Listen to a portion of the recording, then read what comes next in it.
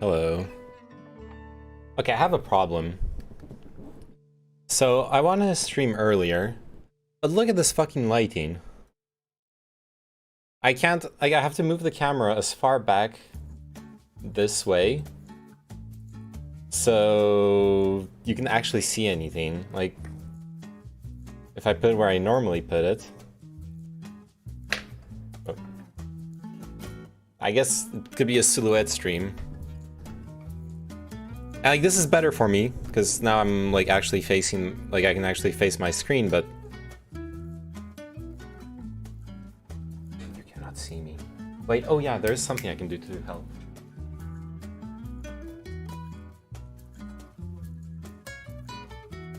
I forget I also have an overhead light, but that doesn't help that much.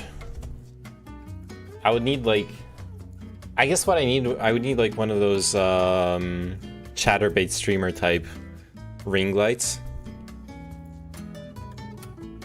And fuck with the exposure too.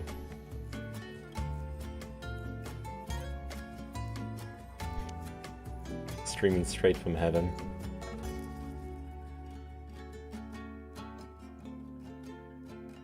Hey, go up. How are you doing? Okay, a little bit more. There we go. If your eyes are melting, please tell me. I can try to fix it. How are you doing on this fine day? You know what? I was actually... The sun leaked into my room. Yeah, I know. I was actually hoping... I enjoy nice weather. I like the sun. Don't get me wrong. I was actually hoping that it would finally get back to, like, gray and rainy. Good, how are you? I'm doing fine. I actually... Except for one thing. I wanted to take a little nap in the afternoon, and I ended up sleeping for, what, like... too long. I didn't bother checking how much time I slept. Because I wanted to start the stream earlier. I wanted to start, like, what? 3 hours ago. Would have been nice. Anyways, it's fine. Y'all are gonna go watch Breaking Bad in an hour anyways. Comfy weather. It is comfy. It's weather... Hey, thank you for the follow, Foregathers. It's weather where I probably should, like, be outside instead of streaming. Not me, nopers. Well, that's what you're saying right now, but wait until I start playing. Oh, I meant the gray and rain you want. Oh, okay, sorry. I misunderstood. Not me. Look, that's what you're saying right now, but wait until I start up World of Tanks or Valorant, and we will see who has the last viewer.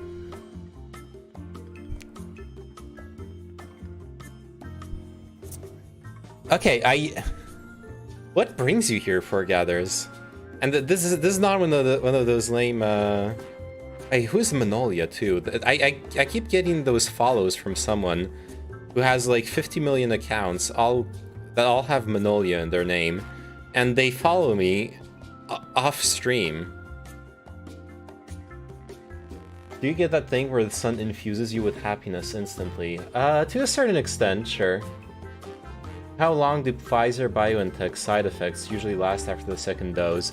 It depends on the person, but they should fade after like 3 days maximum. If you still have symptoms after on the 4th day, I would 100% go seek medical attention. Or if the symptoms get worse on the 3rd day.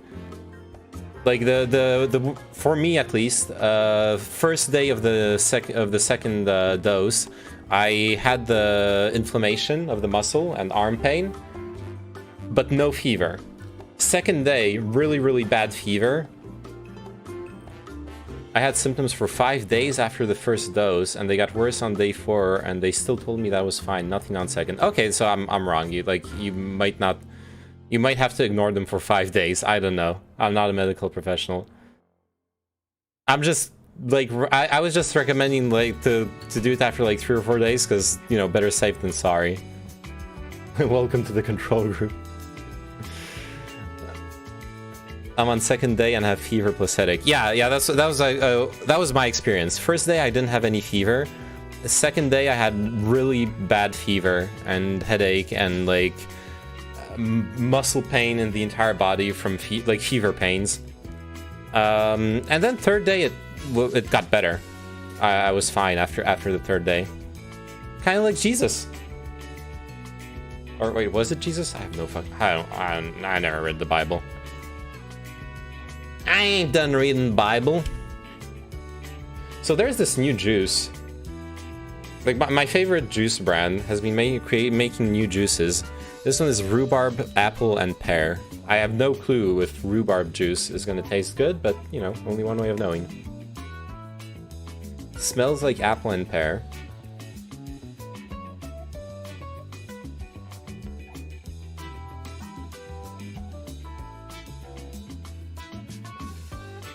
I don't know if I can taste the rhubarb. Rhubarb is kind of sour, I think. Then I do taste it as an aftertaste. Yeah, there is a little bit of sourness in the back of my throat.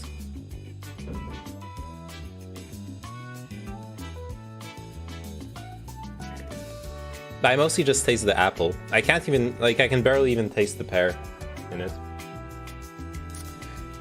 In it, bruv.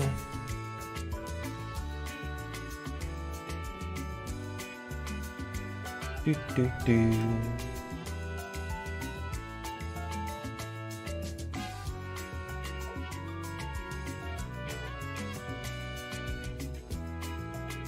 Man. Okay. Apparently fruit juice talks are not the... I'm gonna stop commenting viewer count stuff. It's boring. So there was something I wanted to look into more, because oh yeah, I forgot to change the scene.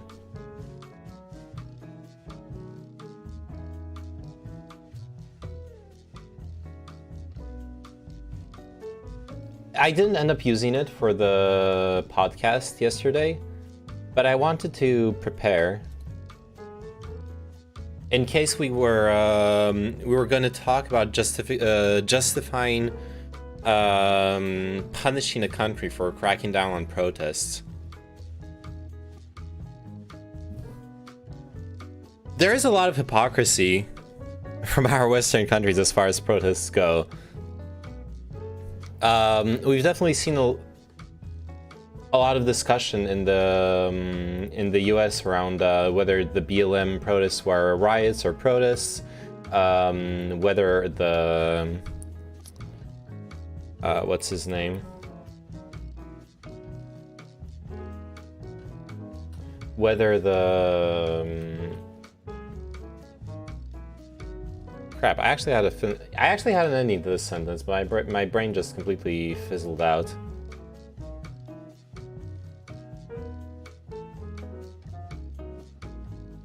Oh yeah, whether police response was appropriate or not in different situations. There are instances of brutality. There were instances of fighting back against riots.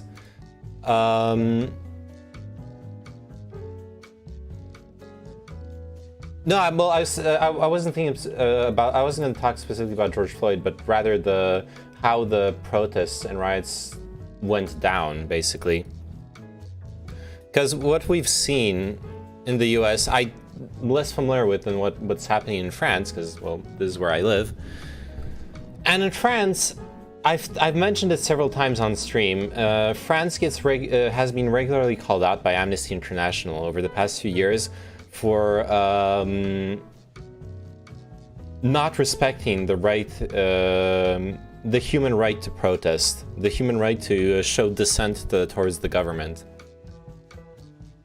Something I've stated several times is that France was on a watch list. For some reason, I thought that was true. I vaguely remembered reading an article about that years ago. I haven't been able to find a specific Amnesty International watch list. But I have found, but basically every year for the past 5-6 years, Amnesty International has been reporting French government measures against protests that infringe and impede citizens' rights to peaceful dissent. It has a lot to do with the fact that France is in a state of emergency. It has been in a state of emergency ever since the Bataclan terror attack in 2015, if I recall correctly. That state of emergency has been extended. Measures taken during the state of emergency have been repeatedly extended by the legislative branch. There's no end in sight to those emergency powers. There's no end in sight to the measures taken. And more importantly, a lot of those measures that, similarly to the US Patriot Act, started out as well-intentioned anti-terrorism measures to try to fight back against the new forms of terrorism that threaten our countries, have been extended to be able to be used by the criminal justice system, specifically by police, in many more cases. Typically, something that a lot of protesters in France have experienced is going to a protest. The protest gets cracked down on, they get arrested, and then they are faced with a choice. A very simple choice. Because of the anti-terror laws and when you get arrested by French police, they actually are allowed to detain you to up to 48 hours without any kind of charges or lawyer consultation. Extensible to 72 hours, if I recall correctly, pending like approval from DA. I would need to double check, but that's really, really long. If you have a job, you're gonna miss like a day, 2 days, 3 days of work. You can't do that. So they put you in that situation, and then they present you with a paper. And the paper is you admitting to having vandalized something. They're basically forcing a confession out of you. And the confession isn't there to fine you, it isn't there to put you in jail. It's there so they can use a different law against you, a law which allows the French government to take away your right to protest. It's a law under which, if you are seen guilty of having caused disruption during a protest, the French government is allowed to severely prosecute you if you ever reappear at a protest. For some reason, it's supposed to crack down on rioters. It's supposed to crack down on the people who are like burning cars, who breaking windows, stuff like that. There are multiple reports from independent journalists that this law has been gravely abused every single time there have been mass protests in France in the past few years. Thanks for the like, Frank. How are you doing? And that the police are using the extreme extensions to the power the pressure they can apply to someone who's been arrested and not yet really charged, to force those signatures out of people. If you are looking for sources, it's a lefty source. It's a lefty source with a lefty bias. I'm not gonna pretend it's not. But Mediapart is also one of the few quality independent journalistic institutions in France. And they have really, really good articles and investigations into those the ways that the French government has been basically limiting people's right to protest. I'm doing good, Frank. I'm doing good. Thanks for asking. Just chilling. Just started the stream. Doing a little. I didn't plan this, but I guess we're doing it. I'm doing a little expose on the French crackdown on how France has been violating or encroaching on the human right to protest and peacefully dissent towards the government. And all that I've been describing right now, the abuse of anti-terror laws, or rather the extension of anti-terror laws to include, well, basically to become anti-rioting laws that are then abused, those things, they predate sanitary emergency measures. Because all that was possible and was happening under the state of emergency that was the consequence of the terror attacks.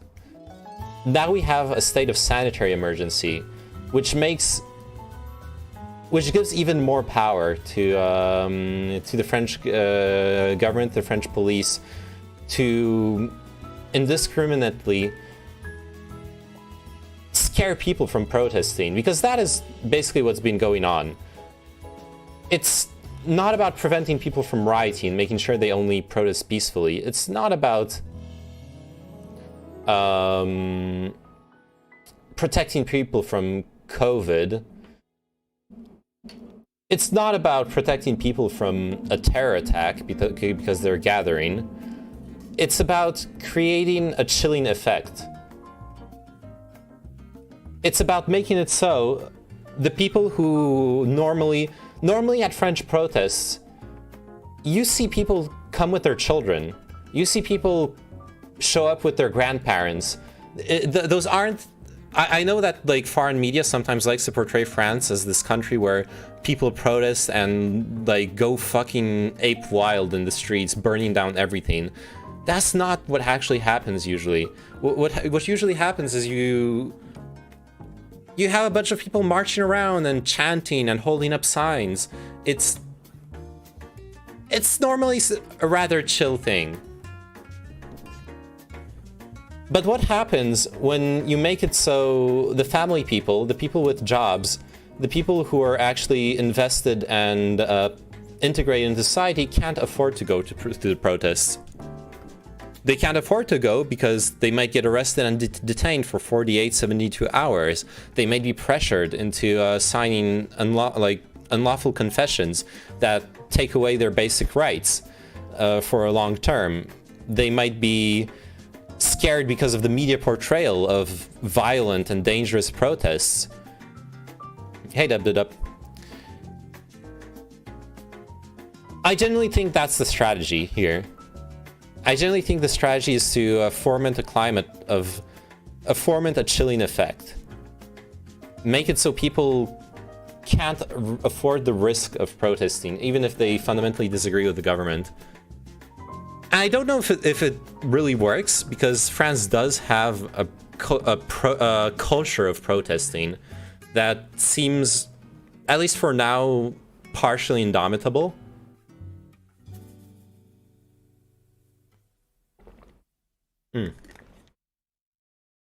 I'm not going to buy this juice again, but it's pretty good. Not as good as the other ones, but yeah. But the fact that France is even trying that shit is honestly scary and sad, considering it's one of the countries that's historically considered a founder of human rights, though technically, I would argue, the British, with the habeas corpus, obviously spearheaded it, and the human rights in France, even though they were the first to have that name, they clearly were very inspired by the habeas corpus. The picking and choosing when it benefits them, yeah. Well, yeah. I sure as heck, It's kind of funny when you look at the French discovered being nice to people. Yeah. Meanwhile, French traders were central to the slave trade and profiteering off of the slave trade towards the U.S. But hey, no slaves in France. And God forbid you talk to someone who's really into like patriotic pride and start shitting on France for being a colonialist superpower that basically pillaged African countries for a really long time. The French have totally gotten away with their dealings in Vietnam in popular culture. Oh, true. And when people talk about Vietnam, everyone just remembers the US and because of the Vietnam War. But I mean, the US intervened right after the French had their Vietnam War. Ironically, the war is called, in France, is called the War of Indochina, because I think that's how the colony was called. It was the French-Vietnam War, basically. Wait, there was something I wanted to say. I forgot. Yeah, so there's multiple Amnesty International reports. The main reason I was looking through them is, in the end, no one really defended during the podcast using embargoes and such tactics to pressure. Like Senpai Chao and myself, we looked at the data and we both agreed embargoes are not effective at what they're supposed to be effective at. They're just not. There's a lot of history about it. Usually they're not effective. What are we doing? I'm doing a bit of an impromptu expose about French, how France has been slowly encroaching on the human right to protest and peacefully dissent towards the government. Hello, monsieur. Quand on n'a pas ce que l'on aime, il faut aimer ce que l'on a. Ciao. That's nice, Kino. That's actually beautiful. So what Kino just told me in French is, sir, when we don't have what we love, we must love what we have. What a good thing to say. What's up with that anyways? You guys protest so much. Is it actually working? It's complicated. So France has a culture of protesting. That's what I was saying right before you tuned in. And the protest culture in France seems somewhat indomitable. But what I'm afraid of, and what has been happening, is there's a chilling effect on people who are who have something to lose. Because of how France has slowly been making it possible for police to prosecute, for the criminal justice system to prosecute people more and more harshly. And there's this particular tactic that I was talking about earlier, which is where police can now detain people for really long before they actually have to charge them or release them. In France, it's been an extension of anti-terror laws from 5-6 years ago, where the police can detain you for up to 48, sometimes even 72 hours. Before charging you. They just hold you in a fucking cell. And then they're like, you know what? Bye. So what if you have a job? Sure, you went to a protest. It was your right to protest. But they arrested you. They arrested you, they're holding you. And you know what's the only way to get out of that cell? It's to sign a paper admitting that you fucked up. And that paper is going to allow them to hold basically a sword over your head. A sword over your head in the form of a specific law that was passed a couple of years ago that allows them to take away your right to protest. It was a law that was supposed to crack down on rioters. It was supposed to crack down on people, you know, burning cars, breaking windows, stuff like that. And that law has been, through this process of false confessions, it has been weaponized into well, restricting people from protesting. Anyways, yeah, so I was going through the Amnesty International reports because there's just hypocrisy, okay? I don't think the French crackdown on protests is necessarily quite as bad, because we were talking about Cuba yesterday on the podcast. I think, honestly, to a certain extent, it's actually fair to compare the Cuban government crackdown on protests, the French crackdown on protests, at least from what I could see. Depending on one thing, certain reports claim that when Cuban police arrest protesters, they get put to trial without access to a defense lawyer, which I personally would consider somewhat analogous to this pressure tactic of forcing confessions out of people by using extremely long detention times. But I could totally admit that maybe that parallel is a bit abusive. I would concede to someone who really wants to that, yes, those are different things. I just feel like there is the consequences under the Cuban system would be much harsher. Obviously, if you get charged and prosecuted without access to a lawyer just for protesting, that's terrible. Whereas in the French system, you only get your right to protest taken away, only. So it's not as harsh. But the reason I'm comparing the two is not to say that they're both equally bad. It's to say that, is someone going to put an embargo on French trade? Are we going to see Biden speak out against Macron and tell him, you know, your government's being authoritarian? I don't think so. I think no one's going to tell them anything about anything.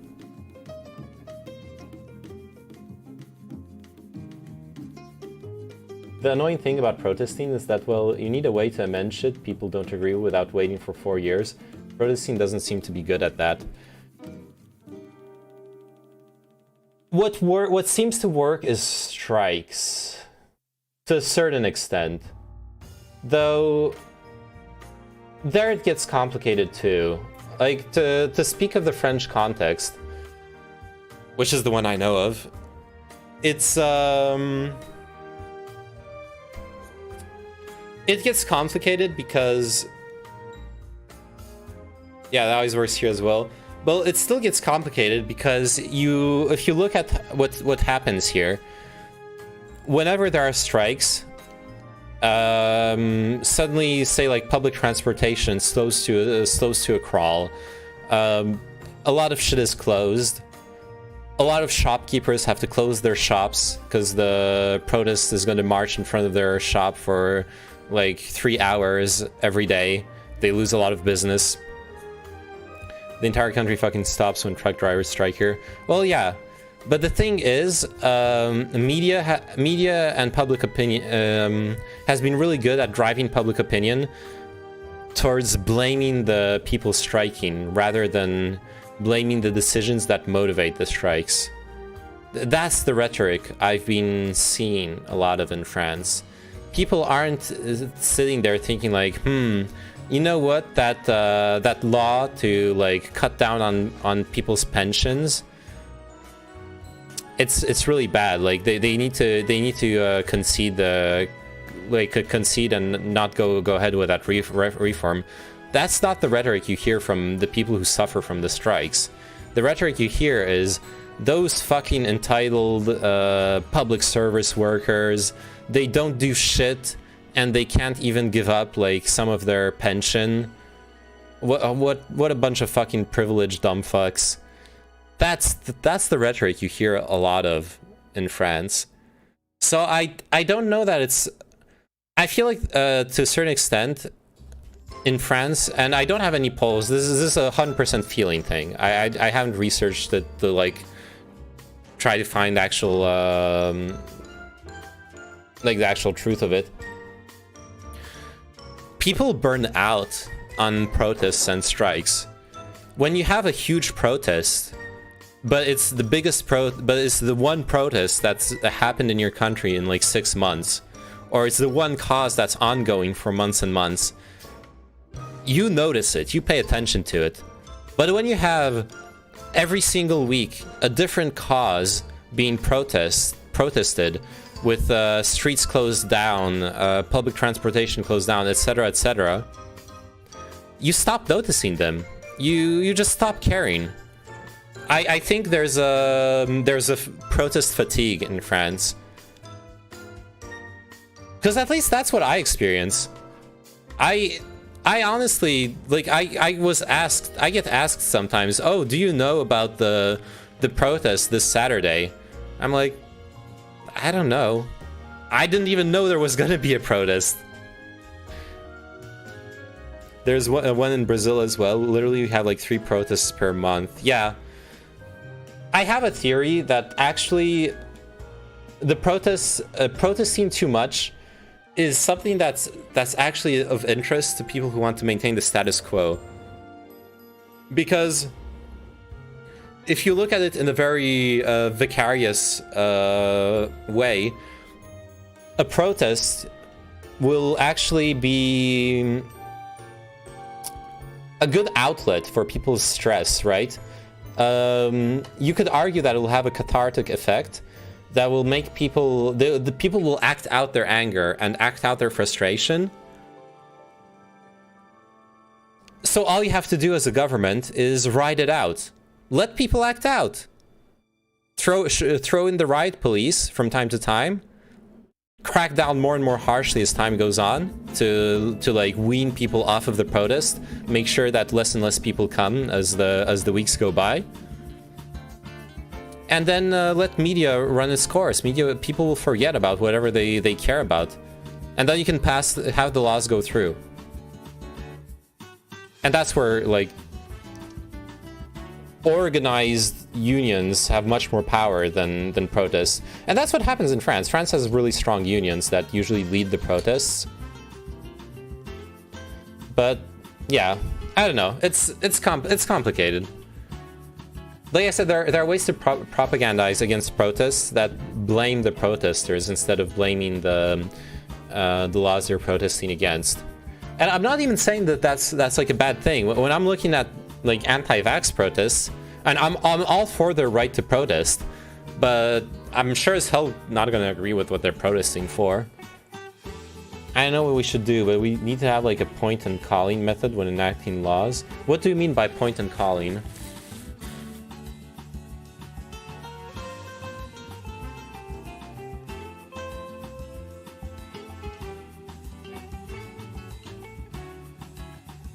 Oh, I know this trivia question. Let me see if I can answer on time. I answered super late though. Never gonna get the points. Oh shit! I went third.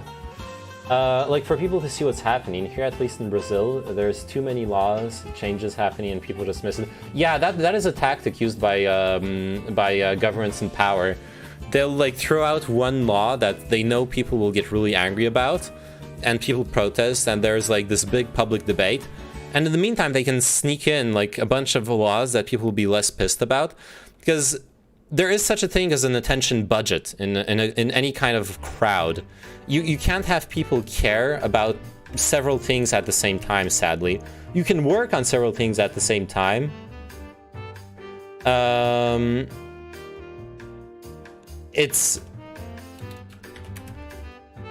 But you can't have a crowd of people who care about several things at the same time. It's really kind of sad. Yeah, like the big ass ones that happen in the US. Yeah, addicted. Would you think that protests occur after the protesting people have changed their mind enough to go through the proper channels to enact political change? Or do they happen mainly before that important change has occurred? Basically, are protests a cause or an effect?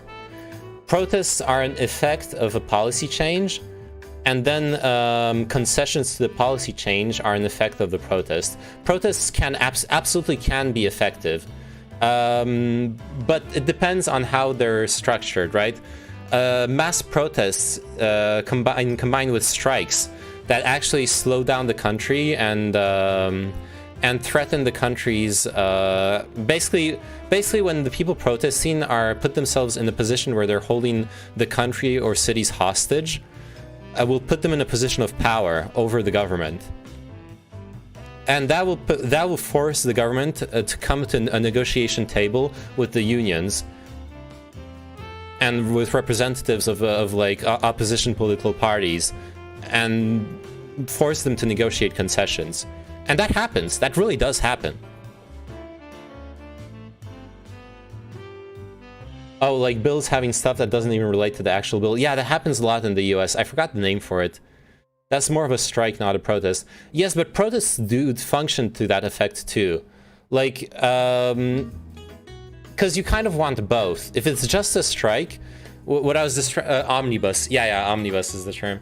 If it's just a strike, then you have the propaganda that arises of describing the strike as the people striking hurting you, instead of the people striking fighting for a cause. That's usually how media portrays it.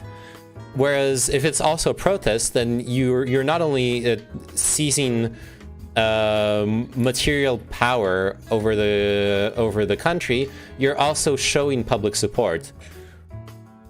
You're basically seizing power and showing support. Whereas if you only seize power without showing support, then you can be isolated. And if you only show public support without seizing power, you're powerless. I think this is not something I thought through before getting into this discussion, but like saying it out loud, I think you need both if you want to come into a negotiation in a position of power in a democratic government. A democratic government will, first off, a government will only care if you have power. But secondly, a democratic government will also only care if public opinion is with you. You kind of need both. They're like different forms of power, I guess you could say. And both are necessary. Because if you only have public opinion, like I said, it's very easy for public opinion to change and fade over time. And if you only have power, then it's very easy to turn public opinion against you. Or material power, let's distinguish them. Opinion power and material power, let's call them like that, for example.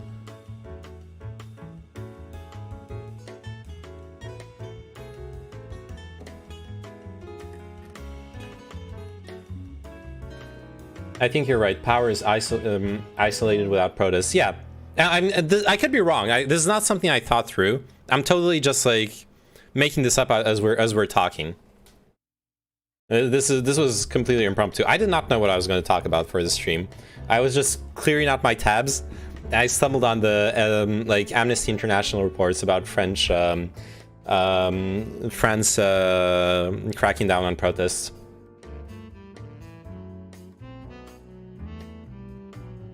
That was actually one of the things. Laugh at this. Uh-oh. That's gonna be an Artosis clip. Oh, sorry, Winter. I already watched this. I already watched this and reacted to it 2 days ago. You missed it. It's a good video though.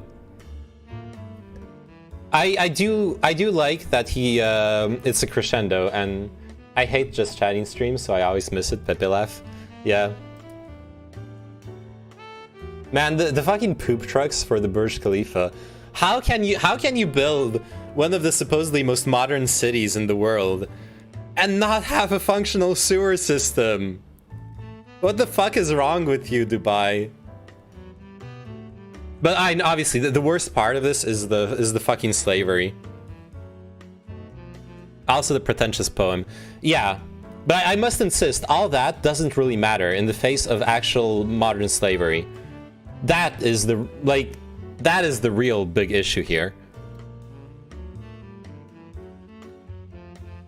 Well, that and the insane like ecological cost of the islands, but the slavery mostly. Really the slavery, actually. Like, It's the only thing that's kind of annoying with the video is that it superimposes a bunch of really superficial issues, like the really shitty aesthetics, the pretentious poem, some like urban planning issues, like the poop trucks, suburban like copy pasting American suburban life. Is it really slavery if they make more money than they would at home? Yes.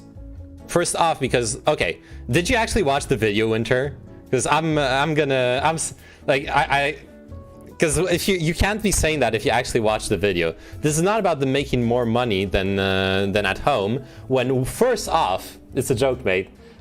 Okay, but okay, then this is not directed at you. But just to make things clear, what he actually explains in the video, they're promised a salary that they are then not delivered on. That then is not delivered. They're put into debt slavery by being paid a salary that was way under what was promised, and having been indebted to get there.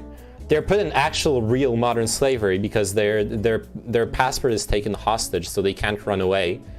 And finally, they have no workers' rights, which means several things. First off, their living conditions are abysmal. Their working conditions are endangering. Literally, people die every fucking day when working on new skyscrapers in Dubai, in Qatar, in every single one of those countries. And finally, what happens if they stop building shit? They get laid off. They get laid off. They have no rights. They have no pension. They're indebted. I don't know if they fucking even care about returning them their passports to them. And what the guy explains at the end of the video is they're sitting in shanty houses at the, well, not shanty houses, but like shitty houses at the edge of the city, starving to death. They can't get a job. They can't do anything. They can't get away.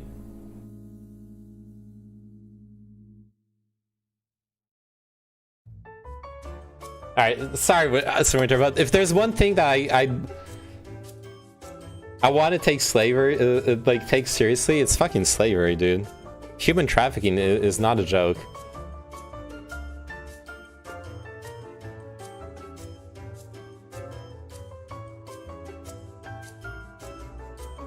My last the fuck moment was when I was in Indonesia and walked the whole day without drinking enough. Had some blood in my urine, so it was red.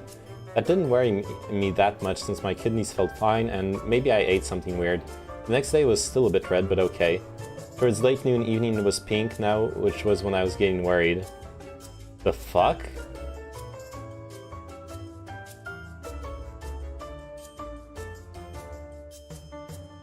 No, if you walk a lot and don't drink enough, you can get chafings in your bladder. I walked around literally the entire day. So the walls of your bladder bleed a little bit and then it's fine.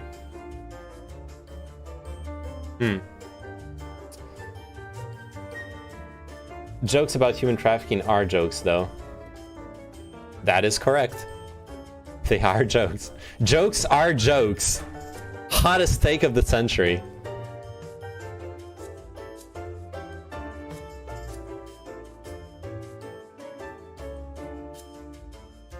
While we were on the subject the other day, I had a real sweaty moment when it hurt to pee. Like, I thought I had the bladder stone, but there was nothing and the pain just went away. Well, it's a kidney stone, but doesn't matter. You got a source for that. Got a study on that.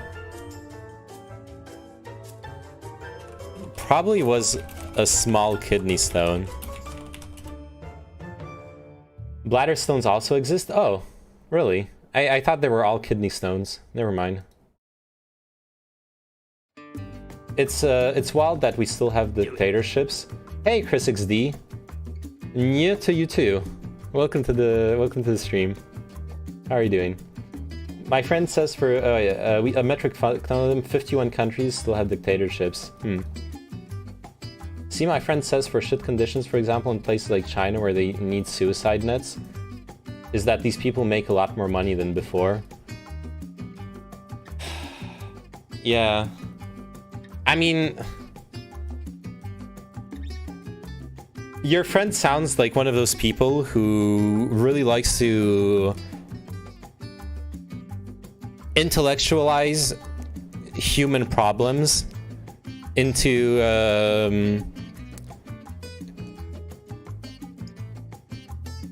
like over intellectualize human problems. Like you don't need to start thinking through some kind of like framework of I'm assuming what they're thinking. I don't know how they actually justify it, but like the way I could see someone getting there is some form of like a libertarian contract-based approach of like, you signed a contract to get this much money for this kind of work, so you know whatever happens afterwards, it's your own responsibility, it's your own bootstraps. You shouldn't, you don't get to complain about it. If people are fucking killing themselves because of their job being so fucking miserable, maybe it's about more than the fucking contract. Maybe you need to take a step back and not be so fucking obtuse about how work relationships actually function. Or the liberal argument where the only problem with it is that the government doesn't enforce contracts correctly. Yeah, he's a neolib. Well, there we go. No fucking shit. Yeah, that's literally the only way I could see someone unironically arguing what your friend's arguing. Being like a neolib, buying into those contract-based libertarian sort of approach. Well, you accepted the job. Why are you killing yourself? You accepted the job, dude. Oh man.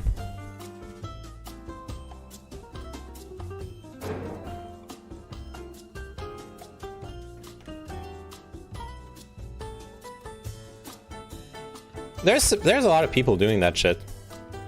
Like over-intellectualizing things to fit a particular ideology or whatnot.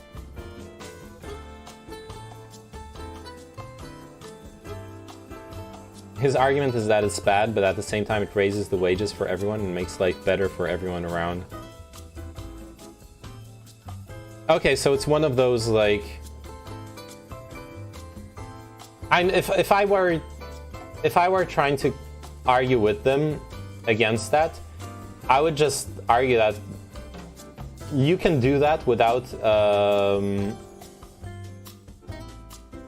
you can absolutely do that, like improve people's working conditions and make life better for everyone around with higher salaries without infringing on workers' rights and driving them to suicide. You can actually accomplish both. Respect human rights and improve wages and working conditions. He then says, why would you do that? Because a company only exists to make money. Well, then I would like, you know what? He should go work on a fucking. He should go work on a fucking skyscraper in Dubai. That's where I wouldn't actually wish that on anyone, but holy shit.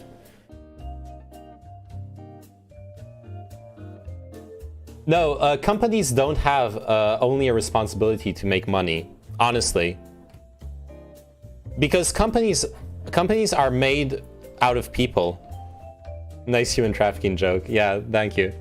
It's not that the company doesn't have a responsibility just to make money. It's that companies are made of people, and people have a responsibility to act fairly and ethically towards the rest of their pairs. Well, you don't say that like that in English. Towards the rest of their peers. Okay, that's the word.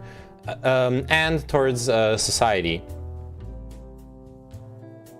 Yeah, companies have financial obligations to the investors, but the people that are in the company have societal obligations to their peers and ethical obligations to the people they work with and the people they live with. Working for a company doesn't absolve you of that. Pair means peers in French.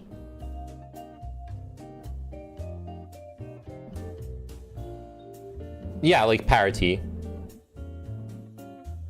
Mon père, P-A-I-R, because mon père could also be my father. Now he says that a company has no morality and applying any to it is retarded.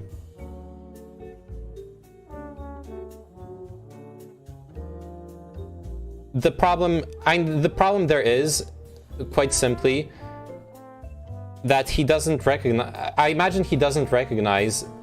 I imagine he doesn't recognize the power disparity between a company and its workers, right?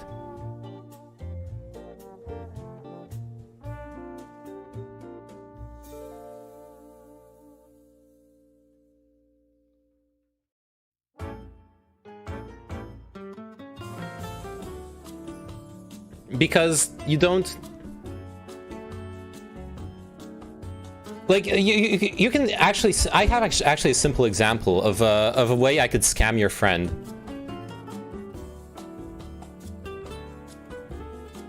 I could scam your friend very easily. I could offer him a job. I'll actually pay him 10,000 euro per month. Except that he'll only be able to buy things for his living necessities from my shop. Like, I'll have him. He'll need to work on site, and I'll need him here. That's not legal, though. Well, not here. We'd have to move to a country where it would be legal. Companies absolutely have ethical obligations. That's why we make laws about it. No, but we're having like a theoretical argument against a neolib who believes that the no, Magic Turtle. Okay, Magic Turtle. Like what Elysium is saying is why we have laws around them, because we agree that they actually do have ethical obligations. Like, I mean, you disagree, maybe you don't think companies have ethical obligations, which I like. I don't mind, because I can turn it around into being the employees in the company have ethical obligations, but I honestly think that's like kind of a dumb point to argue in general.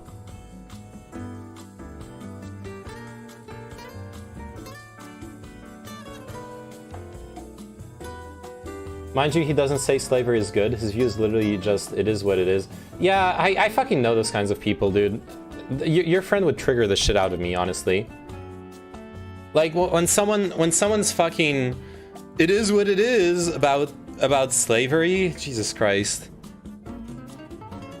I don't know. I'm curious what he would think about the.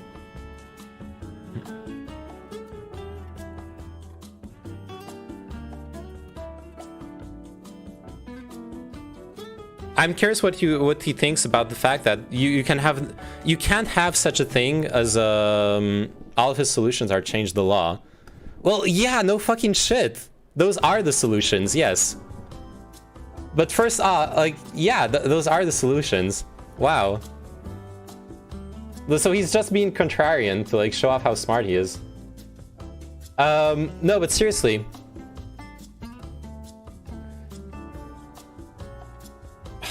You can't bring an employer and an employee to a negotiating table and have them negotiate with at equal power in a vacuum. The employer, at least in society the way it's structured right now, makes it so the employer will always have a distinct power advantage. It's similar to, say, a landlord against a renter, etc. There is a power dynamic at play, which is usually compensated by law. Like what Turin just said, shit, dude, maybe the law exists in that way because of the way power is distributed in a society. Well, that's why like more progressive societies compensate for the power dynamics within the law, right? In a lot of countries where there were strong unions, workers' rights are enforced by law,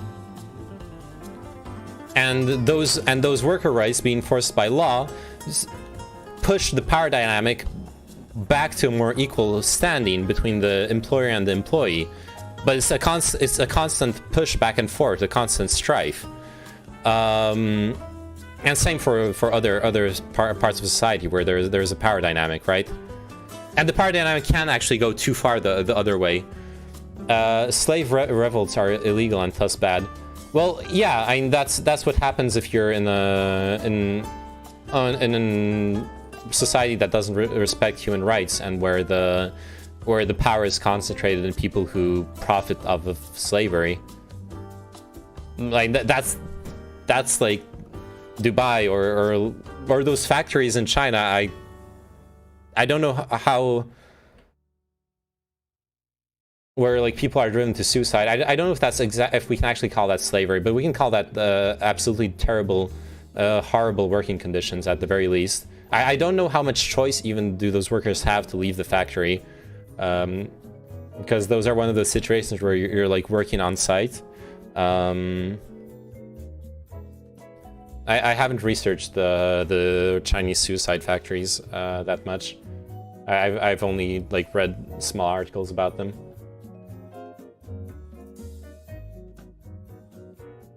I don't know. I think in general, the rhetoric of companies only having a financial obligation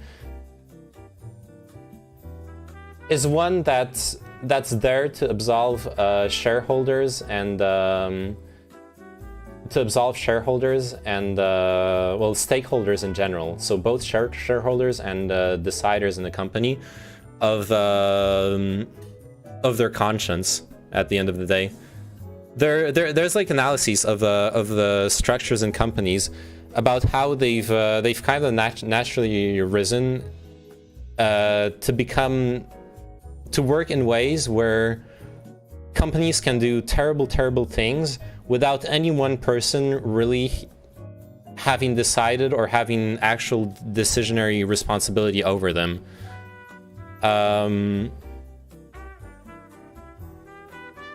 I forgot the term for that, when you dissolve a responsibility.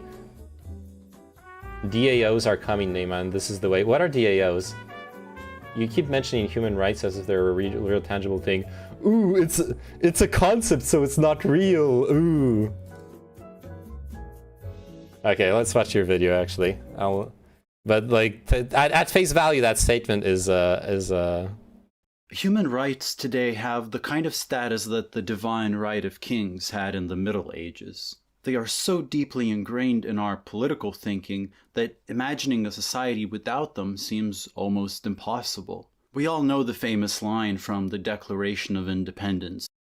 Decentralized autonomous organization. Okay, so DAO's Dragon Age Origins. Yes, I love that. Decentralized autonomous organization. So basically, a co-op with a co-op on the blockchain, right? Am I right? You're basically proposing cooperatives on blockchains. Correct me if I'm wrong. We hold these truths to be self-evident, that all men are created equal, that they are endowed by their Creator with certain unalienable rights. But we should beware of what seems self-evident. In many cases, what seems self-evident is less an indication of what is correct or indubitable, and more an indication of our biases, an effect of the time and place we live in. One of the most influential liberal political philosophers of the 20th century, John Rawls, once even stated that human rights are not the consequence of a particular philosophy, nor of one way among others of looking at the world. They are not tied to the cultural tradition of the West alone, even if it was within this tradition that they were formulated for the first time. They just follow from human rights are not the consequence of a particular philosophy, nor of the way among others of looking at the world. They are not tied to the cultural tradition of the West alone, even if it was within this tradition that they were formulated for the first time. They just follow from the definition of justice. I don't really think it's a useful comparison, unless you can outline exactly what structure you mean by a worker co-op.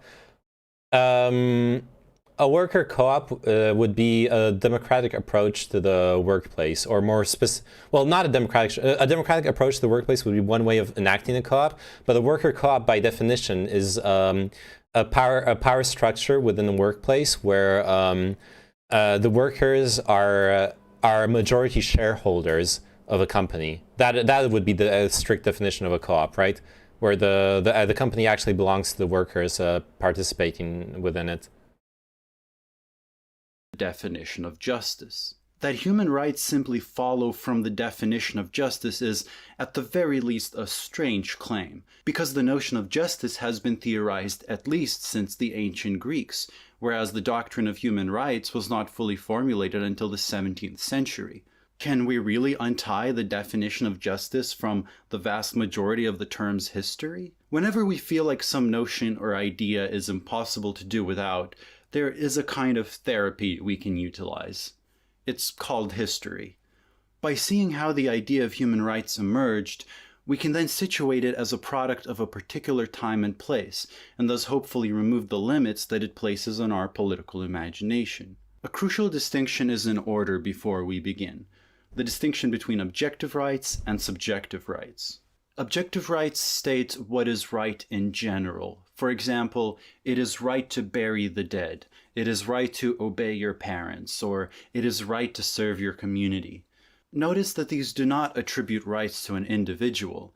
They do not state whose right it is to bury the dead, merely that it is right. Subjective rights, on the other hand, are rights that are attributed to an individual, a subject, hence subjective. Examples would include the familiar rights from the Declaration of Independence. I have the right to liberty. I have the right to property. I have the right to a fair trial. These do not state what is right generally, but rather speak of rights as something that someone possesses. And it is this category, subjective rights, that constitutes the idea of human rights that we are all so familiar with, something that each human being owns, merely by virtue of being human. Today we pretty much identify rights as such with subjective rights. If someone speaks of rights, more often than not, we can assume they're speaking about the subjective variety. Yet they're actually an incredibly recent invention. When, for example, ancient Greeks spoke of what is right, or lawful, or just, they had the objective conception in mind. To them, the idea of subjective right would probably be incomprehensible. In fact, sentences in the form of "I have the right to" something are not even possible to construct in ancient Greek. Ancient Greek philosophers commonly saw what is right, what is lawful, as being determined by the moral order of the world itself. What is right was not to be found in individuals, but in the harmonious order of things, in the relationships between the different parts of the world and one's community. Roman law famously defined justice as giving each person what is due to him. Reading this through the spectacles of our times, we might assume that what giving each person what is due to him means is something like respecting each person's individual property rights. But as I already mentioned, the notion of a subjective right had not even been formulated at the time. What was due to a person was determined not by the individual rights they possessed, but by their position in the larger community and their relationship to the other members of the community. The point of such distributive justice was to aim at social harmony, something that can only be understood in light of the community as a whole, rather than in terms of isolated individual rights. So what changed this brand of justice, so different from the one common in our times? What made it possible to think of rights as subjective? Like many things in the history of quote-unquote the West, one thing in particular is crucial: Christianity. First of all, Christianity conceived of each individual as having a soul, something which places each person in direct relation. This channel is funny. Alright, I'll check it out after.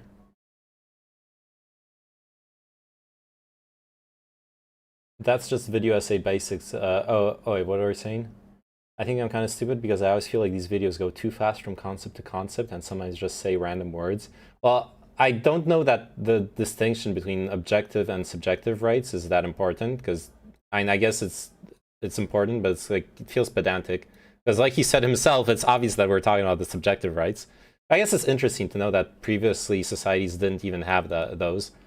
Big ass concepts, downsides, so simple that you would actually miss stuff if you don't know shit.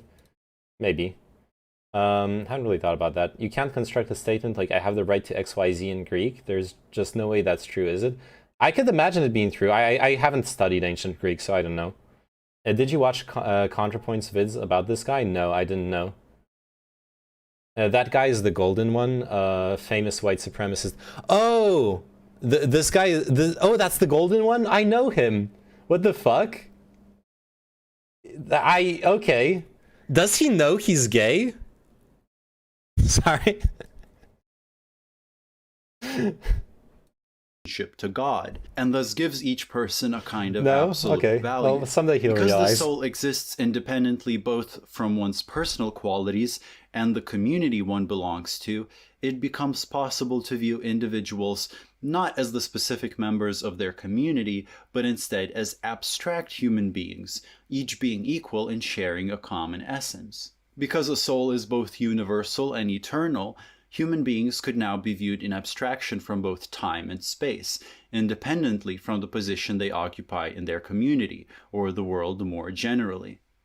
I think this distinction is pretty astute. I think I see where yeah, it's pretty clear where he's going from. But it's generally something you see in like older cultures and older societies, or even in the contrast between like the West and the East.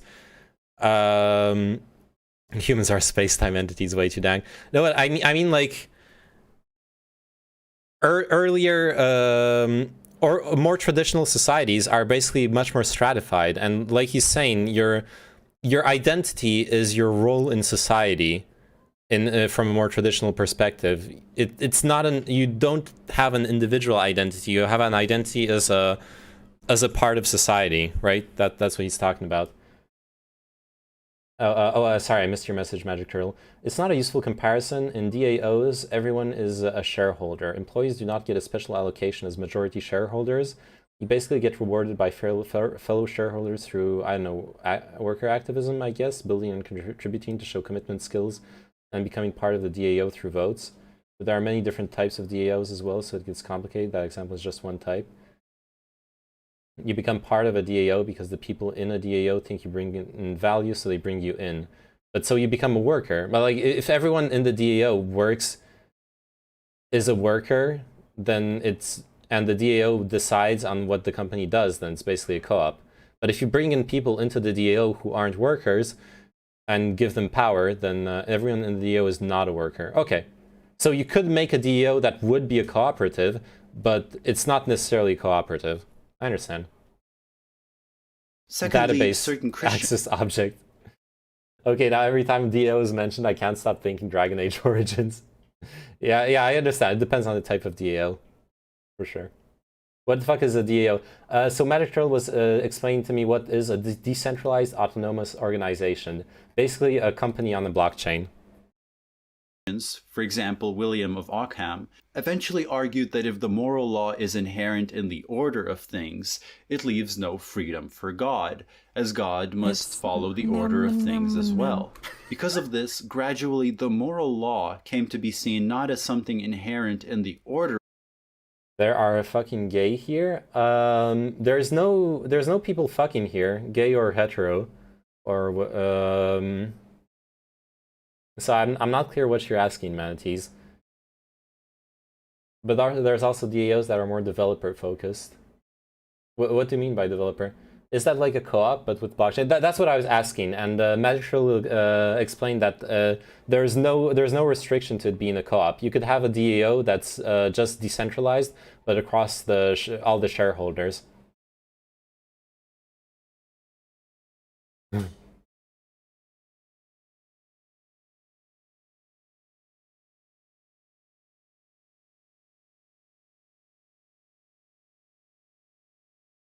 I actually wanted to see what the fuck he would say afterwards. Like, probably that guy was a dumb fuck, so I'm not gonna complain about you guys banning him. But I honestly wanted to see what he would respond to me just being like, okay, explain yourself. Dig your hole. I want to see him dig his hole first, honestly. Of things, but something stemming from the will of God. You probably the importance are correct. Of order he said is replaced by the importance. I mean, he said fuck off. Oh, that's what he said? Oh shit, I didn't see that message. Okay, yeah, no, okay, thank you for banning him. I guess that if that was his response, it caught in the auto mod. Oh, that's why I didn't see it. All right, no, thank you for moderating. Some guy just joined the chat, said something like, wait, something something fucking gay, and then I asked him to like explain what he meant, and then he said fuck off gay, and he got banned for that, rightfully so. Importance of will. Finally, because we are created by God in the image of God, it takes a small step to identify the will of God with the will of each individual. Thus, the result is a morality built on universal abstract rights, which emanate from the will of each individual, by virtue of a shared human essence. We arrive at the full-fledged Enlightenment conception of human rights. Some might be surprised by the significant role played by Christianity in the development of human rights, but this was made very clear in the writings of the theorists developing human rights themselves. John Locke, for example, one of the main philosophical influences on the Declaration of Independence, started his theory of rights from the claim that God owns us as property, and therefore endows us with inalienable rights. And this is stated in the Declaration of Independence itself. Humans are endowed by their Creator with certain inalienable rights. The religious parallels don't end there. Human rights and belief in God are also similar in that both are supposed to be something self-evident, rather than something you can discover empirically. And just as nowadays people claim that without the doctrine of human rights, society would plunge into chaos, so people used to argue that society would plunge into chaos without the belief in God. So far, I've mostly been talking about ideas, namely Christian ideas. But ideas don't just float around in the heavens. In order to be effective, they need to be established materially in political and social life. The influence of Christianity is clear, but why is it that the ideology of human rights became so widely and rapidly accepted, specifically in the 17th century and onwards, when Christianity had existed much longer than that? Well, if the ideas behind human rights are inseparable from Christian thought, then their political influence is inseparable from the rise of capitalism. In order for capitalism to kick off, the emerging capitalists had to buy a land that was previously owned communally for the subsistence of the people living on it, and turn it into land owned individually for profit. This was known as the enclosure movement, during which many peasants who previously worked on commonly owned land, producing for their own consumption, were forcibly and often violently removed from said land, and, now propertyless, were forced to work for a wage. Thus, people who previously saw themselves as part of a larger community, working together to accomplish shared goals, now became isolated and atomized individuals, and the production process no longer responsible to their community, but Okay, I need to double check some of this stuff, because here we're getting into basically the transition from feudalism to capitalism. Like a good thing to look at would be the French Revolution, and how property rights emerged during that time. He's French. How do you explain this? Oh, never mind. He's 16 and loves football. Did you check out his profile? Communally owned by the Lord. Well, yeah, that's like obviously the communally owned thing is this because they were serfs.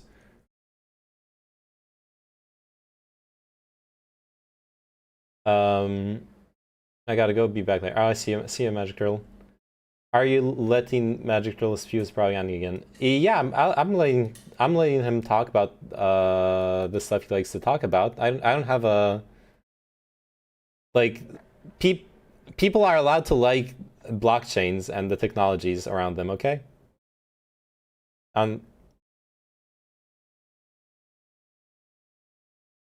There are interesting things around them.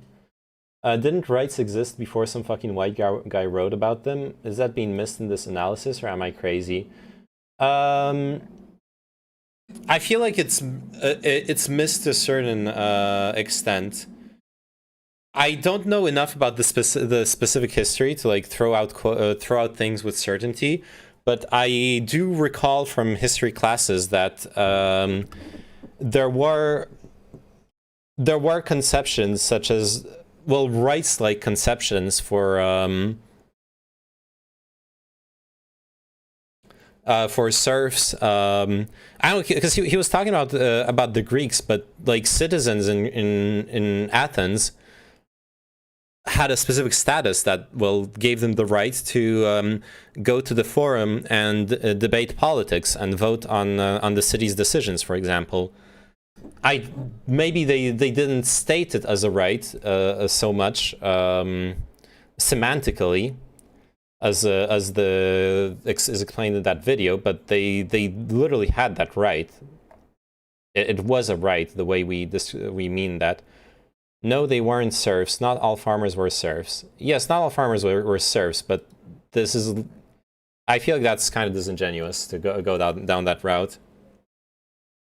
Serfdom was most of farming during the feudalism, right? Hey, thanks for the like, Kyle. How are you doing? Okay, how did he call it in this video? The enclosure movement. Enclosure movement.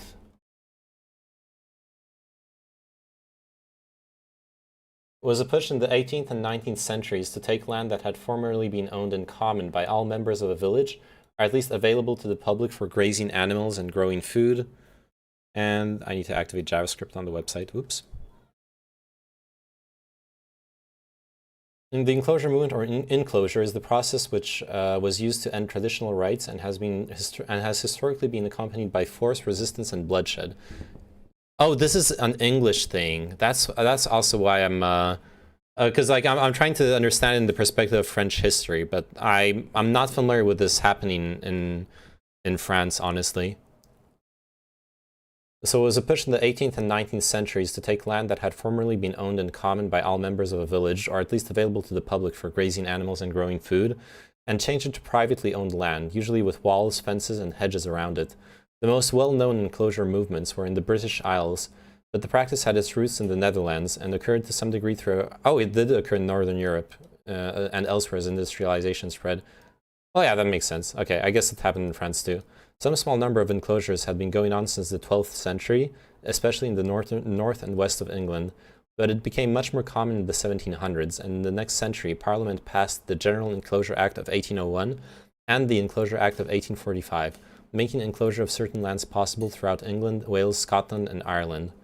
The English government and aristocracy started enclosing land, claiming it would allow for better raising of crops and animals, particularly sheep for their wool. They claimed that large fields could be farmed more efficiently than individual plots allotted from common land, and the profit could be kept by the aristocrats who now owned the legally confiscated land. Some claim this was the beginning of commercial farming. There is a scene in fucking Adventure Time. I think it's in Adventure Time.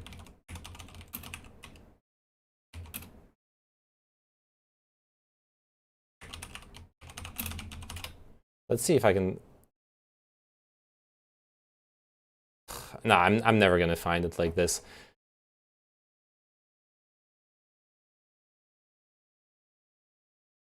English feudalism was much better for most people compared to French feudalism. I'm not familiar with that. I'll trust you on that. Oh, I just looked at his Twitch profile. Yeah, he plays Valorant as well, so this is your future past shit. I had some success reporting people on Twitch before as well, so we'll see how it goes. All right. Stolypin wanted to turn Russian serfs into private farmers, and the people said no, and very few actually went through with the switch. Right, they want to still function in a communal fashion, is what you're saying? Anyways, yeah, you know what this reminds me? I think it's in Adventure Time. I'm like 90% sure it's from Adventure Time. At some point, there is a character telling the story of a planet, and on that planet, there was a decision made to that planet was basically communally owned, and then the stronger people on the planet decided to seize the planet, build walls,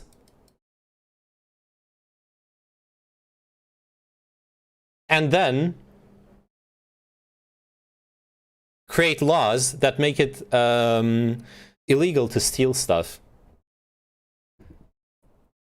I feel like that's basically what happened here. You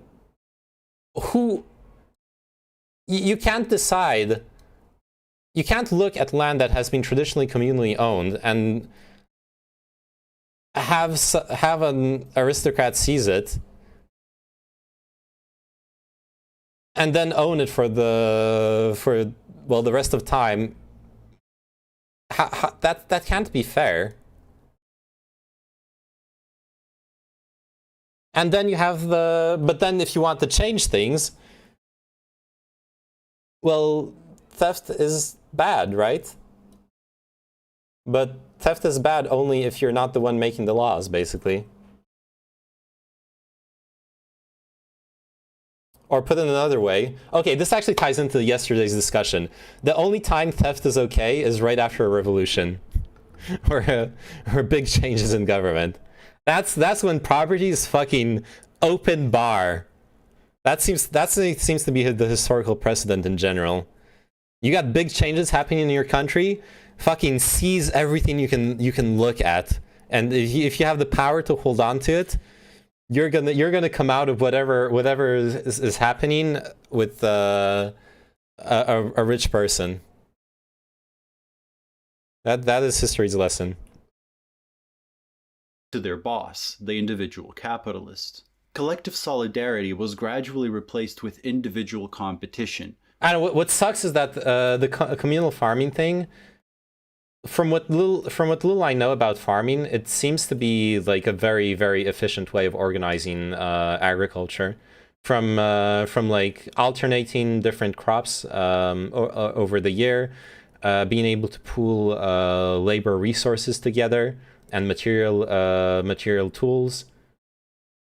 Well, if you'd want to change things, now you'd have to compensate the holders of the property, because otherwise it's against international laws. Well, yeah, I mean, yeah.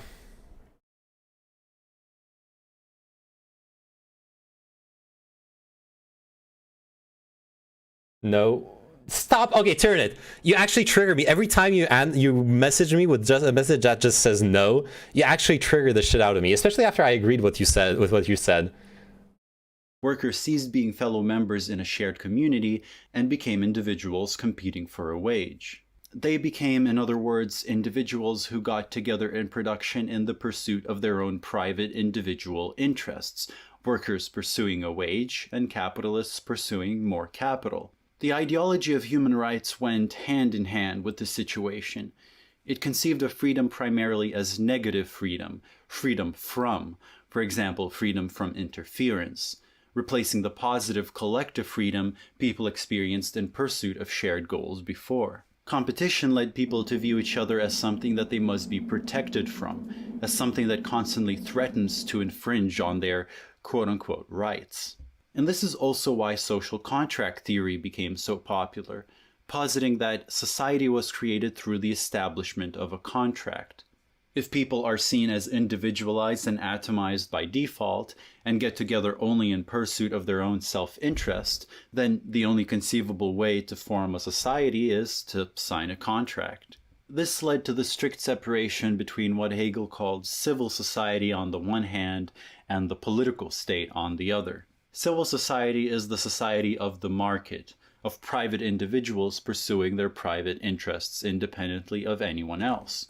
The political state, in contrast, is the sphere in which people get together to make common decisions, fixing the excesses of the civil sphere. Liberal society was shaped by this fundamental split, private individuals on one side and the state with its offices, courts, army, and police force on the other.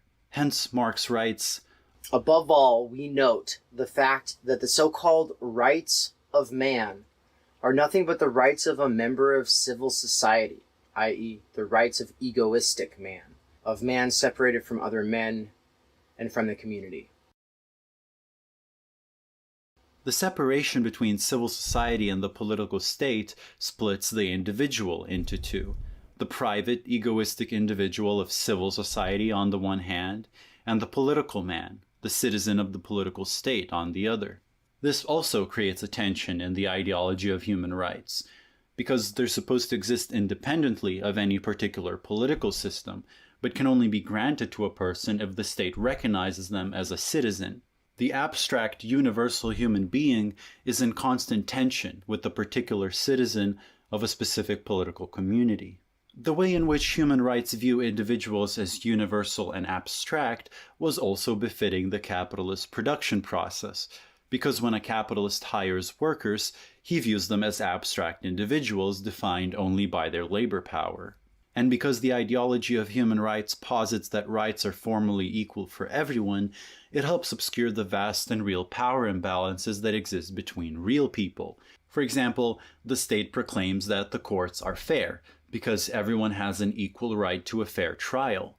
But this equal right obscures the fact that how fair your trial is depends on the lawyer you can afford. The doctrine of equal human rights does not actually make people equal. It just allows them to be viewed in abstraction from everything that actually makes them the person that they are. This is yet another tension found in human rights. On the one hand, their supposed purpose is to protect the autonomy of the individual, yet by its very nature, it must view human beings in abstraction from everything that actually makes them an individual. But what he's saying right now in the video, it really makes me think of the current tension in the French left between the universalist approach, which is this approach where you abstract the individual and abstract everything that makes the individual except their socioeconomic status, versus the more intersectional approach, where you intersect as many of the different identities that compose people as you can. Okay, I'll catch up on the state of lefties. No.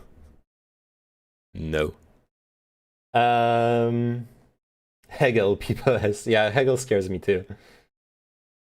Same shit gets me. It's like, you're wrong. The person is typing, 10 minutes past and nothing is said. Next time I'll just say you're wrong and type 2 words in the next message and go AFK, so you lose your mind. Easy. If you want to go full trigger, deliver your message in 22 separate messages. In Russia, the privatization effort actually involved abolishing the redemption payments that were paid to the estate owners during the emancipation reform. So the farmers were freed of a debt to their previous owner, and now the government was also offering them a loan to buy out the land they're farming for themselves. Wait, let me see if I understand. The privatization efforts, so the context we're talking about is the fall of the USSR, right? If we're talking about privatization. We're talking about 91, 92, 93. Because I'm sorry, I don't have the context of your thought process, and I'm not that familiar with Russian history. So I'm assuming we're talking about that time period. So it actually involved abolishing the redemption payments that were paid to the estate owners during the emancipation reform. What was the emancipation reform? I'm going to Google it real quick. Russia emancipation reform. 1861. Was the first and most important of the liberal reforms passed through the proclaiming the emancipation of the serfs on private estates and of the domestic household serfs. Serfs gained the full rights of free citizens, including rights to marry without having to gain consent, to own property, and to own a business.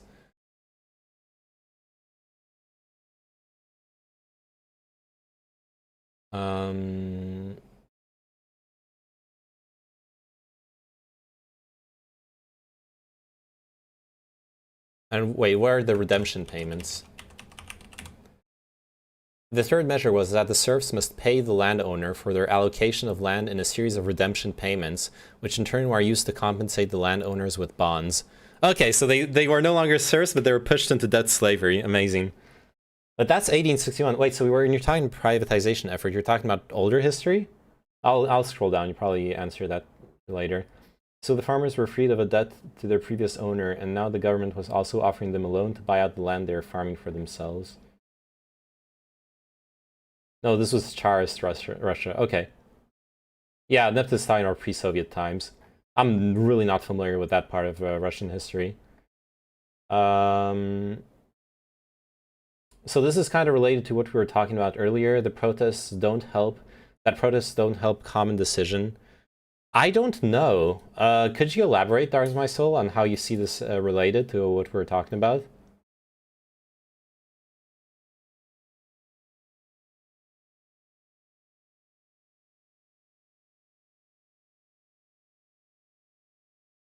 And yeah, Nept, if you can explain better for someone who's like doesn't know Tsarist Russian history well, I don't see how it relates to that at all. Yeah, I don't see it either. That's why I'm asking for clarification. Okay.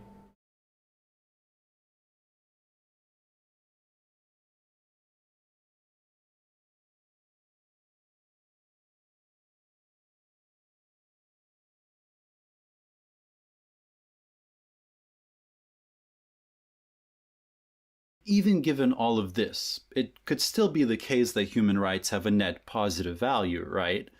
We should be careful not to commit a genetic fallacy here, judging that something is bad solely based on where it came from or how it emerged. It could be that rights are valuable even if they were originally declared to legitimate the interests of the emerging capitalist class. However, I think that the problem with human rights, at least as we understand and implement them, is inherent to them. To explain why, we must ask what their fundamental problem is. Let's begin from a starting point that is often overlooked or ignored in theory: the enforcement of rights. Liberal political theorists, when speaking of rights or laws, often avoid speaking of their enforcement like the devil. Don't know Hegel either, so shrug. Oh, you're answering to the part where he was quoting Hegel. I see. Yeah, exactly. Barges into any discussion or argument. It's capitalism's fault. Refuses to elaborate further. Leaves. The Chadmunist. Oh god. After 1905, Stolypin was trying to privatize Russia similar to the German model. It relates because there are memes about how privatization involves compensating people, and we can't have that, that's illegal. But I mean, that did happen, so it comes off as a cheap meme.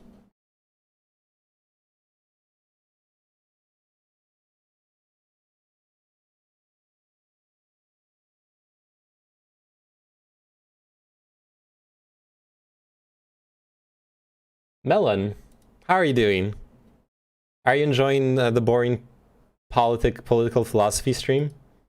This is because the issue of I know it's not the sex talk that you usually enjoy, but enforcement brings to light the power dynamics at play. Who has the power to enforce? But in order for human rights to be effective, they have to be enforced, violently if necessary. So who enforces them? Well, those who have the power to enforce them, those who control the courts, the military, and the police force, namely the state, a state with the monopoly on violence.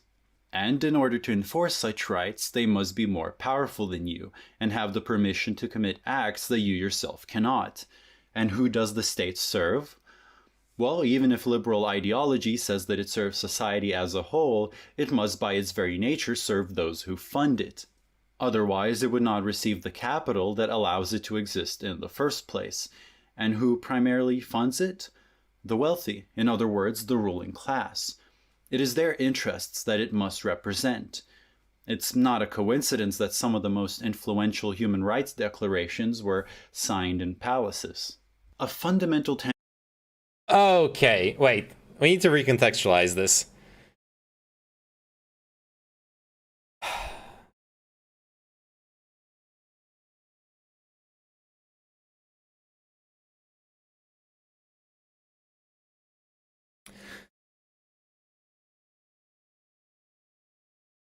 I just came in because I like it when you say melon. Oh! Oh no, I don't have any melon juice. I'm sorry. I had watermelon juice, but I drank it already.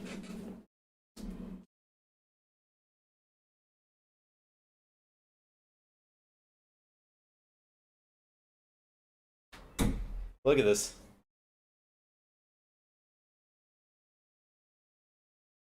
I've been juicing you, melon. It's watermelon, apple, strawberry, and a little bit of mint. That's mine. No, it's in my butt. It's in my tummy now. Innocent, fitting. Yes. It's virgin juice. I'm gonna stop now. Okay, no. This is a complex thing, right? Because you do have.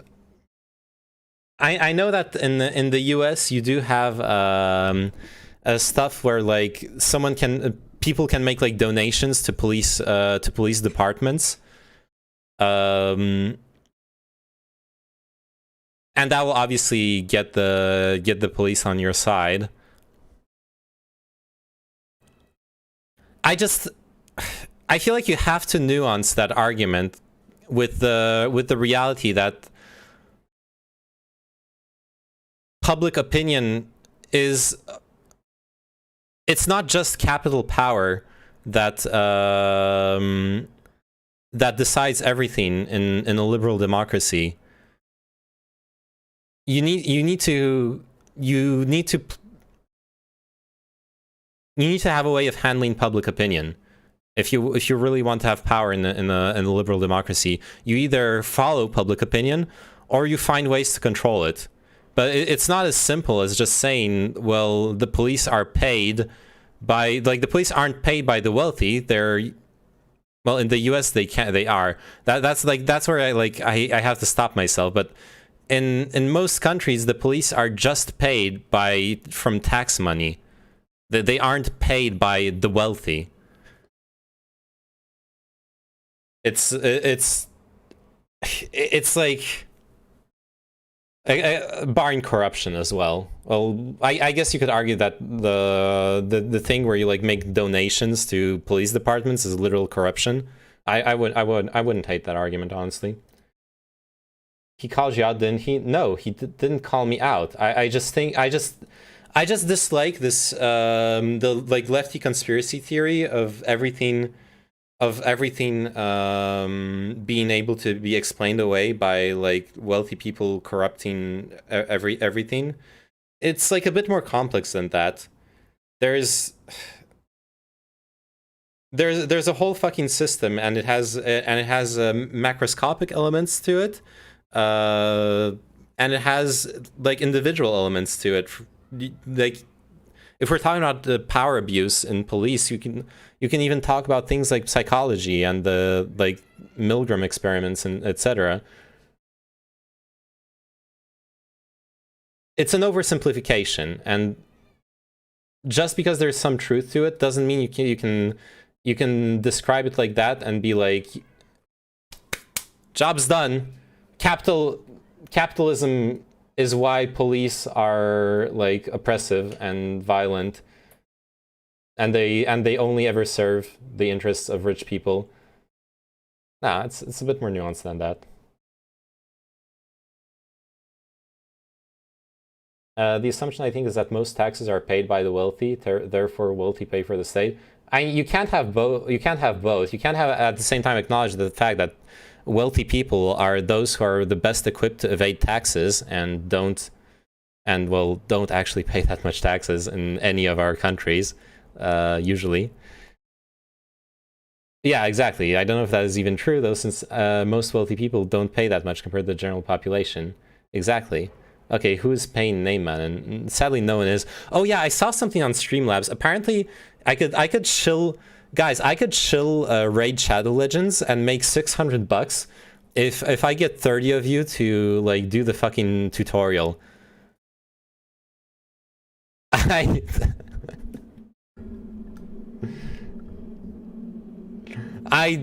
don't really want to do it, but it would be amazing to get $600. You can't even get 30 viewers. I can get 30 viewers if I stream at like the perfect time and I talk about sex, basically, or like stuff that like interests most people. But well, like it's $200 for every 10 people who do the tutorial, up to $600. Do an IRL stream. I need to do an IRL stream. I absolutely need to do IRL streams. Peak viewers isn't total viewers, I know. And chill Shadow Raid Legends, no. Well, the thing is, also that, like, even if I have 20 viewers, like, for an hour, there are people cycling in and out, right? So if I could, over the course of several streams, eventually get like 20 people to do the tutorial, and then I'd have $400. The thing that I don't want to sorry. The reason I don't want to do that is because mobile games are fucking unethical. We're at this anti-vax protest right here, but have you guys heard about Raid Shadow Legends? Yeah, that would be a sick segue. The people who pay the most taxes are high wage earners, but wage taxes can be seen just as much as taxes on businesses giving out wages. Economically, they're the same anyway. Well, not really. And I see what you mean, but that's no.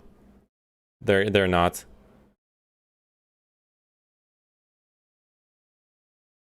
Like wages aren't taxes. Wages are only taxes if you assume that if there were no wages, then the state would like tax the company and pay for the material necessities and comfort of the people working for the company, I guess. Like if that was the only alternative.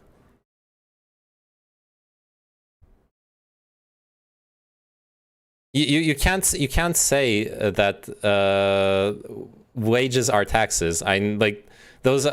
It's not a thing of like plain semantics. It's just literally those describe two different transfers of money.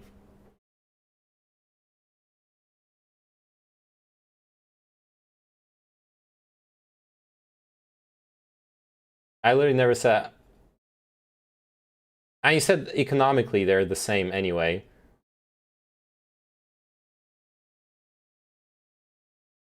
We're at this anti-vax protest right here, but have you guys heard of it? Oh yeah, I heard that. The real reason not to do it is having to file taxes for it. Yeah, that's well, no. No, the real reason not to do it is that I would have to play it, actually. The real reason not to do it is it would force me to play Raid Shadow Legends on stream for I don't know how many hours, which would be fucking sad.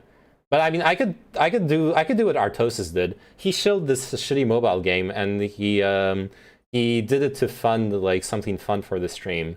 So I could like think of something fun to do with the money and do that. That would be cool.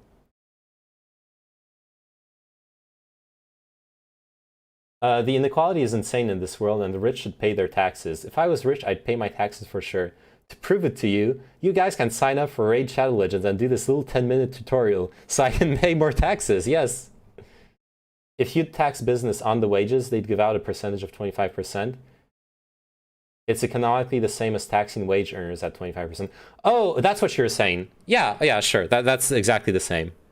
I agree. Sure. I don't know how that's relevant to what we were discussing before, but that's absolutely true.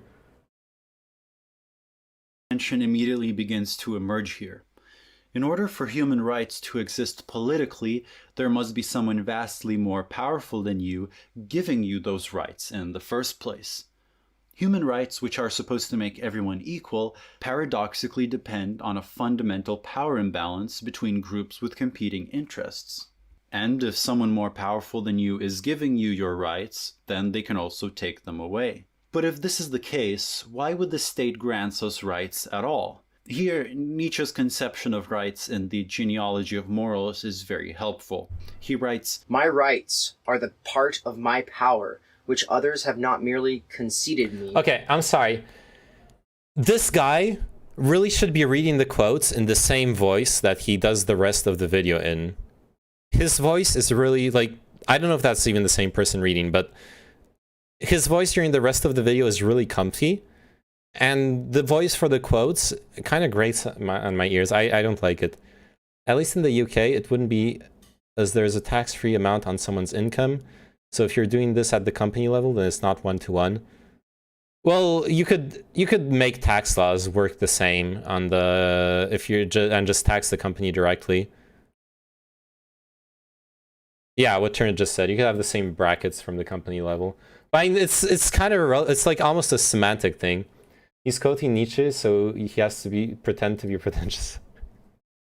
Okay. Oh yeah, I think I missed your message above Cowherd. I saw you. Nuance is a capitalist invention to discredit intellectuals. Prove me wrong. but which they wish me to preserve. How do these others arrive at that? First, through their prudence and fear and caution, whether in that they expect something similar from us in return, or in that they consider that a struggle with us would be perilous or to no purpose. So, say the working class is financially and politically impoverished. Tired of the situation, they organize together in a militant labor movement and threaten to overthrow the state. The state then recognizes the working class as powerful, powerful enough to pose a threat. And because they recognize this power, they decide to implement certain labor rights. These rights are not implemented because the state is benevolent or because it's enacting some eternal moral law. Rather, they are implementing these rights as a compromise between two competing powerful groups, in the hope that this will appease the other party. That is how rights originate, recognized and guaranteed degrees of power. This way of looking I at agree. rights is more embedded in social and material reality. It helps us see how they emerge not as impartial eternal laws, but as the historical outcomes of struggle. Nietzsche continues. If power relationships undergo any material alteration, rights disappear and new ones are created, as is demonstrated in the continual disappearance and reformation of rights between nations. If our power is materially diminished, the feeling of those who have hitherto guaranteed our rights changes. They consider whether they can restore us to the full possession we formerly enjoyed. If they feel unable to do so, they henceforth deny our rights. So, to continue my example, if the working class ends up growing weaker, the state that previously granted it additional rights no longer sees them as necessary and take them away. Kind of like what happened in the emergence of neoliberalism in the 80s with Reagan and Thatcher. The elimination of previously won labor rights corresponded to a rapid weakening of the labor movement. In other words, the very existence of human rights presupposes the existence of a power struggle of competing groups, with the more powerful one granting rights to the weaker one. As the journal Gegenstandpunkt writes, man has the right to be the servant of a master that attends to him. That is the miserable substance of the great Enlightenment notion of the natural human right. It's no wonder that the first two countries to declare human rights, the United States and France, were also some of the last countries to abolish slavery. This power dynamic that we see between classes also exists between countries. Take the so-called right of humanitarian intervention, something with no historical precedent, which states that one nation can invade another for the purpose of stopping human rights violations. Who enforces the right of humanitarian intervention? Well, again, those who have the power to do so, the militarily and economically powerful. This creates a situation in which the powerful can use humanitarian... Okay, you're only getting 3 pixels of this clip. That's what you're getting. You can't do that, as income is total income. You literally need to go through so much administration bullshit for every company to determine what they get taxed on each and every individual. Yeah, but like, honestly, I don't want to argue that with Tyranid, because like in theory you could still do it, and I don't understand what that it proves in the end. Like, it doesn't actually prove anything. It's literally just it's like the equivalent of a semantic debate, but around taxes. If it's economically equivalent, then yeah, it is economically equivalent. Yeah, but like there are proposed laws that failed because unions were like, the business has to pay 50% of that, and the business was like, no, the worker should pay it all, even though it's the exact same. It makes sense.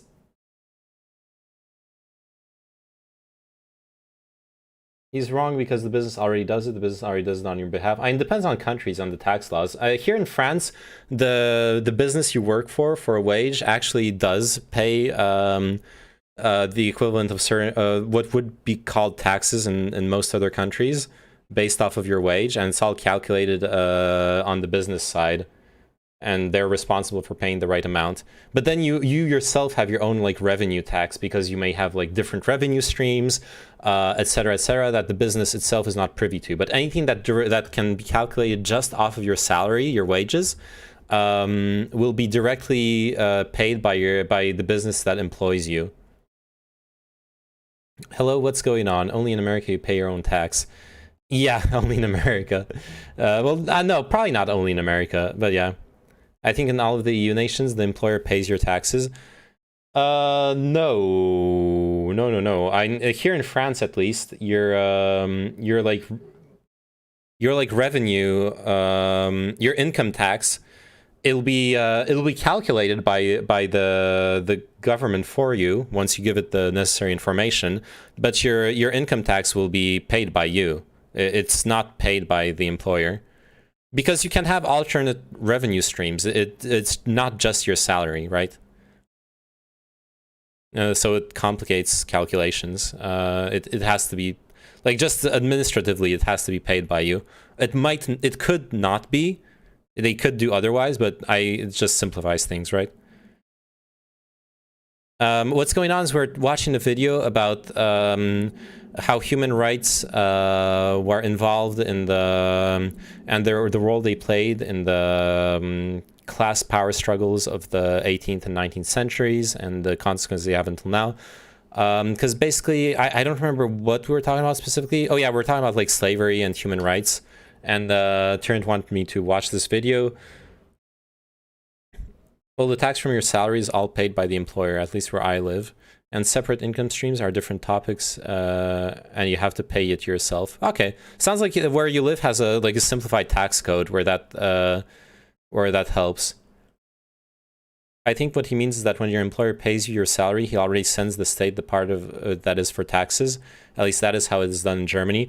That is how it is done now in France, but that's a very recent development. They started doing that only like 2 or 3 years ago, and it's an opt-in system where you can allow the state and your employer to take a certain percentage of your income that'll go to paying your income tax. But it's a very recent thing. Until very recently, France did not have that. And then when you file your taxes at the end of the year, you can get money back, or you have to pay more. Yeah, it's been like that here for a long ass time as well. Yeah, France is behind on that. That's also why I'm like, wait, you guys had that for all this long time? The Twitch guy is wrong. The employer doesn't pay your taxes. It pays it on the employee's behalf. Yeah, of course. It pays it on the employee's behalf. But like, once again, you're like nitpicking a distinction that I don't know. Like, it's relevant depending on what we're talking about. I just don't see how it's relevant to what we're talking about now, because I like don't understand what we're like disagreeing about here. Honestly, I remember there was a disagreement like 50 messages ago, but I don't know. I feel we got lost in this like tax semantics debate.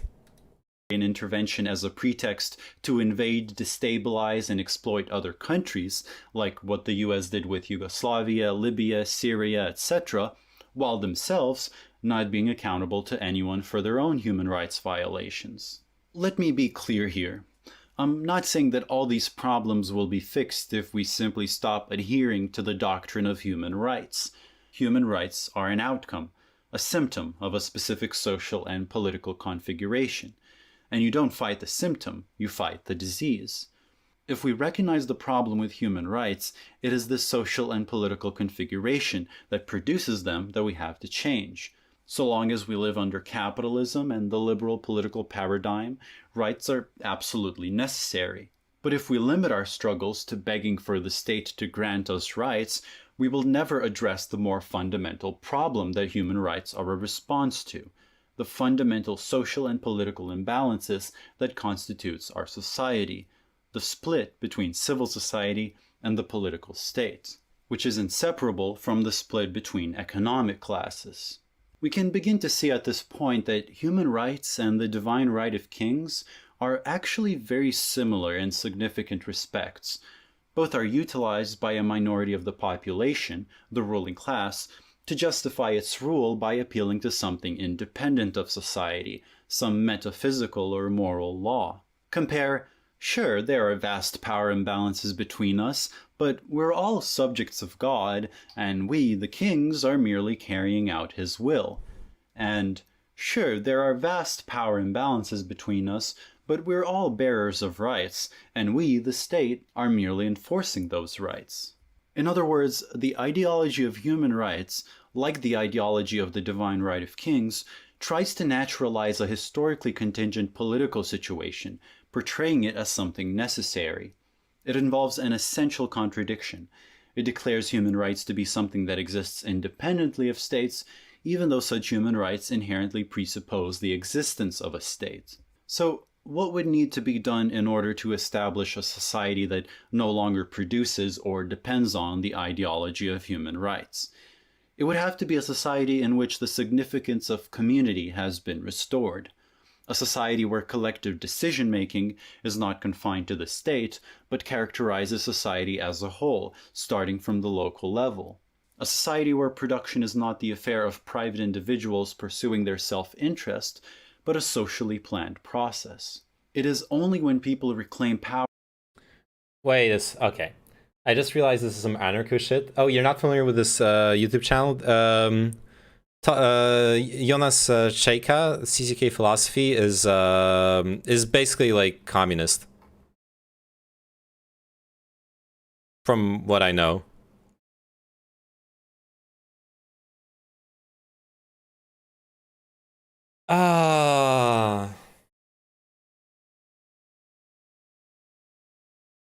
Yeah, I've heard a lot of ANCAP shit, and this feels similar.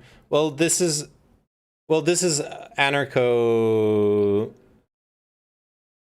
This isn't necessarily anarchist because he. Well, if you want to call it anarchist, you would have to call it like anarcho-communist or something. I don't know. Well, he's like most philosophy. Communism is a lot more popular in philosophy than it is in other intellectual domains, but I don't think it's like a majority ideology in philosophical circles. I think that's going a bit far. At least I would like to see a poll about that. I don't remember ever seeing one on that subject.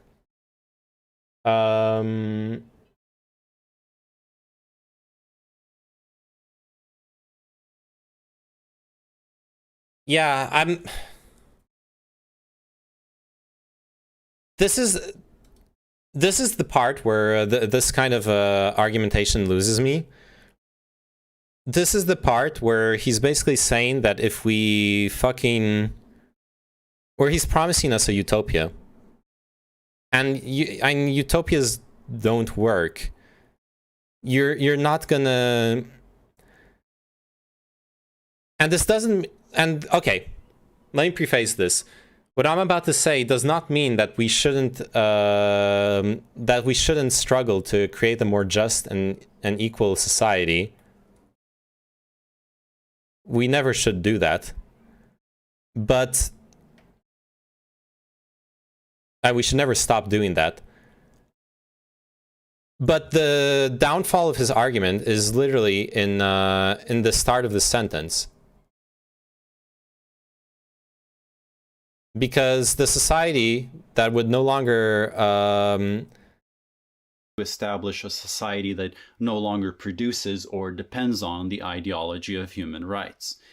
It would have to be a society in which the significance of community has been restored. A society where collective decision-making is not confined to... Oh, sorry, actually, he describes it differently. I was more thinking of the earlier part where he says that human rights are... Oh, yeah, he goes into the king thing right here. That human rights arise from the social and political imbalances that constitute our society. That's the part I want to address.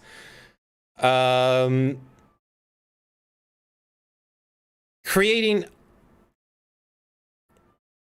I don't see how you can create a society without social and political imbalances, which once again doesn't mean you shouldn't we shouldn't strive to create as just a society as possible. But that is utopian thinking. That's what I wanted to say. And that's where his argument begins here. Then he goes into the a divine right of kings, and then he goes back to continue his argumentation right here. But I just cannot conceive of a society in which there is no such thing as power structure, because that's what he's basically describing. And no, I'm not strawmanning him, Tyranid. That's literally what this means. It is a utopian concept to have a society without a power dynamic.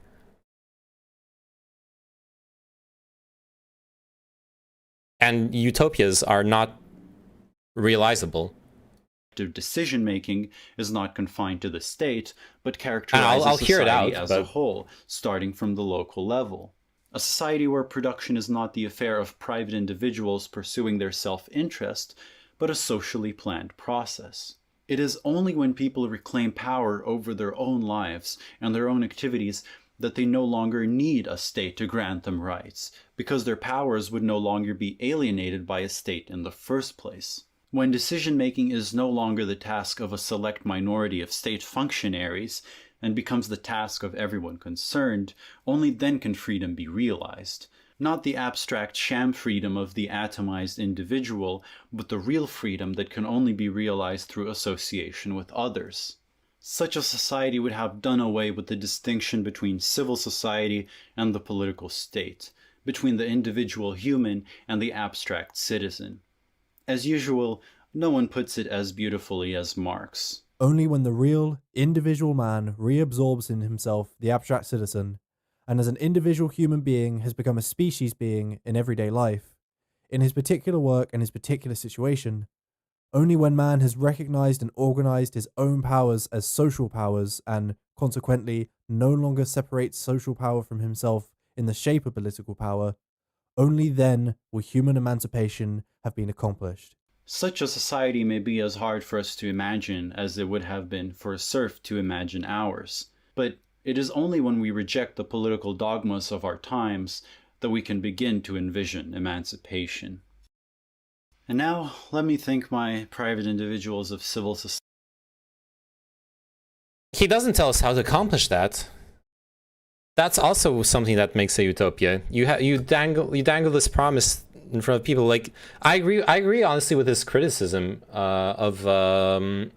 with his critique. It's not a criticism; it's a critique of the origins of human rights, and he makes some very relevant points. I must have missed the argument, but did the video go over the fact that individuals often willingly sacrifice their liberty? That would make it technically not coerced by the state. No, he only segues into anarchist arguments in those like last 2 minutes or last minute. The video doesn't really care that much about the willingly sacrificing their liberty thing. Or, well, he does address it when he talks about how human rights arise out of the necessity of that like social contract theory of conception of society, of the like capitalist power imbalance conception of society. He showed how the concept of human rights didn't exist before, even though it wasn't utopian egalitarian. I don't know that he showed that, honestly. Like,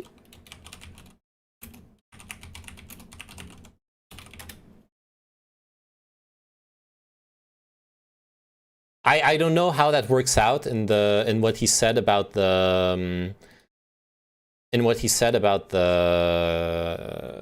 like semantics of ancient Greek, where you aren't able to state I have the right to. But regardless, Athenians had rights. They spoke ancient Greek and they literally had rights. It was a right to hold Athenian citizenship. Only freeborn men with an Athenian-born mother and an Athenian-born father could be citizens. Citizenship was not dependent on wealth, influence, or occupation. All Athenian citizens had the right to vote in the assembly, debate, own land, and own slaves. All Athenian citizens were expected to have military training, be educated, pay their taxes, and serve Athens in times of war. So you had subjective rights in Athenian democracy, a concept of citizenship that didn't arise. And then you also had the responsibilities, what he called the objective rights, where it is right to serve your city militarily, etc. So that I don't agree with, that he really demonstrated that. He went into some like semantic thing, and that's where he didn't go into more detail. I think we could probably find more counterexamples if we dig into history. Which doesn't matter. It's okay. It's okay that it exists. It predated. Just because that happened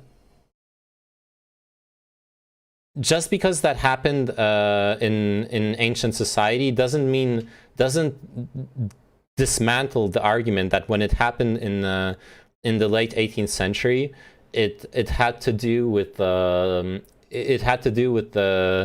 class warfare. You can still make that argument. You don't need to have a super biased view of history just to uphold that argument. The rights were because those acts were good for society. That's the same argument for human rights. Like you're trying to defend that. You don't have to defend that. That doesn't destroy his argument in any way. It's just kind of a dumb thing to say. It happened in ancient societies as well. They didn't stay in direct democracies for long. Like you can still make the whole argument that the Bill of Human Rights was the consequence of the transition from feudalism to capitalism, without needing to demonstrate something that I feel is demonstrably false. It's inconsequential. It really is. It doesn't matter.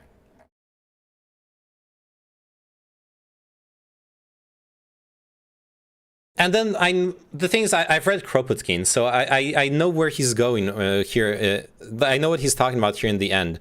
A society without the political state. That's between done the individual human and the abstract citizen. As usual, no one puts it as beautifully as okay, Marx. I guess Only when the real individual man reabsorbs in himself the this is a beautiful concept, but like we don't have a practical way of achieving that in society. Which doesn't mean we shouldn't be trying, and like all approaches should be taken. Anacyclosis, even ancient Greeks knew this. What is this? The political doctrine of anacyclosis is the cyclical theory of political evolution. The theory of anacyclosis is based upon the Greek typology of constitutional forms of rule by the one, the few, and the many. Anacyclosis states that three basic forms of benign government, monarchy, aristocracy, and democracy, are inherently weak and unstable, tending to degenerate rapidly into the three basic forms of malignant government: tyranny, oligarchy, and autocracy. According to the doctrine, benign governments have the interests of all at heart, whereas malignant governments have the interests of a select few at heart. However, all six are considered unworkable because the first three rapidly transform into the latter three due to political corruption.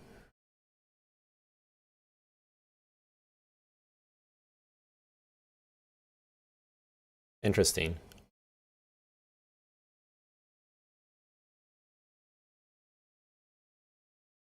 So, Polybius' sequence of anacyclosis proceeds in the following order: monarchy into kingship, into tyranny, into aristocracy, into oligarchy, into democracy, into ochlocracy.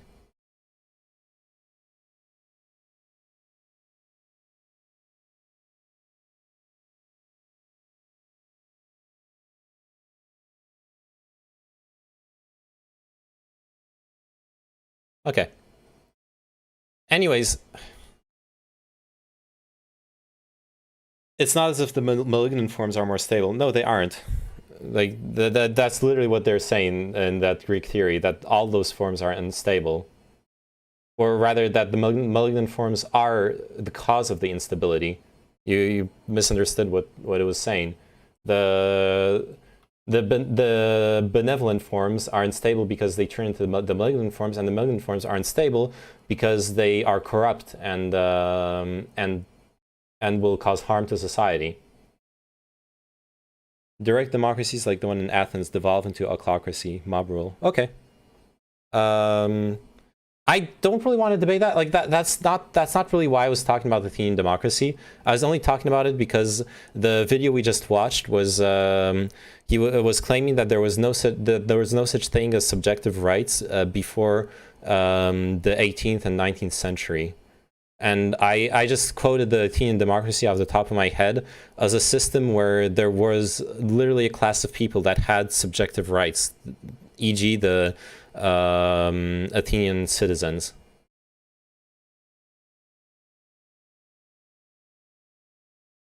A society where production is not the affair of private individuals pursuing their self-interest. The affair of private individuals pursuing their self-interest, but a socially planned process. Socially planned process. I don't know. I don't know exactly where he's... Those rights existed because of objective rights. You could say the same for human rights.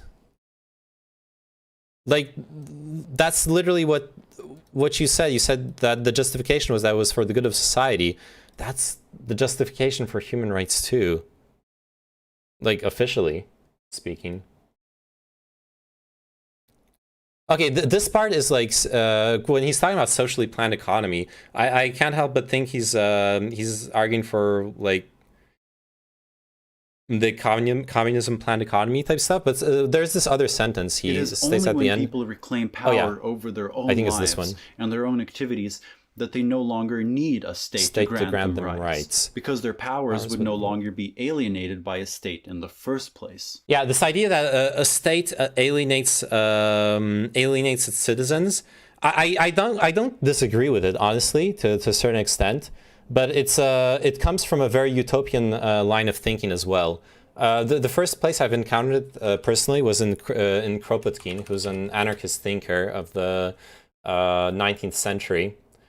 And his basis was a very naturalist approach to human morality, where he believes that a human being, if they no longer have laws and states to pervert their morality, the natural morality that they will attain will always be superior to that of a human being within the brittle and limitations of and oppression of state power.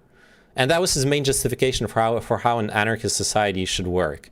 His argumentation is based around the fact that small communities, according to him, were always capable of making the decisions that were right for the community, even when those decisions were hard.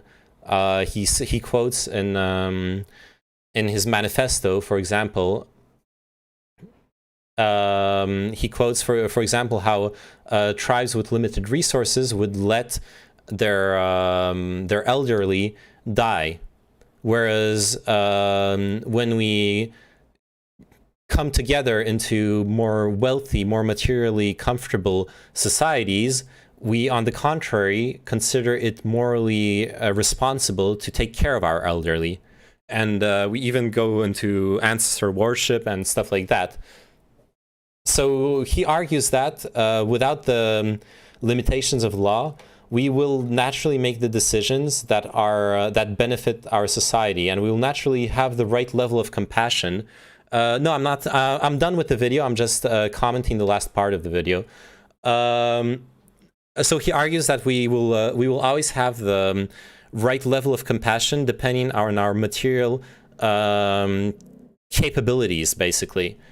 That our conception of who belongs to our tribe and who we owe compassion and benevolence towards are directly proportional to our material comfort and the leeway we have in helping people, which I think is a very fair argument. It definitely explains why, for example, veganism is a very privileged thing. It's not just because it's expensive.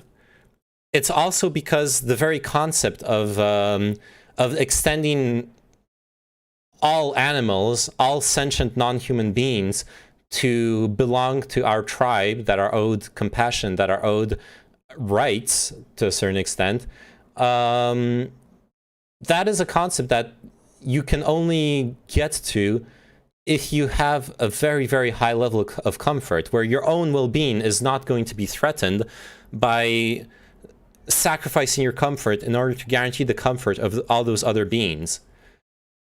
I think that is a very, very fair reasoning there. I just think he pushes it up to a utopian point, where he believes that that a self-organizing society will never come to abuse of power. I just don't see that happening, honestly. Maybe I'm ruined. Maybe I'm cynical. Maybe I, like, you know, my brain's like fucked up, and but I literally don't see it. It's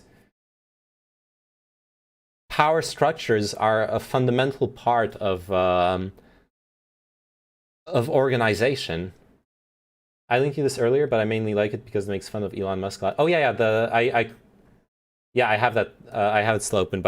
You're right to remind me of it. Anyways, I'm done. Unless you have something to respond to what I said, turn it, then we can continue the discussion. Or you can hop on Discord if you want. But after single-handedly inventing stuff like the vacuum train and the road tunnel, Elon Musk is back with the latest smoking hot tech innovation. You know how we transport cargo efficiently by gigantic ships and long trains because trucks are small and inefficient? Well, now you can have that inefficiency along your entire logistics chain. To make this incredible innovation possible, the Boring Company invented things like bigger tunnels and double tracks. Wow! You know how trains are pulled by one big engine that provides ease of maintenance and less points of failure in the system? Well, now every freight car has its own engine. Nothing like having to fix 16 broken down engines at a time instead of one, am I right? Innovation! You know how we put wires above the tracks, thus providing a simple, efficient and reliable power source to drag all those heavy containers? Well, they got rid of that shit. Now each container carrier has its own battery. Having to charge them one by one will surely be super efficient, not to mention having to replace them every few years. Also, there has never been a battery fire before. Hell yeah! The Boring Company freight system. It's like a freight train, but worse. Don't forget to check out our revolutionary loop system as well, and get a one-time 20% off your construction costs by using the promo code. I designed an entire public transportation system around my own sociopathy 01. Thank you for watching, and we hope to see you soon. okay, this is a good video. Careful, or I'll hop on Discord. I mean, you're welcome to if you have anything to respond to, like my critique of the like naturalist anarchist utopian approach to human society.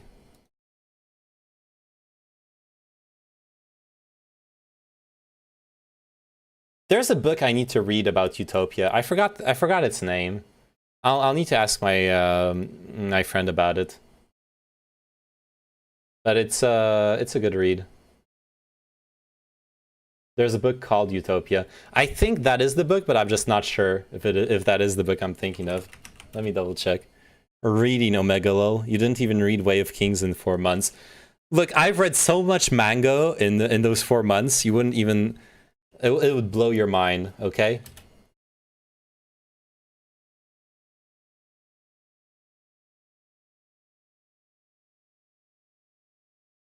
Okay, it's not the book Utopia that I was thinking about. Manga feels weird, man. Look, manga's not reading, it's just looking at pictures. Okay, first off, you're wrong. Change my mind? I don't have to. You mean Plato's Republic? No. No, I don't know what, okay? No, you. No, actually you. Let me fix something.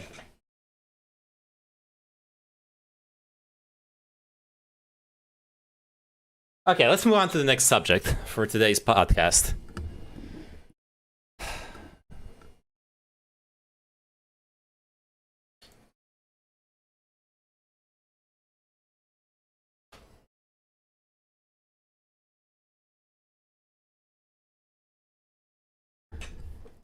Visual art is an absolutely valid way of storytelling and communicating ideas, okay?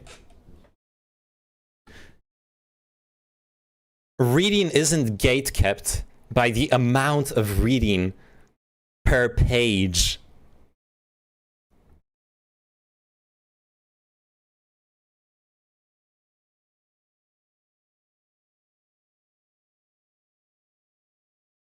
Also, prepaid game, I'm a weeb, okay? Unapologetically. I live up to it. If you go for a fast walk, you can't tell me you ran. Yeah, but I can tell you I worked out. I can actually tell you I worked out. Gym face. Look, weeb hate has to stop. We live in a society where people enjoy the exports of from Japanese culture. Weebs are people too. And we deserve the same rights as everyone else.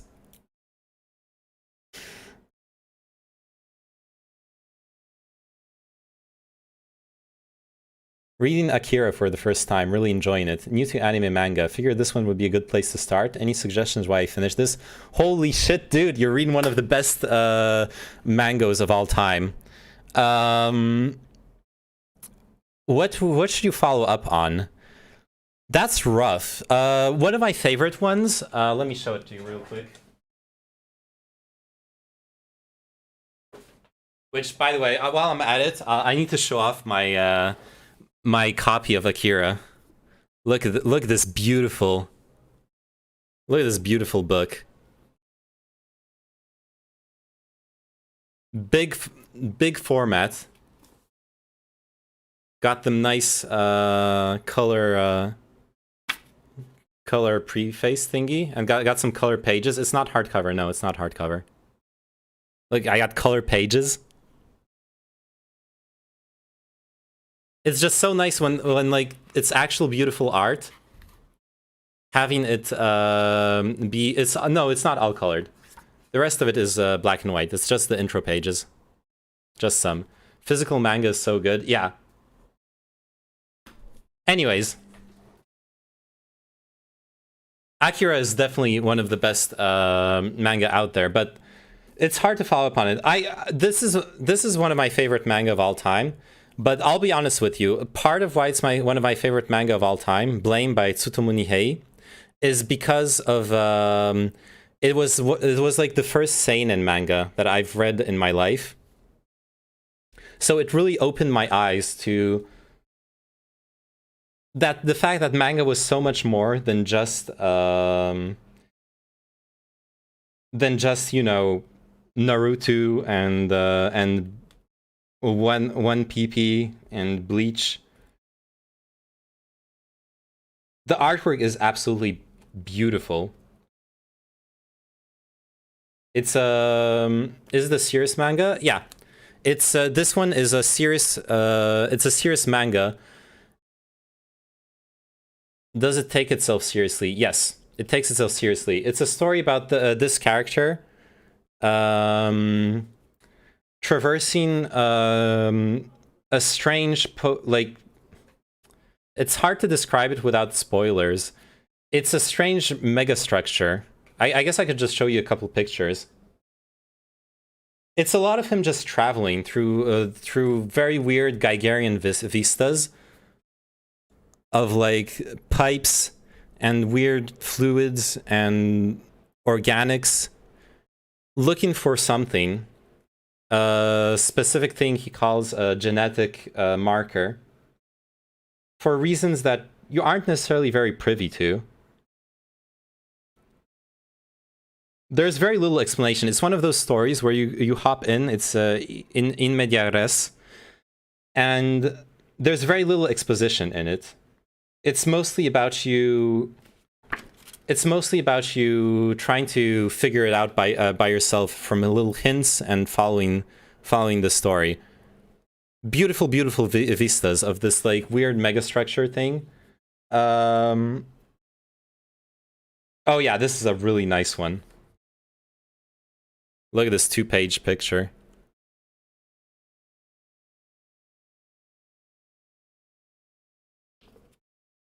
I highly recommend it. I wouldn't recommend going too far into like.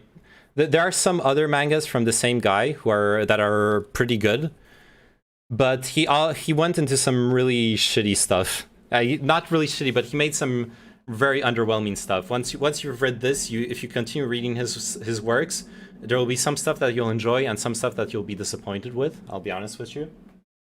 Other manga that are good. Would you recommend me to read this to change my mind about manga being trash? Yes, I would. I absolutely would, Winter.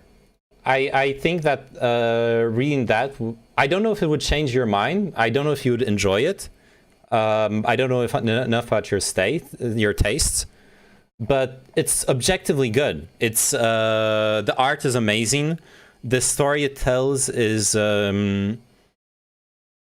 mature and told with in a very original way. It doesn't necessarily have much of a message, except perhaps the something about like the nature of humanity in a far future. In a far future with like insane technology.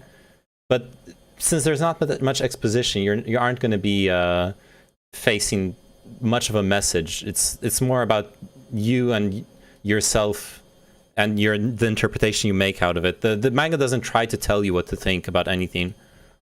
In fact, there are like entire tomes of Blame where there will be like 2 lines of dialogue. It'll literally be Achille just traveling and like finding stuff, but without dialogue. One thing we should remind ourselves, in my opinion, is that while the average manga is pretty tropey, trashy, and pulpy, the average book is no better. I think we fall into the trap that when we compare things to books, what we compare to is the actual peak of human literature. Absolutely, yes. Like 90% of everything is garbage. And people tend to forget that, yes. Art cannot be objectively good. Well, you know what I mean. I had the perception that it was all too infantile to me until I got through the first book of Akira. Yeah, and if all you know about manga is or like weeb culture is Naruto and One Piece, it's normal to think that. I thought that for a long time as well. What's the difference between Akira manga and the movie? The difference is that the manga continues past the end of the movie. Other than that, if I recall correctly, the movie is very true to the manga story. Literally, the only difference is that there is more story past the end of the movie, if you read the manga. So 100%, if you like the movie Akira, maybe the first manga you should read is Akira, because then you get to relive the story of the movie in a different way and see what happens afterwards. I've read manga before. Yeah, I mean, we've all read manga before, but or like, have you read seinen manga? Because that's like in Japanese they have the words to describe the different types of manga. Naruto type manga or isekai are shonen, which is literally the word in Japanese for young boy. They're directed at children and adolescents. The Akira, yeah. It's a nice car. Do you like my car? And then when you look at you have the it's like gendered, right? Then you have the romance stories. They'll call them shoujo, which means young girl. So that'll be your like romance, your like childish romance stories, etc. I read One Piece, Naruto, Claymore, I don't know what else. Well, that's what most people read, and that's what most people form their opinion of manga on. And those are childish stories. Those are the quintessential like shonen. Those are stories for like young adolescents. And there's nothing wrong with them, but it's normal that if you read those stories, you think that's what all manga are about. And there's so much more to the genre, or well, to the medium, sorry. It's a medium, not a genre. There's so much more to the medium than that. So, like, where I would tell you to go, Akira is a great place to go to read more, to have a more mature story. So Tsutomu Nihei I honestly recommend just reading Blame and then reading Noise, which is the prequel. I recommend reading it afterwards because Noise is a lot of spoilers. Blame is a better experience without reading Noise. And then you can skip the rest of his work for now. I'll let you know when... Oh, actually his Wolverine story is pretty sick. But anyways, you can skip the rest of what he did. Tsutomu Takahashi is an amazing mangaka. Really, really slept on. Alive is absolutely fucking beautiful. It's a story of how to describe it? It's a story of every chapter is a separate story where a character dies a violent death and then meets the gatekeeper of the afterlife, who then asks them a simple question. Do they wish to go back to the world and wander it forever as a restless ghost? Do they wish to go back into the... What is up with my mic? Nothing is up with my mic. What you're hearing is my laundry machine. It's in the spinning cycle. That's the bzzz you're hearing. I'm sorry for it. She asks the characters, the second option is, do you want to go back into the cycle of reincarnation, or do you want to go back into the world, violently possess and kill someone, and then be condemned to an eternity of suffering? And so each story, you delve into the psychology of those and slices of those different people's lives as they have to make this difficult decision for their afterlife. Wait, no, I'm confusing it with Sky High. Fuck, scrap what I said. It's Sky High. That's what I was describing. Sky High and Sky High Karma. Whoops. False. Fake news. Anyway, Sky High and Sky High Karma. Very, very beautiful manga. He also has a unique style that I really, really enjoy. Alive is a one-shot. It's good. But yeah, Sky High and Sky High Karma are amazing. I have read Alive and Blue Heaven. I don't remember that much about them. But yeah, I would recommend Sky High and Sky High Karma. What about Tokyo Ghoul? Tokyo Ghoul is... It's fun. I enjoyed the manga. The anime is kind of trash.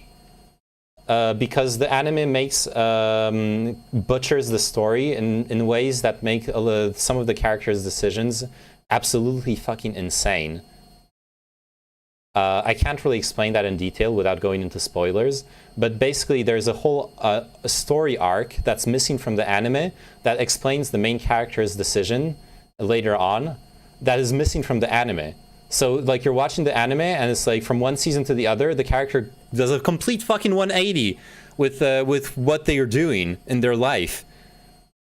And it makes no fucking sense. But if you read the manga, then you're like, oh, okay, so this and this happened to them, so they're making this decision, and it's actually fine.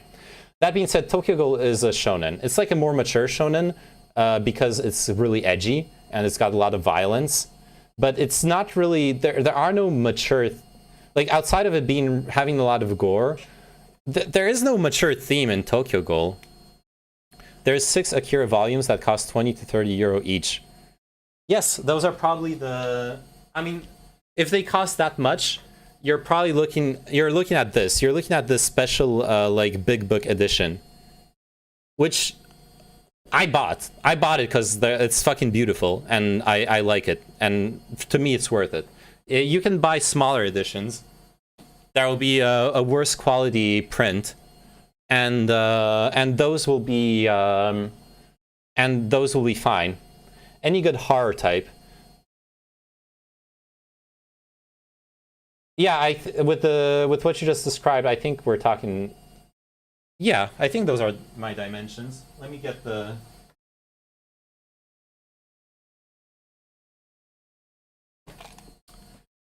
Watchmen is better than Akira, fight me. Okay, first off, I don't know if I want to compare the two.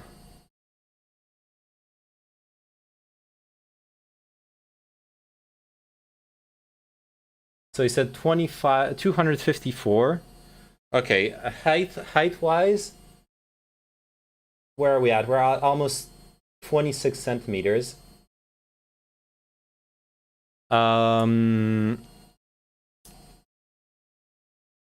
Okay, my book is a bit bigger than yours, dimension-wise, but it's very similar.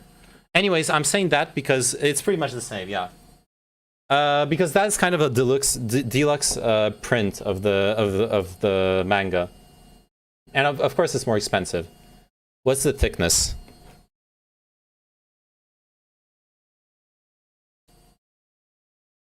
Thickness is exactly 3 centimeters.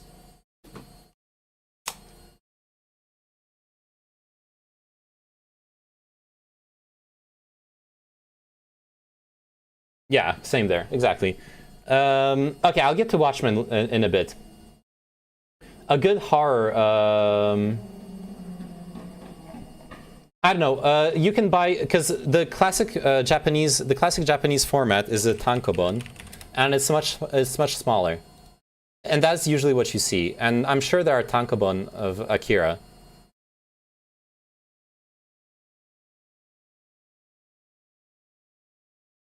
This shit's like 10 centimeters high, whatever. It's usually €5, 5 to 10 euros, depending on the quality of the print, etc. It's usually printed on like shitty paper and stuff. I have 3 Helsing volumes of this. Yeah, so you know what I'm talking about. Anyways, horror manga. I would Couchard. I would say start off with Junji Ito. Junji Ito is the most famous Japanese horror mangaka. He is world-renowned as a master of the genre.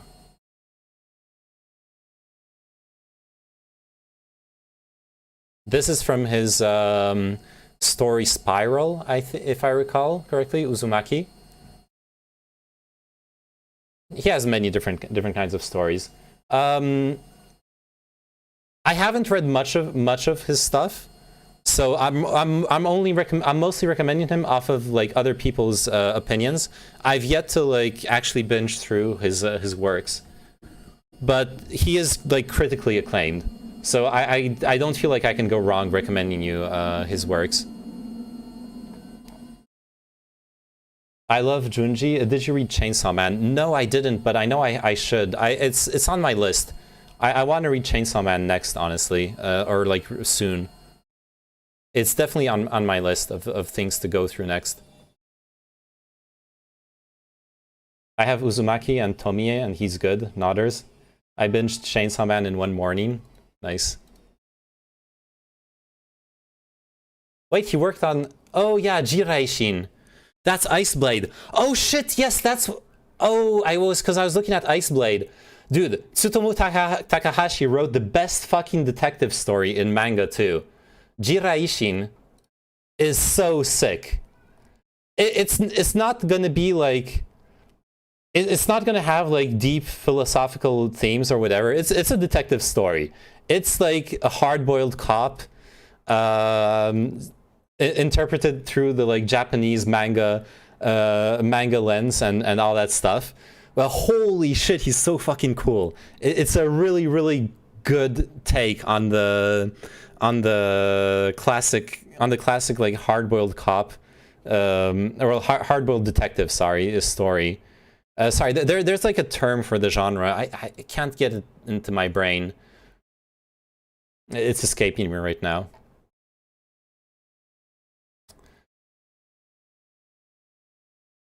Anyways, honestly, Winter, like the thing I would recommend as well is a lot of manga you can... I mean, you should... If you support the manga, you should obviously buy them. I mean, if you like the manga, you should obviously support them and buy them, and that money will actually support the mangaka directly, because like we're talking about people who are actually alive and shit.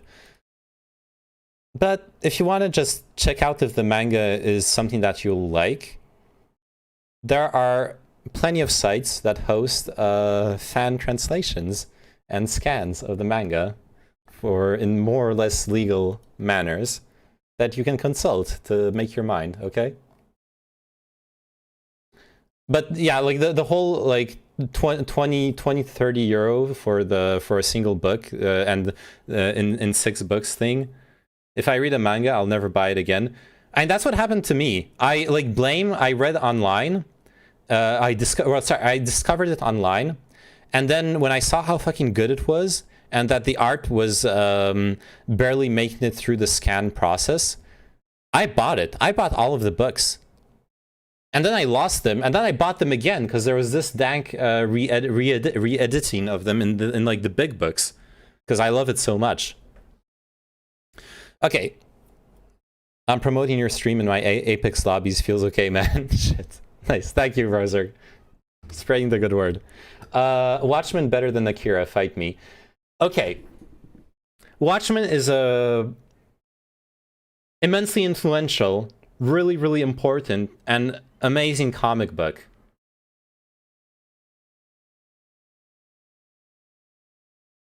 That being said, comic book art, if I really, really had to compare them, I would say that first I would say that they are incomparable because they're both playing into the zeitgeist of different epochs and different cultures, right? So let me just double check when Watchmen was published, because I'm not sure about it. Date of publication. Okay, no, it's actually a similar time period, but it's very different concerns, right? Watchmen is a story about several things, about the demise of the ideal of the utopian magical superhero that will come and save you, but more importantly, the demise of the ideal of ideology. It's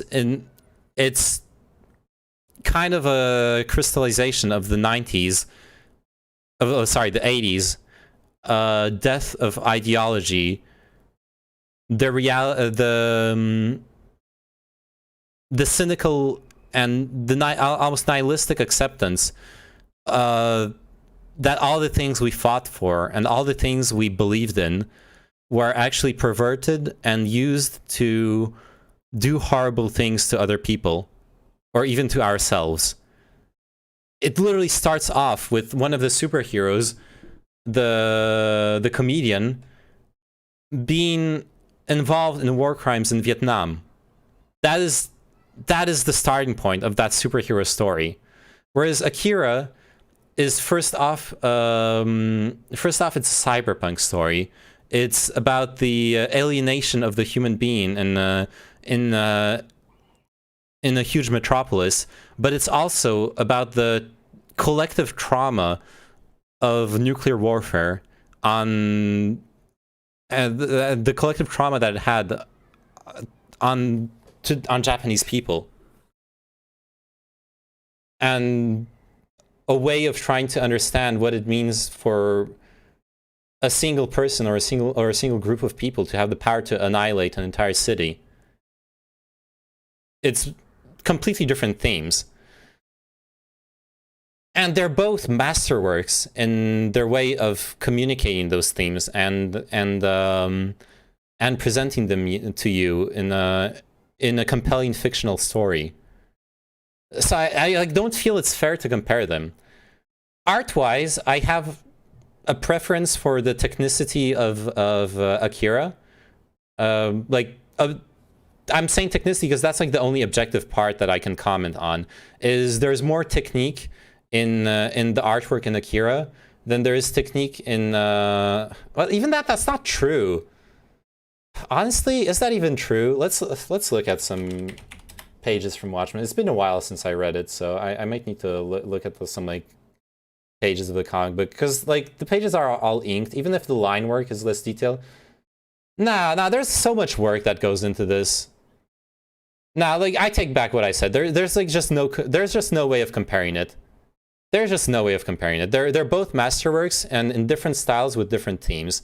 So I just don't think it's fair to compare them at all. You can prefer one to the other, obviously. Like subjective preference is one thing, but I'm not gonna fight you on like which one is better because none of them are better. Sounds like you're scared to fight. I'll fight you over defending what I just said. Is that any preference is going to be purely subjective.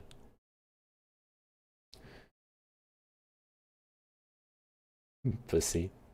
Yes. Trailer dubbed. Trailer for what? Pat Labor to the movie anime. Oh.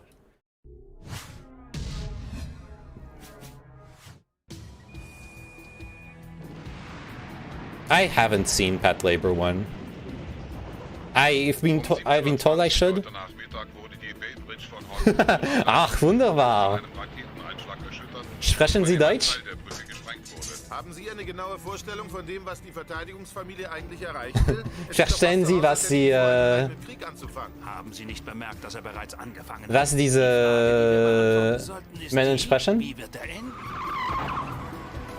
Ab sofort gilt für die zweite Abteilung für Spezialfahrzeuge 24 Stunden Alarmstufe Rot. Es scheint sich herauszustellen. How come you found the German dub of the trailer?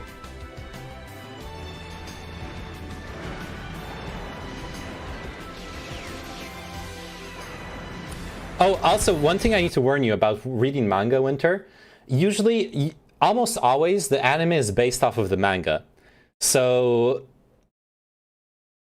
you might, if you prefer animation, it's usually fine, but it's the same thing with like books and movie adaptations. Usually, the book will have more details and like better characterization. There are exceptions, though. Never, ever read the manga, the Cowboy Bebop manga. I 100% guarantee you it's a waste of your time and neurons. It's bad. It's like really, really bad. I don't know how they managed to fuck it up, but they fucked it up. Because the anime existed first, and then they made a manga adaptation, and it's not worth it. It's not even worth the time to like make your opinion about it. And it's just had to warn you about that, because almost everyone loves Cowboy Bebop, so...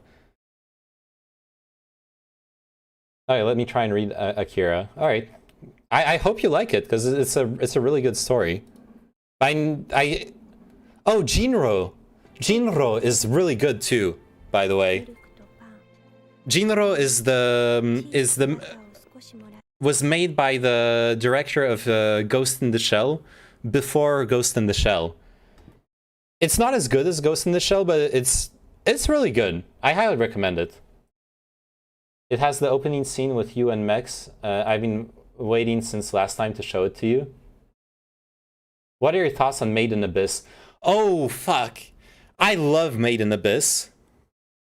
I really, really love Made in Abyss. There is some really weird shit in it, though. I feel like it's impossible to discuss Made in Abyss without at least acknowledging that there's some really, really weird shit going on in there.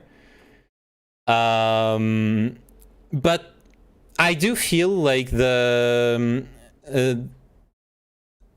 pedo stuff is people weird, though. Well, the thing is, Made in Abyss... Oh, because you said you can only watch trailers on stream. Yeah, I can only watch trailers. The YouTube algorithm seems to let me watch trailers, but nothing else. Wait, oh, you wanted me to watch like the end of this trailer?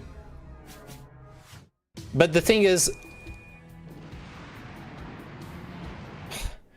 it's maybe I'm projecting onto Made in Abyss, but in my opinion, Made in Abyss is a story that does show you how fucked up that society is. Because it's a society where orphans are basically trained to be human sacrifices that go down into a fucking hellhole where they'll endure extreme risk to their bodies and health in order to retrieve artifacts that other people can then sell and make money off of and gain power off of the magical powers of those artifacts. That's actually the story of Made in Abyss. And those children are abused. There's like there's several notorious scenes in Made in Abyss that are the reason why Dub the Dub Man is saying like the pedo stuff is people weird. There's one scene where the main character is a little girl. She has to be like between 8 and 12, and there is a scene where she's getting like I don't remember if she's entirely naked or if she's just like her ass is bare, but the one of her like professors or teachers is spanking her, and it's like maybe I'm extending too much fucking goodwill to the author. To me, it's child abuse. You're not supposed to look at that and be like, oh fuck yeah, this is pedopornography. It's supposed to be fucking, you're supposed to cringe at that. You're supposed to feel bad looking at that, is my impression. It's not being portrayed there so you could jack off to it. It's not being portrayed there to normalize it. But honestly, it might be there just because the author has some fucked up views on how children should be treated and just doesn't care. It actually might be that, honestly. It's not denounced explicitly, so I'm not confident in saying that. It's just my impression. And I obviously could be biased because the rest of the manga is a really, really well told, poignant story with absolutely beautiful art. So obviously I want to interpret it in a way.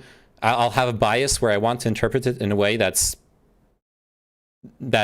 ascribes a more positive interpretation to it. So I could absolutely be wrong on that.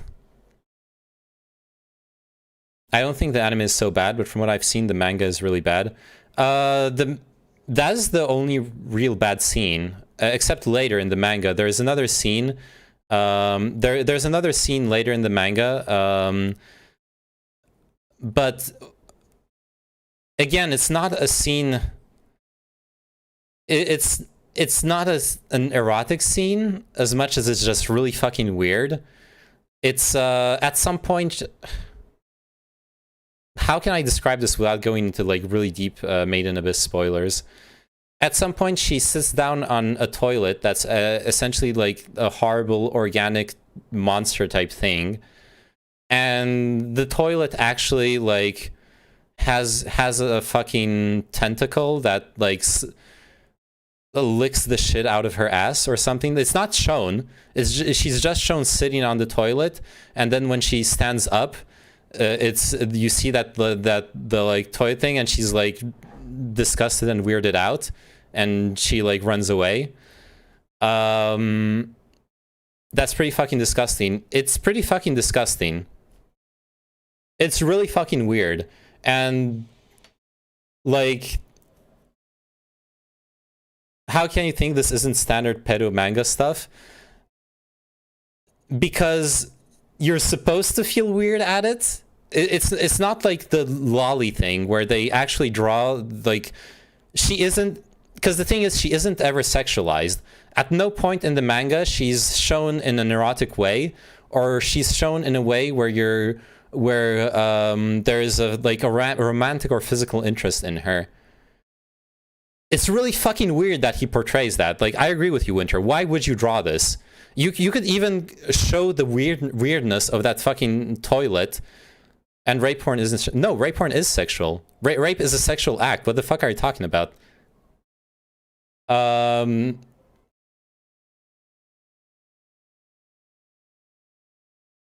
Oh, you're saying that the toilet thing is her getting raped because it touched her like private parts. Yeah, that would be a fair. That's actually fair. I get what you're saying. Why would you draw this? Look, I agree. Honestly, I agree. Like, why the fuck would you draw this? It's a very weird thing to choose to put in. Money. No, like, he doesn't need to draw that. It's not the kind of attention that the manga needs. It's weird. It's weird. Oh, but something in the same vein. but without the pedo weirdness. Not a single ounce of any of the pedo weirdness, but a super wholesome, really positive and endearing story that I highly recommend to everyone, with beautiful art, is Witch Hat Atelier. This is one of the most beautiful manga in both writing and art that I've discovered in recent years. And I compare it to Made in Abyss in the sense that they have several similar themes of childhood and maturing to adulthood while facing terrible things and also learning about magical stuff. But this manga does none of the fucked up shit that Made in Abyss does. I 100% highly recommend this to anyone who's curious about reading more interesting and mature manga and discovering how much manga has to offer as a medium outside of the like weird and disgusting or childish stuff. This is a really good example of something that's really good that came out of the medium. Highly recommend.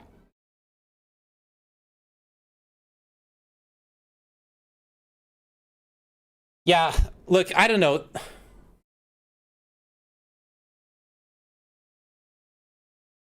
To a certain extent, the only thing...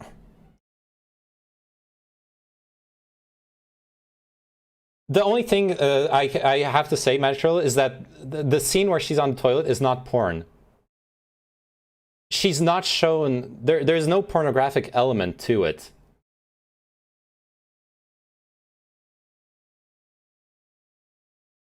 And you can portray sexual assault without it being apologetic of sexual assault. Obviously, you need to go at it delicately, which I don't know that this author necessarily does. It's shown in a bit of a whimsical way.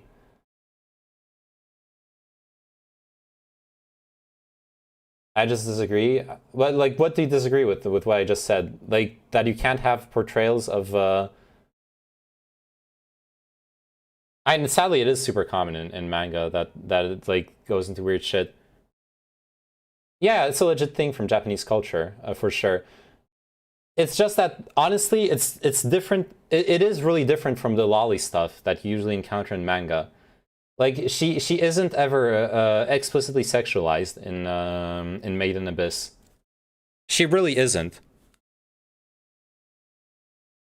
Weird things happen to her, and they're portrayed in ways that are not okay, and that should be... No, the tentacle... First off, you don't know the tentacle doesn't slide into anything. It's not actually shown. First off, but it's presumed that it doesn't slide into anything, just that it like touched her.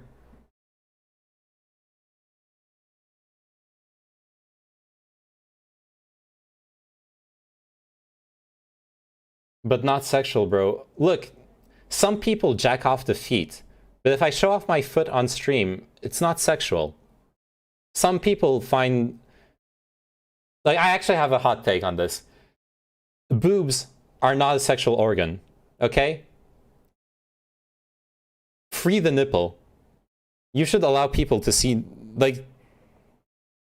That's a completely different subject, but you should be allowed to see nipples, like, everywhere. It doesn't fucking matter. Is your Akira manga entirely colored? No. Oh, it's only a few pages. If I recall correctly, it's only a few pages per tome that are fully colored. The rest isn't. Look, Magic Troll, I'm not saying it isn't bad. But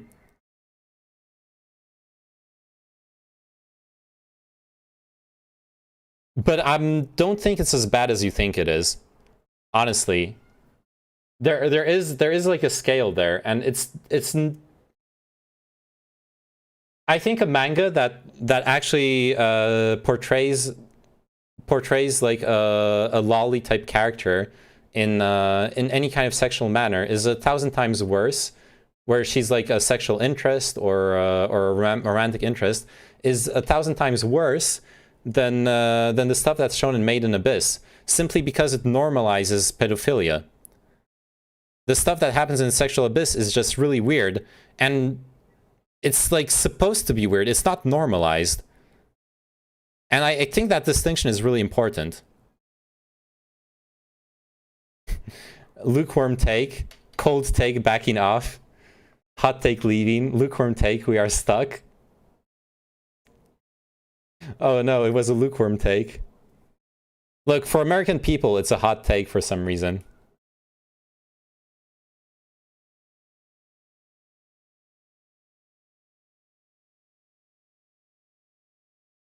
I don't know. It's also a scene that has a lot to do with the. I think all loli characters normalize pedophilia. We don't call child characters lolis. We only call lolis lolis because it's from Japan. She's not a loli. She's a child character. That's the thing. I know that's just dumb semantics, dude. Like you're actually just playing. Like the rest of the things that you said, I understand, but like there you're actually just playing semantics. Or rather, you're not playing semantics, but you're like you're not disagreeing. That's not a like when I'm saying loli, I'm literally referring to the like problematic stuff that comes from Japan that does normalize pedophilia. But we're talking about Made in Abyss, which is a manga that I don't think normalizes pedophilia.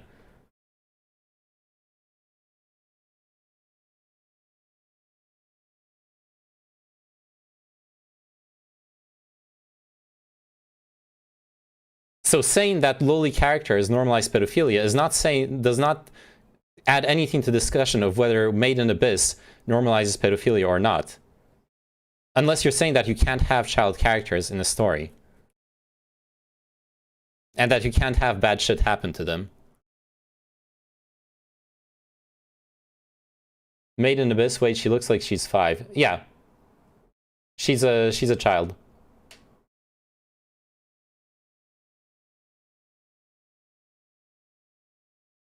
Though the Omega Loli, she isn't sexualized.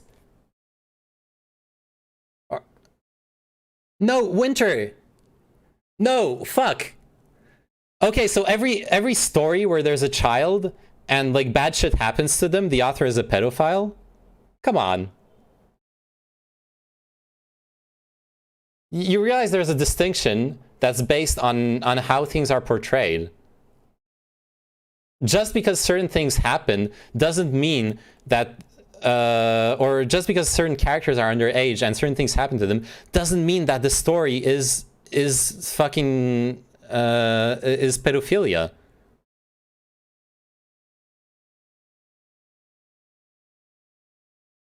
I take a pretty hardline stance against loli. Well, you know what? I do too. I fucking hate it when I read a manga and you have a fucking 8-year-old child that starts humping the main character. It's fucking disgusting, and I wish they stopped doing that.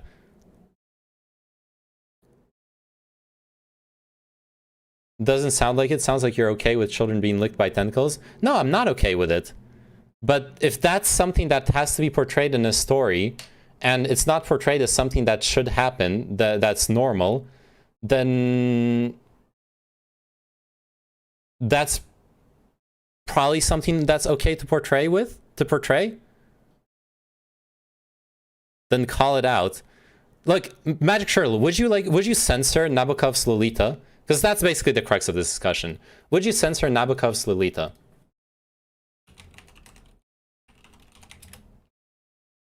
If you're unfamiliar with it, it's a book that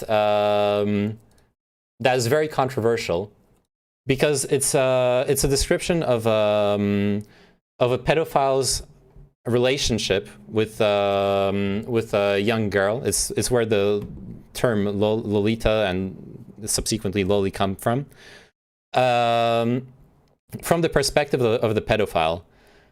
The author's goal is to disgust the reader, but since it's written from the perspective of the author, not the author, sorry, since it's written from the perspective of the pedophile in the story who's grooming the child, it's written from a perspective where the main character is constantly justifying and thinks that what he's doing is reasonable and righteous. So a lot of people interpret it as a pro-pedophilia story. I'm pro-transparency and calling things out. What does that mean? Like, look, I want to know. I'm for social pressure, making people change, not censorship. Okay.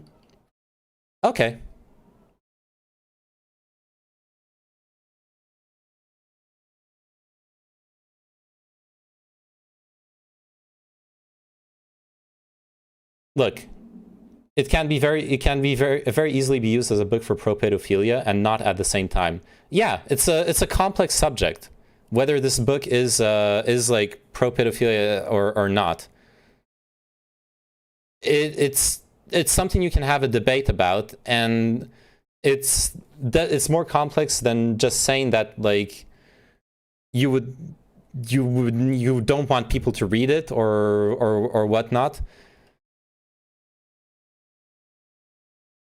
Anyways, look, all I can say is that scene in Made in Abyss really disgusted me. And I'm not sure the author wanted, and no, I'm sure the author wanted me to be disgusted by that scene. It's very, very clear that that scene Made in Abyss, the toilet scene that I described, it's very, very clear that it's supposed to disgust you as a reader. The thing that bothers me with it is that what is very, very clear is that the author wants you to be disgusted by it because of the body horror of the weird toilet thing. It's not clear to me whether the author wants you to be disgusted by the whole impinging on the characters. Well, actually, it is pretty clear because it goes hand in hand. I don't know, like that. It's okay to show weird shit as long as you acknowledge that it's weird shit. I'll stand by that. And then you can point at it and say it's weird shit. Also, you can find another way to discuss someone without having a 5-year-old's asshole getting licked, so I don't know. Yeah. I agree. You can absolutely create that without that scene.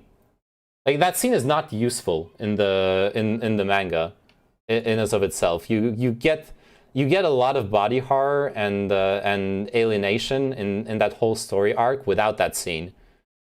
It absolutely isn't necessary, and you absolutely didn't need to show the main character going to take a shit regardless.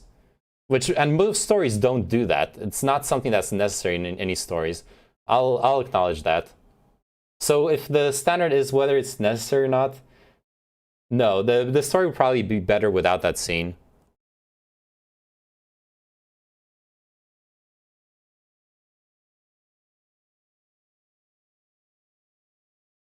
Maybe it was just a new type of bidet. I mean, I think it is like a weird body horror interpretation of the bidet. That is like the interpretation of it. But obviously, if a bidet had like a weird organic tentacle thing that licked you, it would be weird. I could imagine a society where that was normalized and not a problem, but that would be very, very alien to us. And once again, like, you're right. You can describe an alien society without having that.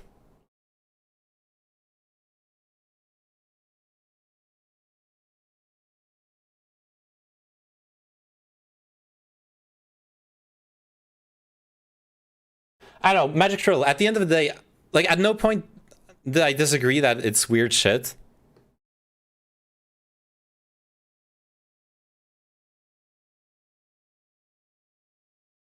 But it is different from, because you said that how can you think this isn't standard pedo manga stuff? It is different from a lot of the from what most of the shitty pedo stuff that manga do.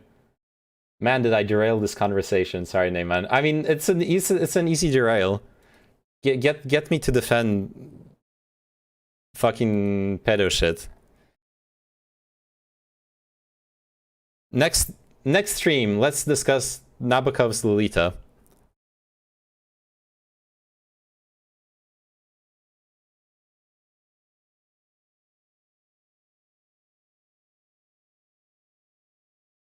I don't know.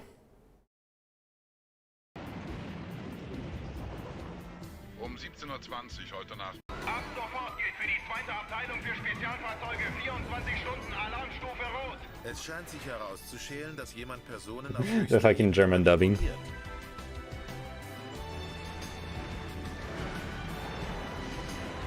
There's culture playing a part in it too. In Japan, this type of shit is a lot more acceptable than anywhere else.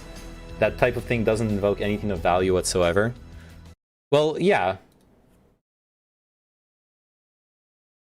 Well, that's why I'm saying, like, you can absolutely imagine a society where you have like a weird bioengineered tentacle that licks your ass when you go, that like licks your ass clean when you go to the toilet, and it's just not sexual. It's just a thing that happens. And if you came from that society, well, then you would then like.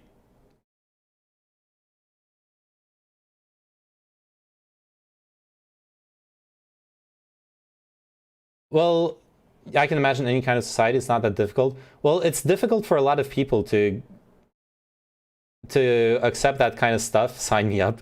When it comes to underage stuff, like you can imagine that kind of society. But now imagine, well, you're gonna have like 4-year-olds sitting on the toilet and getting their ass licked by the toilet. That's what that means, to have a society where toilets work that way. God, why am I fucking defending this?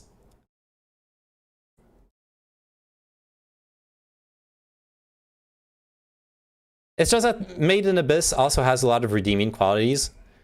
And Made in Abyss has a lot of redeeming qualities, and it has, and the bad parts of it are really only 2 specific scenes.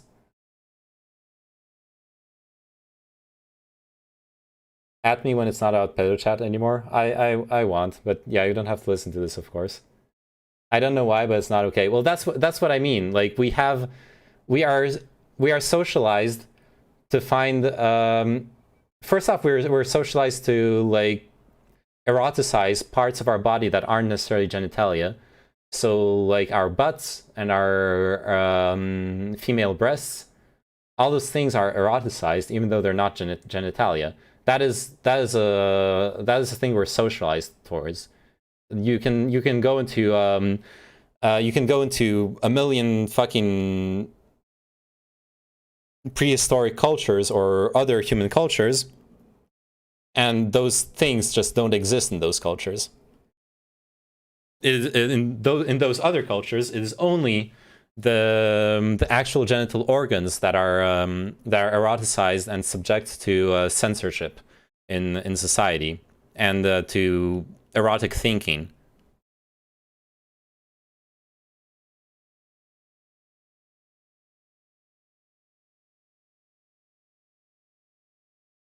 So I guess what I'm getting at is that you, and this doesn't mean that you suddenly should accept a society where, like, I don't see what your point is here. I'm getting at it.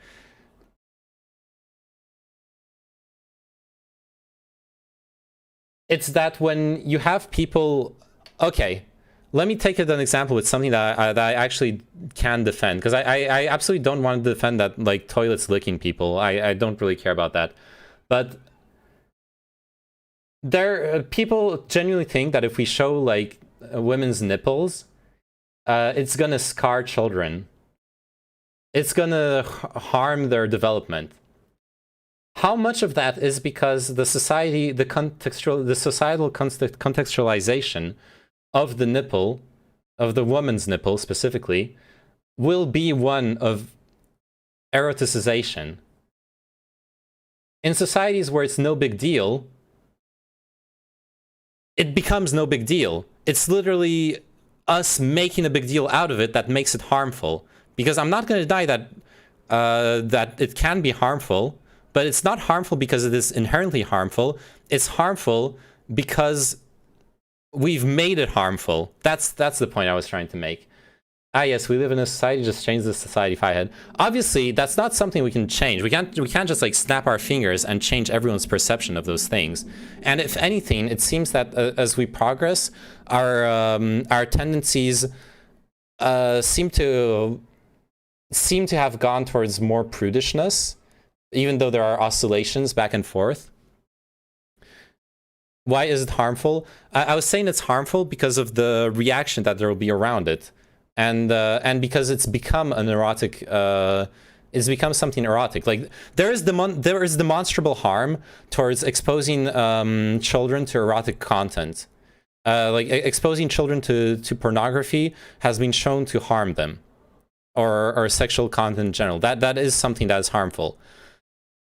But exposing children to breasts, like taking a child to a nudist beach, for example, it's not going to harm them. I can't believe that a child walking around naked, or around other people naked, if in a situation where no one's sexualizing it, is gonna harm them. It's also how you're mostly did your sentence cut off during it?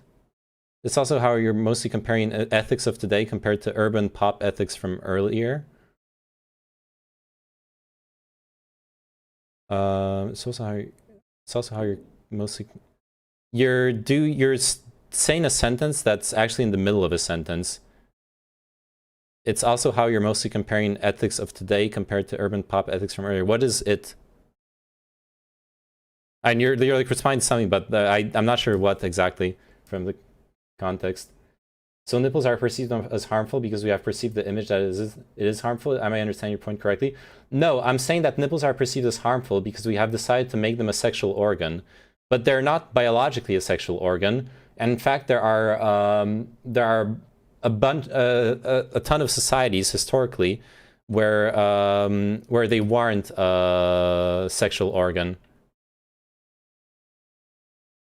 Nothing has inherent meaning. We figured it out. No. A sexual organ has an inherent meaning as a sexual organ.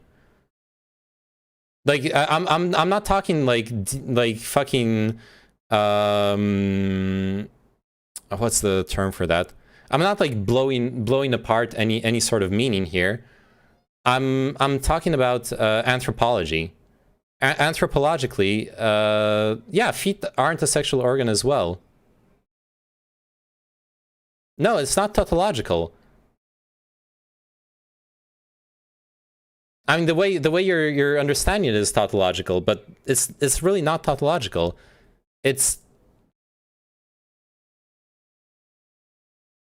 We decide at some point we decided to make it a sexual organ, and that meant that we had to censor it and make a big deal out of it. That's all I'm saying. And means that most portrayals of it will be harmful in like underage contexts.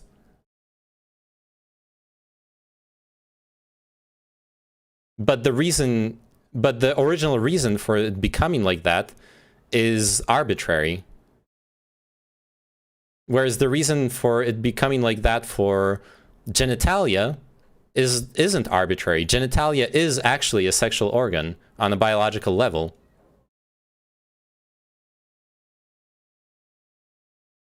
There is a difference between the two. Also, I don't know if you're like typing it out. I genuinely don't know what I don't understand your sentence from earlier. Do you mind like clarifying? Literal segmentation fault.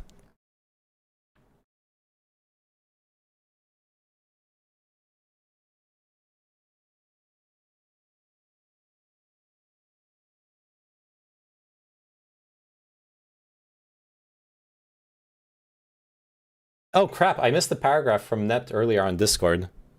You're saying that we've become more prudish lately as a society, but only compared to like a more ethically stratified time, whereas now with the mass communication, ethics is more equal across society.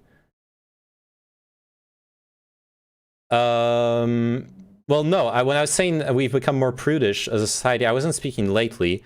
I was speaking in on the scale of millennia, of like, on the scale of millennia, most, the thing is most, like if we go back to anthropology, most tribes where only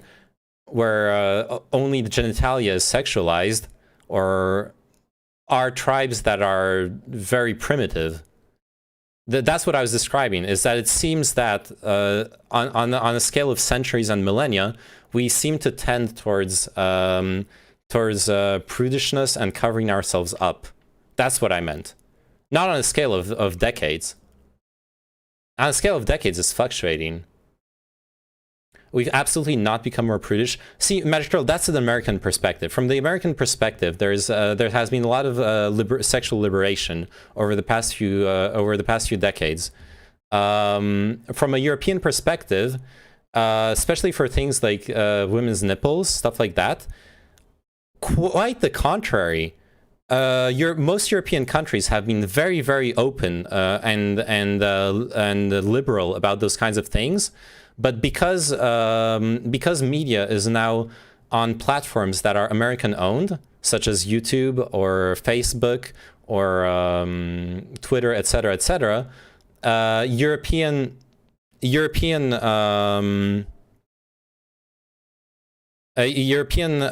media has to conform to American prudishness.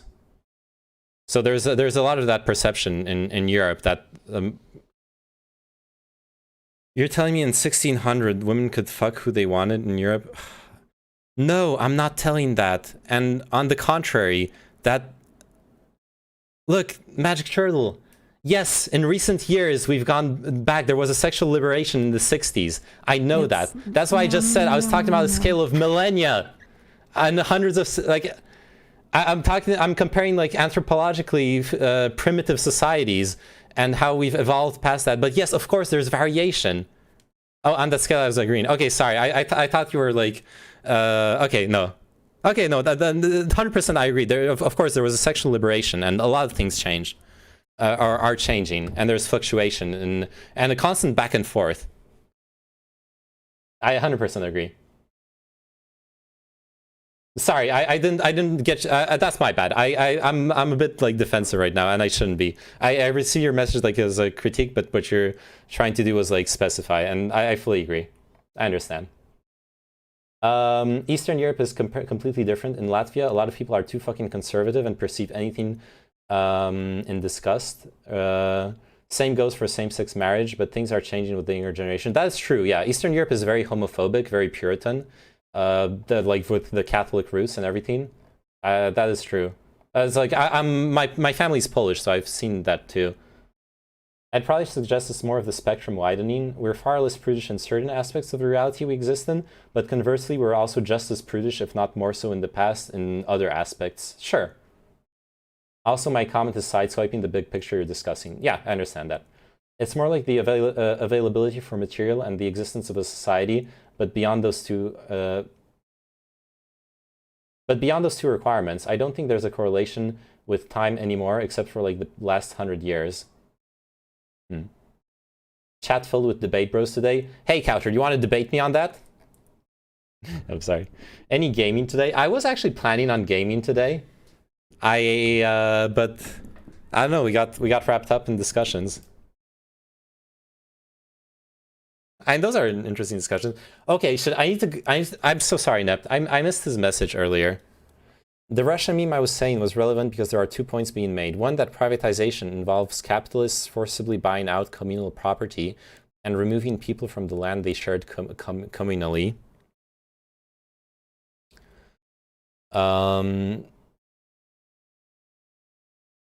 And that, oh, we can't take X away from the nobility, that's illegal, and Russia is actually a counterexample of both. In that one, the communal system they had was already set up in a way where people are farming their individual strips. This just let people opt out of the communal system and then consolidate their farmland. The enclosure movement stuff didn't happen. And then, for the second point, the 1861 emancipation did have the debt that the serfs had to pay to the estate owners, but the post-1905 privatization actually involved completely abolishing that debt. So even a totally pro-Tsarist prime minister did this illegal meme. It just comes off as a really cheap dig at liberals when even monarchists would do that. No, it is a fair dig because modern international law is very adamant about... No, he's not talking about eternity. It's just that I missed his message for like forever. I missed his message from earlier. No, it's not a cheap dig because modern international law is very adamant about guaranteeing property rights, even if the property was acquired in ways that would now be deemed illegal. Once that property is there, it's like you have to let it be.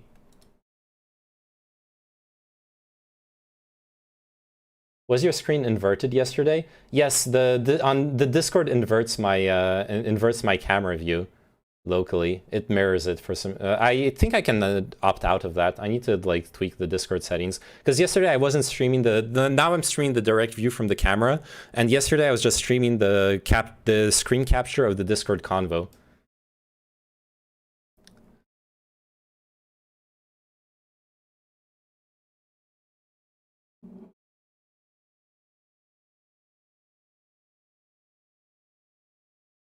All right. But I get your point, Nept. I don't know if you're still listening. How did the debate go? You can watch it if you want to. It went pretty well. We mostly agreed that that embargoes are ineffective. I didn't really have to fight on that. And it went to a weird point at some point where like Chow got really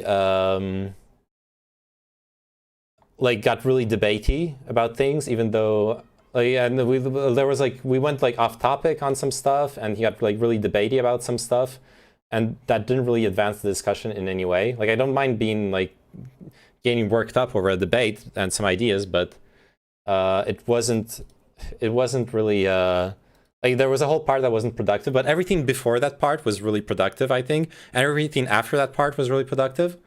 Overall, I think it was a good discussion. I was happy with it. This manga I'm reading is not from left to right. People weird. I don't know what to tell you. Like some people flip it around. Oh wait, no, that's normal. They didn't flip it around.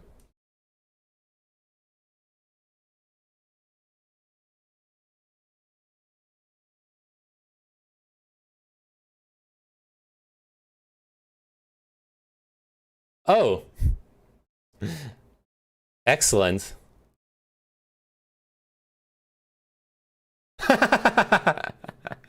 Oh no. Is Akira for you from right to left? Yes, it's from right to left. The Japanese people read from right to left. So so like a lot of people want their manga to be from right to left, so it isn't edited. They want it to be as true as possible to the original ordering and original description of what's happening.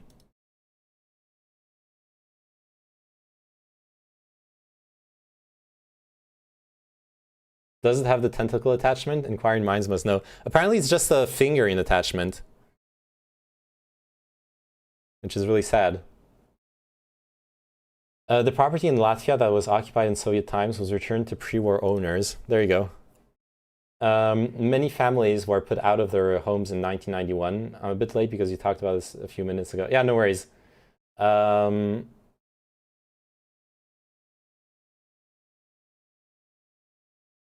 Damn, that's weird. Expropriation sucks, but I think in most situations you just have to let it go. Because like yesterday at some point, I don't remember who it was, but someone was arguing that, for example, it's going to be very hard for American businesses to like go into business with Cuba in a mixed economy if because Cuba still has property that they expropriated from American businesses like what was it, like 60 or 70 years ago. Like, no, it's not going to be hard. Just forget about it. We live in the present, not the past. Forget about it, move on. If you need property now, well, you're going to have to trust the present Cuban government to be true to its promises of a mixed economy and allow you to have private property in Cuba. And that's going to be it. Like that's what you got to deal with. Or let's start talking about the reparations that were promised emancipated slaves in after the Civil War. Or let's start talking about the expropriation of the Native American people when America was colonized, or the expropriation of people in general in every single colony. If we're not talking about that, then just let it fucking go. Because every single other country lets it fucking go. In the entirety of history. It's what happens when people have power over other people. They take their shit. And it sucks. It really sucks. It shouldn't happen.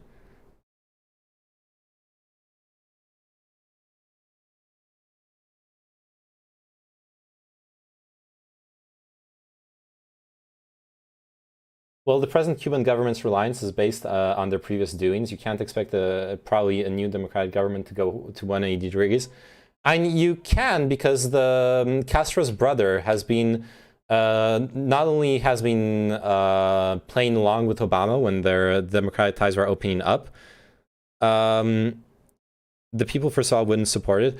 That's the first. Okay, that's not true. The polls in Cuba show that people are in support of transitioning towards a mixed economy. They aren't in support of like fully liberalizing the economy, but they are in support of a mixed economy.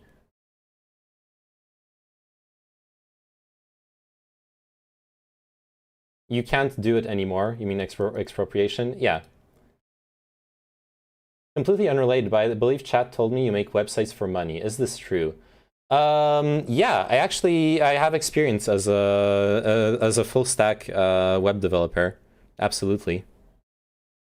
I've worked for like 4 years. Right now I'm kind of on sabbatical year. Right now I'm actually working on a website as a freelance project for one of my ex-coworkers, doing the front end. So yeah, I absolutely do that kind of stuff. Do you need a website made, Erisan? Can I throw money at you for a website at some point? Perhaps. Yeah. So right now I'm busy with work until the end of the month. Like I said, I'm working on a freelance project, but yeah, you can hit me up and we can discuss whatever it is you'd like me to do. Streams chat, the facilitator of business, exactly.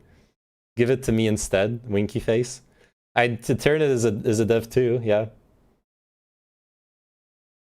Crypto pays full stack devs better.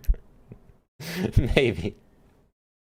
Okay, fair, but they wouldn't be ready for radical change. No, they aren't willing to go for radical change. Like I said, the poll is that the poll that I saw was Cubans wanting to absolutely was Cubans wanting to transition to a mixed economy, not a fully like liberal, neoliberal, or whatever you want to call it, completely privatized economy.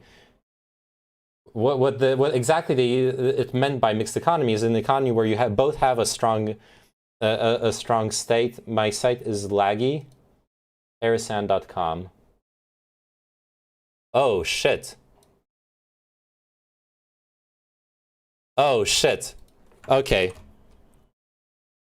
I'll do this for free, okay? I'll just check something real quick, because... Alright, let's clear the cache. Shit, I don't remember the shortcut to clear cache. Clear cache, Firefox. I keep forgetting it, sorry. Okay, fuck it, I just need this extension, actually.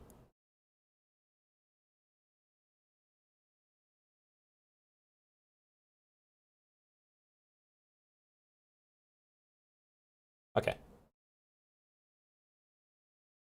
Okay, I'll look at this loading time. Oh my god. So, just gonna check out for free, because you're asking why.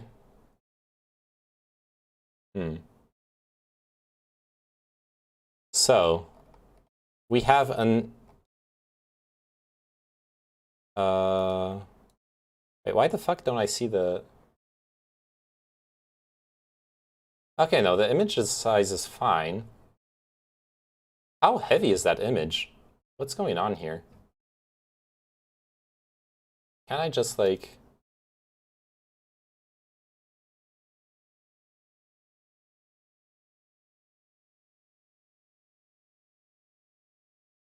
Can I just download it? Yeah, let's just download it.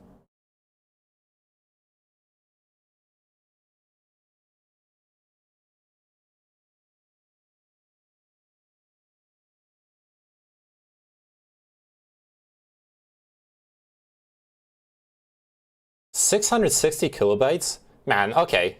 Maybe it's because I'm in the US though. Sorry, maybe it's because I'm in France. It could be because it could be because I'm loading it from France. And is it like a cloud service, or is it or are you renting a specific server?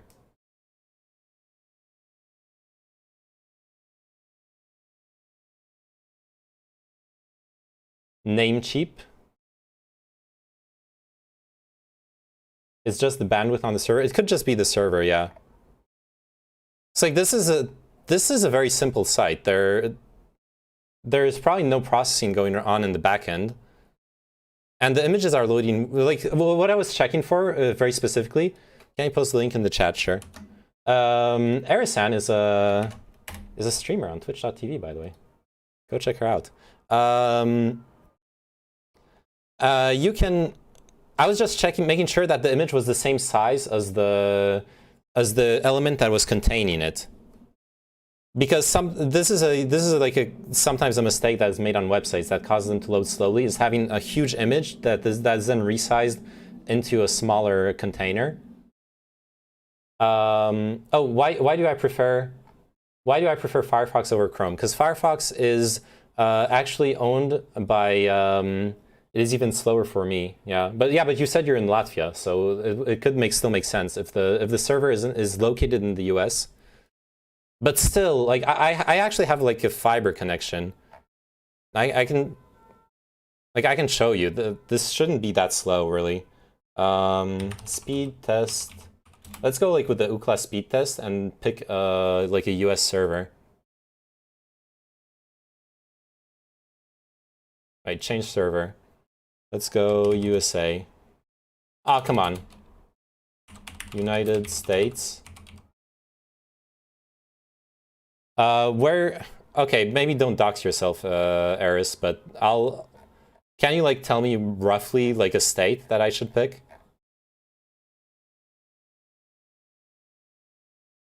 Alright, I'll pick New York.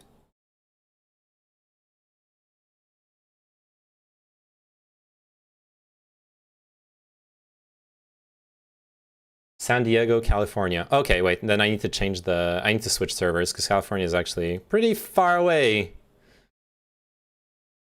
San Diego. Alright, Cox?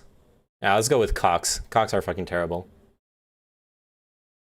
I don't mean that way. I like Cox, okay? But not the IP provider. Okay, I really need to go to the bathroom. So have some royalty-free elevator music. And I'll be right back while you're watching the speed test.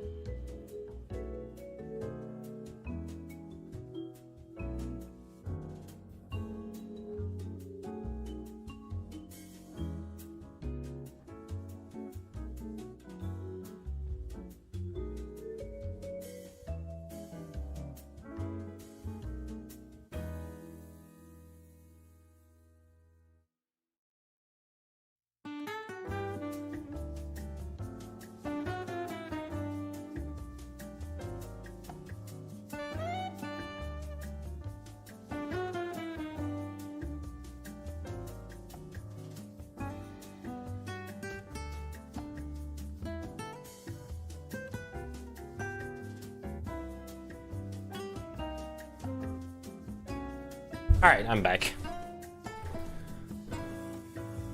How did the... Okay, 156 ping, that's normal, but download and upload are fine. And download is a bit low compared to what normally I would have, but... Obviously, though, right, I was dumb, because I asked you where you are from, but obviously where your server is at is what matters. But regardless, like, California is as far as possible in the US as you can be from me, so that's fine. Scoop the what now? Scoop the poop. Are you a pooper scooper? Look, when you sometimes if you live in a society and you're walking your dog, you gotta scoop the poop. That's what this stream is about. It's not actually. 100k by end of year, remember? But I gotta head out, take it easy. Alright, see you, Magic Troll. Well, I guess you're gone already, but... This shouldn't be a dev problem. This should probably be something wrong with the settings in the hosting panel or something. Yeah, I'm thinking, because the website seems really simple. You don't have I guess you do have an order thing, but it's probably gonna just be email. Okay, it's a form. Oh, right, great. It's a Google form. It's just a link to a Google form. Okay. So it's not even on your part of your website. Yeah, it's got to be something with your like Terrence said, it's got to be something with your server settings. I don't know. You know what? Like, hit me up. Well, I guess you just saw my email.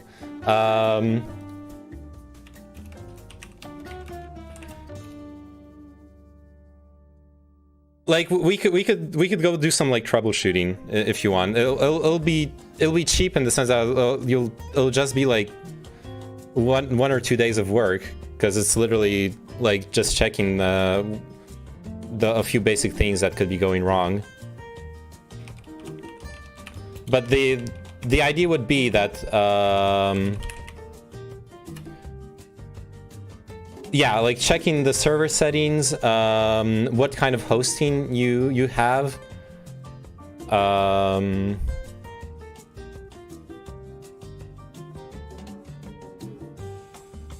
So yeah, we can like figure out sometime. And I guess maybe like, do you actually want to change your website, or just keep it like this and have it load and normally?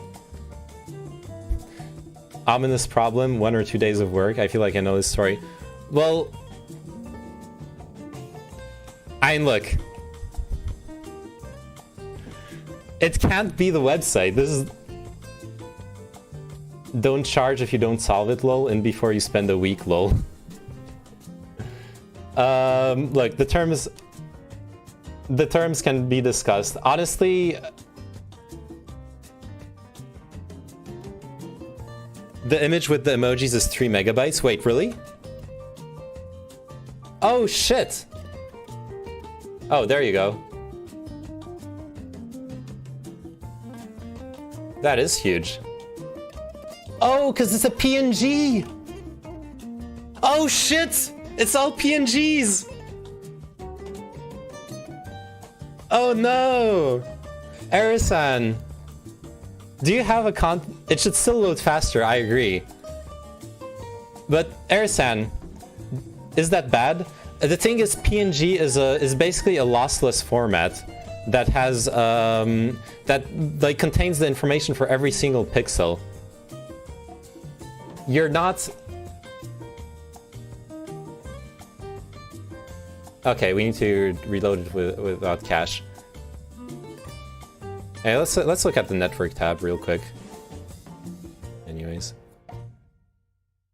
Okay, it took us almost 3 seconds to load one.png.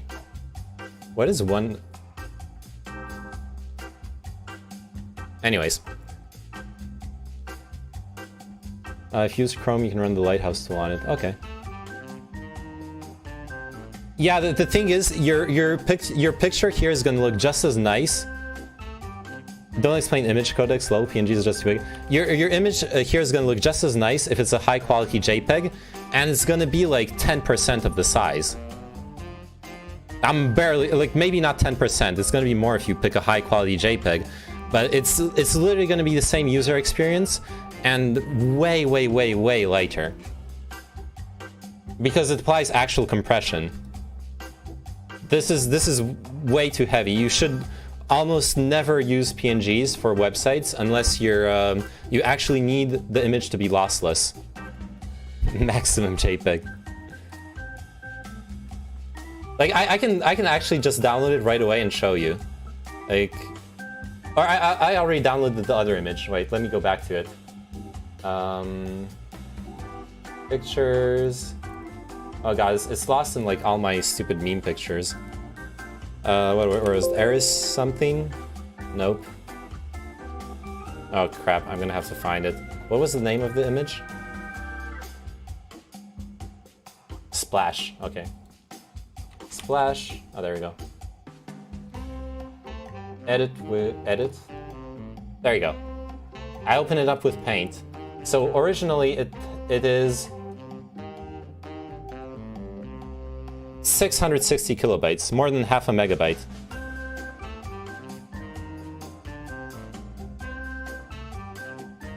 Sort by date. Okay, that would have worked as well. Then we save as JPEG. Alright, this is just shitty. This is just shitty. Does JPEG do transparency? No. That is the one thing that PNGs do. PNGs do transparency. JPEG does not do transparency. Do you need transparency on this website? Wait a second. Is this...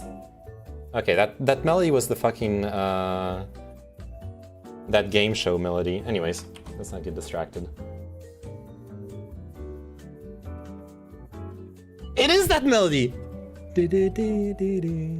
Oh, the Rapture has transparent edges. Does it? Oh, this. You mean there's like a gradient here, right? For the emotes, she kind of does, unless she wants to make the emote background into the website background color. Yes, but that's way easier.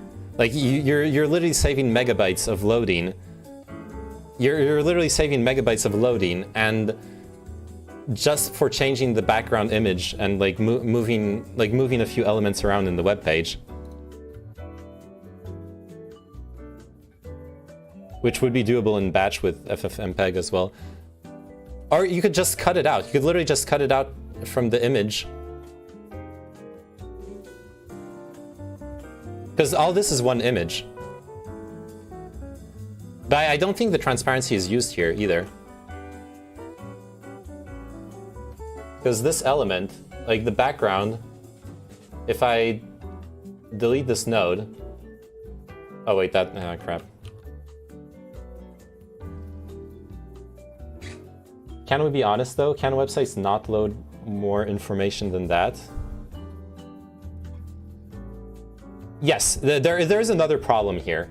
Like the images are too big, way bigger than they should be, and that is absolutely fixable really fast. But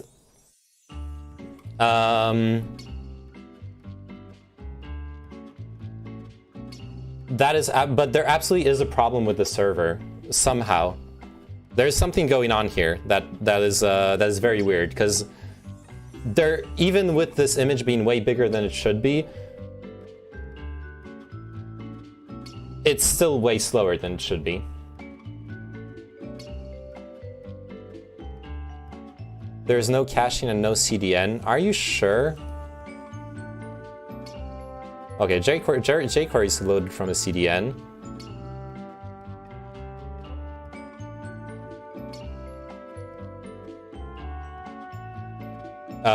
The images aren't on the CDN, but how would you want them? Oh, server-side caching. Oh, you think that's what's going on? Yeah, that could be what's going on. Best to work with what you have and eke out as much performance as possible without spending money first. Yeah, absolutely. This was the laziest website I could come up with. It's okay. It's not. The sign apparently has feedback for you. Sign is saying that can the actual content layout of the site be done in a much better way beyond nitpicking? If you have suggestions, you can talk to Arisan. It's running everything through WordPress probably without caching. I would have to take a look at the backend to see what what's going, like, unless you know off the top of your head, Eris. Do you know off the top of your head, Eris, what the backend is working off of? That's why you've come to name Manin. Like basic stuff such as the example images on the main image linking to the full high-resolution versions of the samples. I'll pick up her website as my project to learn. Oh yeah, how's your learning going, Winter? It has Bootstrap. I wrote the site in PHP. Okay, so it's PHP in the backend.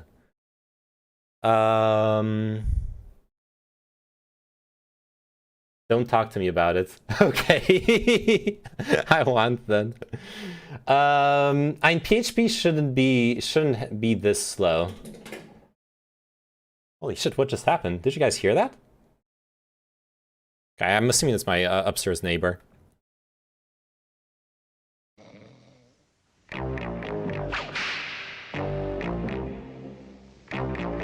Someone's breaking into my house, I hope not. Fuck. I'm gonna check if my door's locked, actually. There's a way, where there's a whip. There's a way, where there's a whip. We don't want to go to war today. Yeah, okay, my door's locked. We're gonna march all day, all day, all day. Where there's a whip, there's a way. Where there's a whip, there's a way. Where there's a whip, there's a way. Where there's a whip, there's I should take a screenshot and Photoshop in a ghost in your background, yeah. Where there's a whip, there's a way. Way. This song is a banger.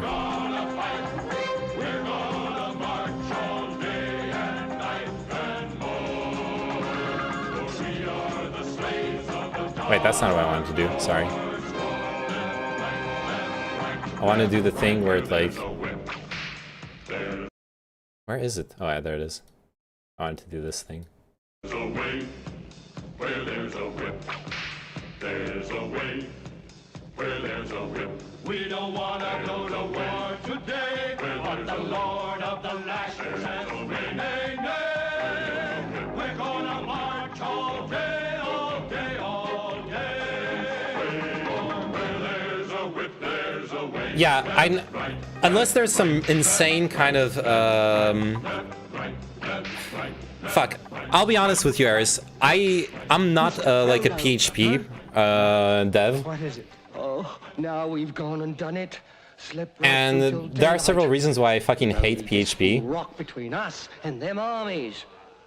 Like there are great things in PHP, and it allows you to like serve a simple website very simply, and that's amazing.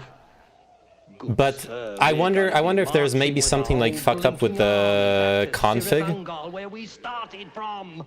Nobody seems to like it. I only learned it because WordPress is based on it. Yeah, that's pretty. WordPress is single-handedly keeping PHP alive as a language, honestly. Oh, it's a bit loud. Honestly, it's keeping PHP alive by itself.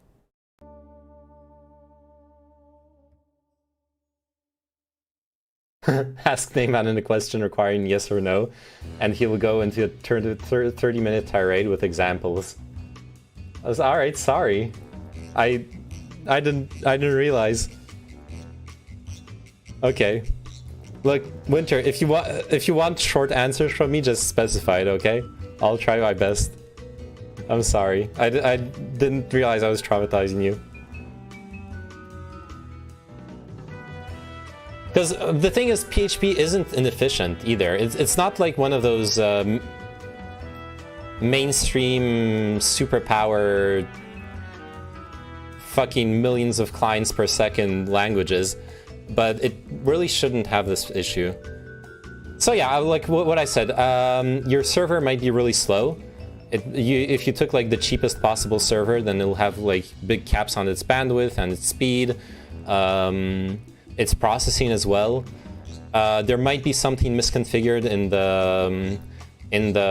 with the server. Turnt had a good suggestion with server-side caching, keeping like all the resources in RAM basically instead of loading them from a disk, stuff like that. And finally, the images, but that one's like gonna be easy for you to fix. Like make the images JPEGs.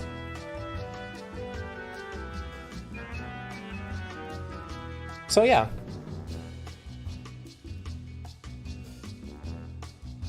Also cool art, by the way.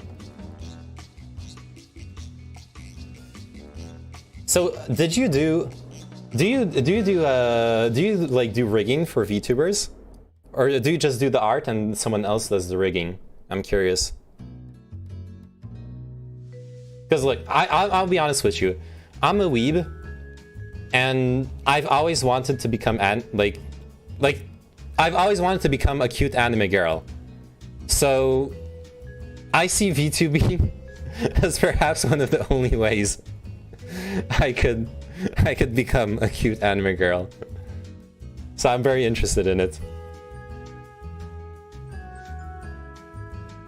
Neyman and Spot's an alternate method of payment. Possibly. Probably not. Rigging is really expensive. Well, there goes this collaboration. It was nice while it lasted. Supposed to keep the mask on. Shit.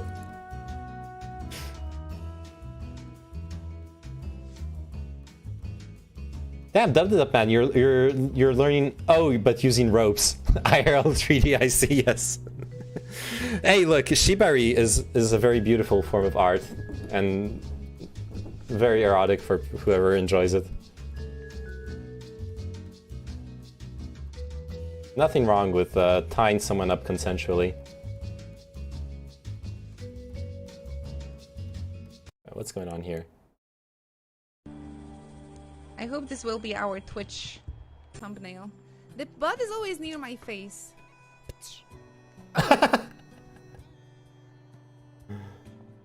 What? Oh, it's always near my face. Oh.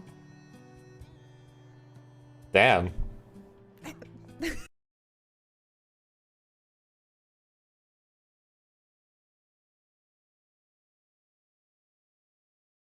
What did I walk into?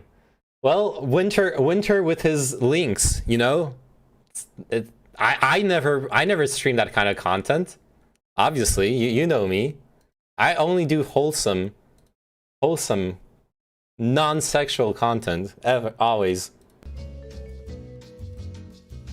What was the previous song? I think I know what it was.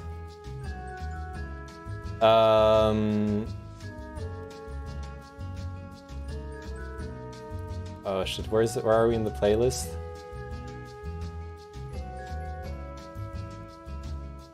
Wait, was it this one? It's called Play It Chill by Trio Leo.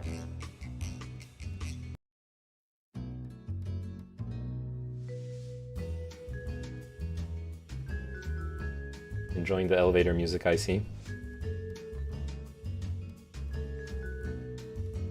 Alright. Anyways, let me know how it goes with the turning stuff to JPEGs already in the first place. When Erasan said transparency, look at the Raptor's claws.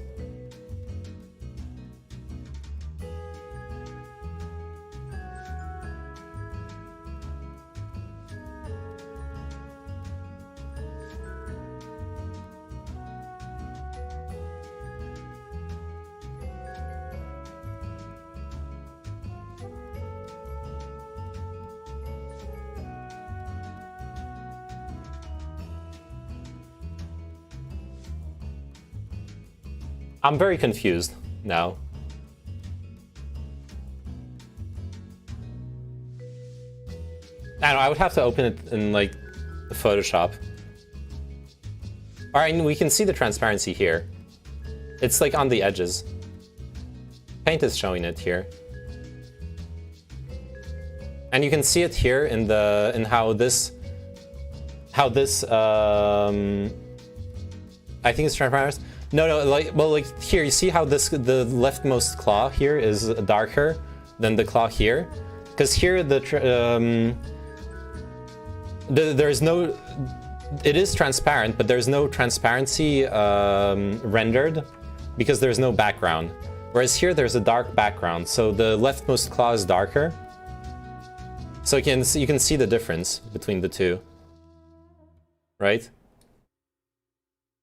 But I mean, if you want that effect, you can put in a JPEG and put in a gradient in CSS. You can have a color gradient that starts like here and goes into the darker color for the like fade effect, the fade effect of the transparency. You can recreate it with CSS, and it will be much lighter on the user as far as loading time goes.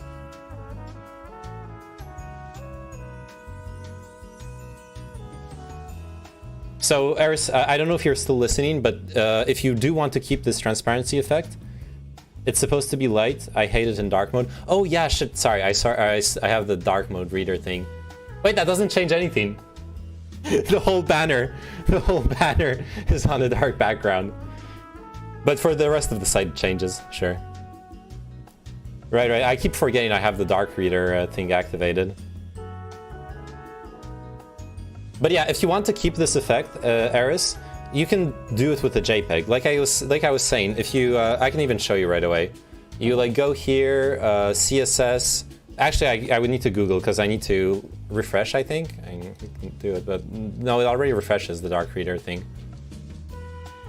Unless I'm missing something, but I'm pretty sure this is how it's supposed to look like, right?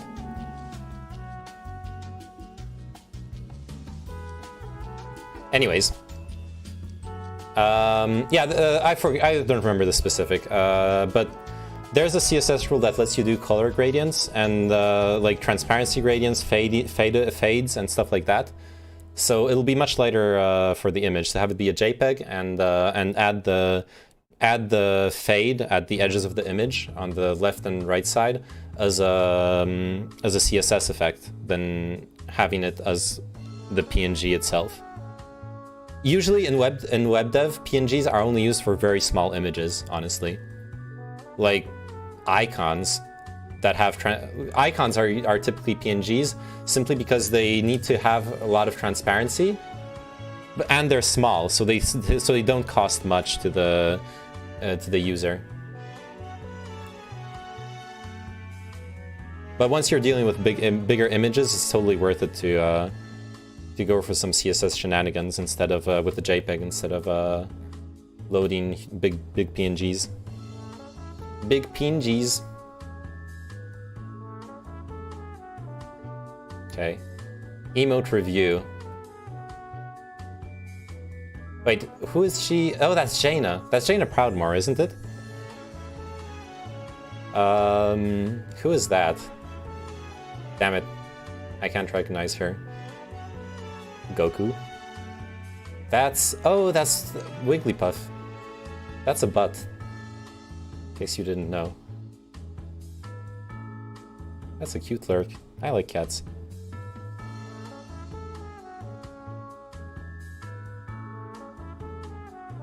Wait, do you...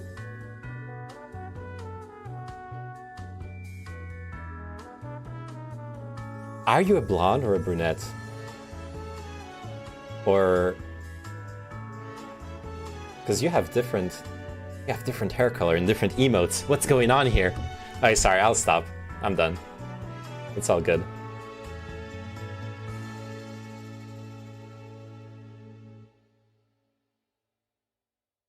Anyways, yeah, try turning stuff to JPEGs, and if you need me to go like more in depth, then shoot me an email.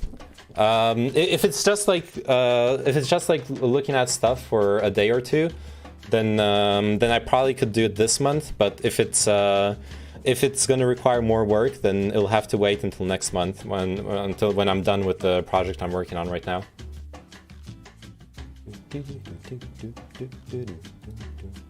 Those are like all my tabs of the research on Cuba for yesterday's debate and stuff. Well, debate discussion.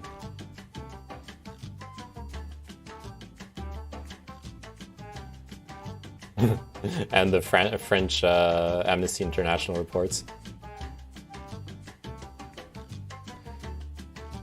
Okay. Alright, you know what's going on now? Is we're gonna play video games.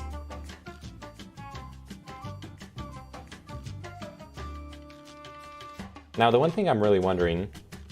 Sign, are you still watching? I saw a notification on World of Tanks saying that there was like a bunch of shit. Like I'd unlocked some days of premium and whatnot for if I logged in. And some tank or something. Oh yeah, you should log in for free shit. Alright, let's do that real quick. I don't know if I want to play World of Tanks now. Would you be willing to play with me if I play? Would you play a game with me, Sign? Ooh.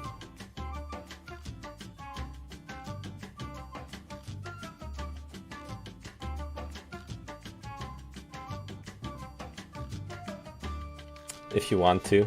Tankies, Pepelots.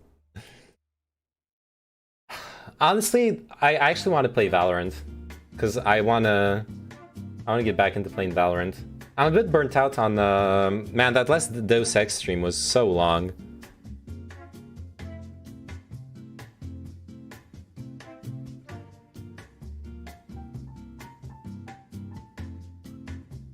Skyscrapers are a bad idea. Oh yeah, I wanted to watch that guy's video actually on skyscrapers. Yikes, Valorant.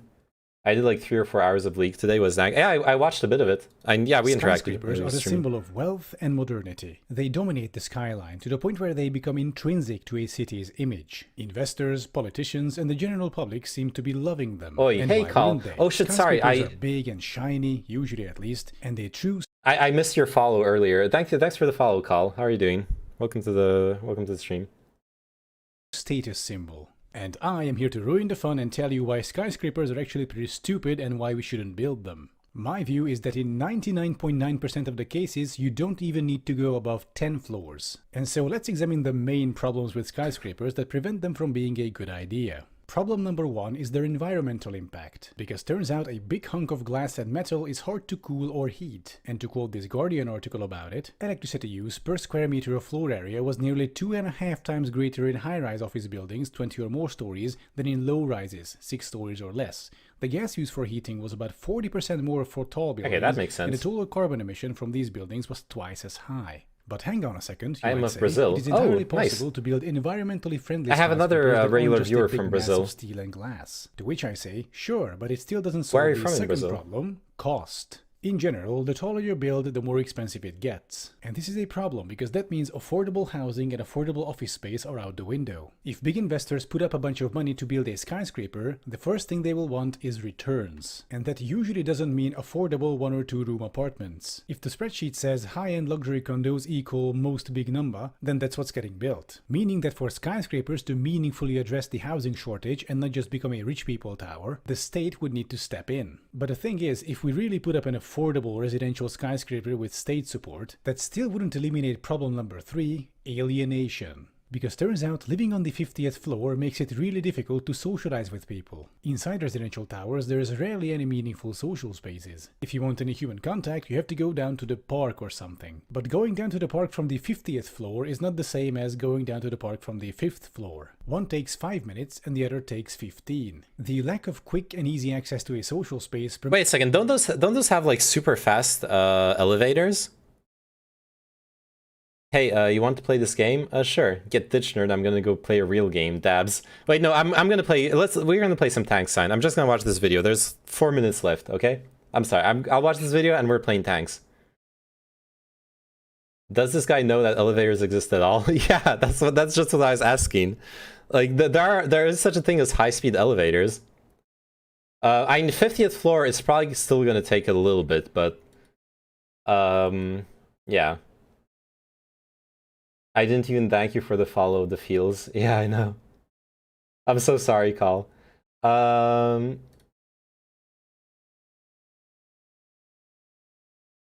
Not all, I don't think so. China has some pretty fast elevators, but overall, no. Damn.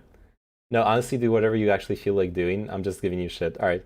I really don't like this guy's arguments. Even living in a house, you have to go out to meet people. Yeah, like... from what we've seen until now, this guy hates skyscrapers and hates American suburban urban layouts.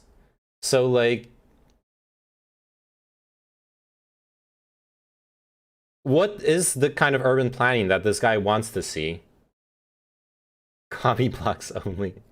I imagine he would hate those too. Like, commie blocks alienate people. People will just stay in their apartments. They will not get to know each other. Here, the best case scenario A bunch of is little some towns. people on the same Yeah, floor probably. kind of knowing each other. To be fair, that is something that's talked about here in France a lot. It's that the French urbanization is very, very, very centered on Paris. France has a population of approximately, well, this was years ago. It's probably like more 70 million now. But basically, for argument's sake, 60 million people, 10 million of which live in Paris or its periphery. 1/6 of the population is literally sitting in the capital of the country. It's probably the most centralized population-wise country in the world, at least that I can think of. That's actually a bigger country, because there are countries that are basically like one big town, like really small countries, but I feel like you can kind of discount that. Compare that to Germany, which is a country where urbanization has happened, but in a much more even way across the country, where you have a lot of towns that have equal weights as cultural, societal, and economic centers. You can go find a job in Munich, in Köln, and those are just big cities. Like, you can go to smaller cities and still find good jobs, have a good cultural life, and have good access to all the amenities, etc., etc. Whereas in France, you kind of have this narrative that's not necessarily true, but it's partially true, where, like, if you don't live in Paris, you're missing out. So it's not entirely true. You'll still get concerts in like other cities, etc., but you really do miss out on sadly a lot of stuff. There are a lot of cities that you're going to really struggle to find jobs in, depending on the sector you work in. It really is like Paris or nothing, and that has a huge negative effects on society.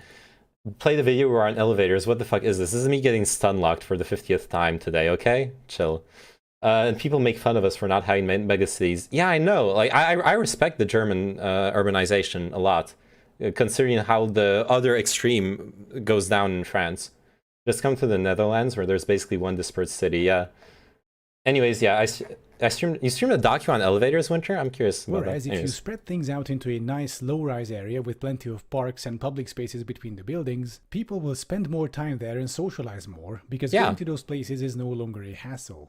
Problem number 4 is logistics. That area looks nice. If you focus a lot of people in a small area, public infrastructure has to keep up somehow. Aside from the need of gigantic parking lots and high-capacity public transit, you also need to build out stuff like daycare centers, elementary schools, high schools, retail, public amenities. And you also need to scale this up for tens of thousands of people. And if you have a bunch of office towers, you will end up with an area that is extremely busy during work hours, but otherwise it's completely deserted. And so, for me, these are the 4 main problems with skyscrapers. They are energy intensive, unaffordable, they alienate you from other people. Okay, by the way, what are the solutions for this? Do you mix sectors across a city?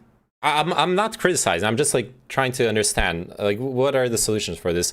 So instead of having like a full office area, you mix and match, you spread out offices out throughout residential areas. I don't think this guy's arguing we shouldn't have proper public transportation, because that was kind of weird. High density residential buildings nearby. Yeah. And putting things nearby makes sense. I agree with it. Like, having your workplace and your residential buildings nearby makes sense. Having the like living spaces and socialization spaces, parks, that I fully agree with that. The dig on like the necessity of public transportation is a bit weird, because public transportation is a great improvement to people's quality of life. Quite a logistical headache. Now, in the beginning, I've mentioned that I don't... Yeah, but is it necessarily bad to have an office street that goes dead at night? Like, he just says it happens. I agree. It isn't necessarily bad. assuming you have good public transportation. Exactly. It's not a bad thing in and of itself. Or maybe he gives an argument for it. I don't see it. Think there's any need to build anything taller than 10 stories in 99.9% of cases. And so let me show you why. This is the Burj Khalifa. It is 828 meters tall and has 163 floors. According to its fact sheet, it has 172,000 square meters of residential space and 28,000 square meters of office space. So these numbers sound pretty impressive, right? That's a lot of residential and office space. And so I present to you this building. It's the so-called faluház or village house in Budapest, the biggest prefab concrete residential block in Hungary from the 70s. The name village house comes from the fact that this thing houses as many people as an entire village. It has more than 3,000 inhabitants. Okay, he actually is simping for fucking commie blocks. It looks sick as fuck. I mean, it looks properly maintained, which probably makes it good to live in. But dude, I like Winter. I don't know what your experience is in Lithuania is. He's not simping for commie blocks. Okay, but this is literally a commie block.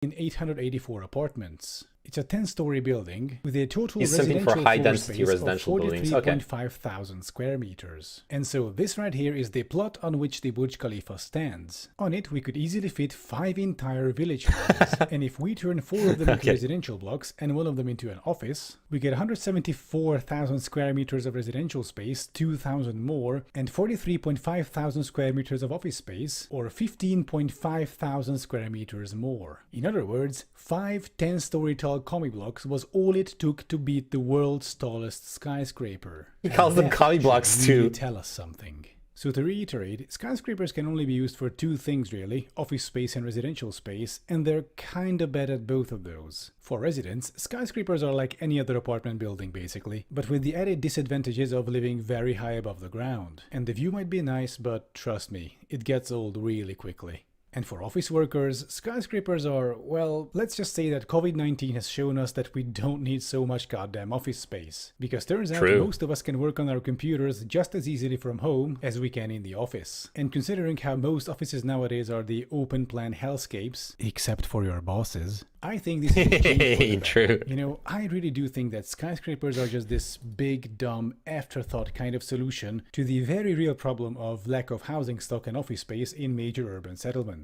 But then why not start elsewhere? Why not do intelligent, complex urban planning and eliminate instances of wasteful use of public space? Cars, for example, are a huge waste of space. They take up lots of space and they spend 90% of their lifetime parked. So what if, instead of building a skyscraper, we began by reducing the number of cars in the city and built some medium-sized apartment blocks on the now vacant gigantic parking lots? What if we reduced and regulated short-term lease services like Airbnb? Because that alone can occupy a huge part of the housing stock in Airbnb is fucking ruining As you can see, when it real comes to handling estate housing shortages in and big lack cities. of space in major cities, there's a myriad of other points where we can start that are easier and more effective. Oh, and they also don't cost as much as building a skyscraper. So this would be my case against them. I'm not completely opposed to the idea though, but I think they should be considered only if we have exhausted all the other previous available options. I think that would lead to much better outcomes, both for people and for cities.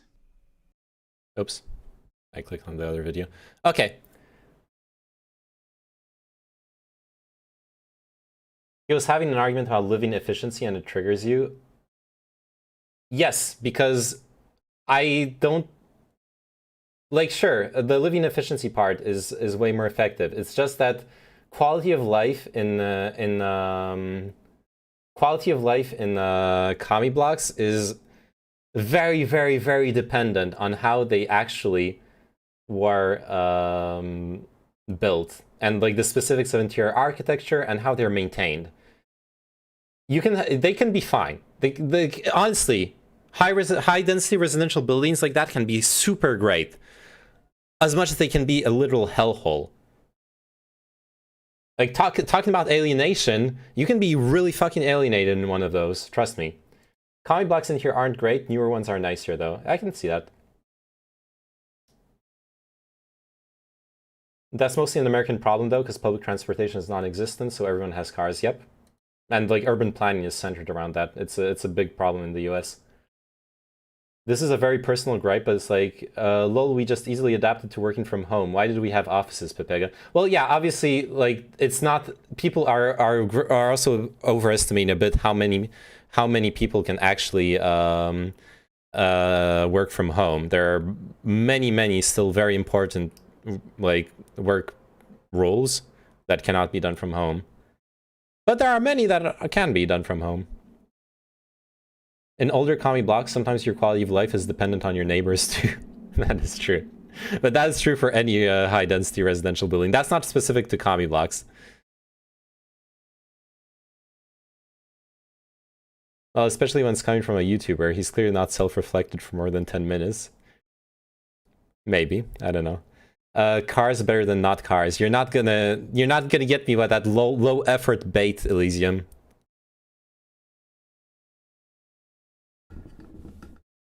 You need to put in some pizzazz into that bait.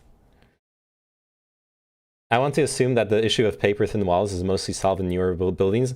I would like that too, but my experience has not been that. Okay, it's sadly a reality of a lot of high-density living.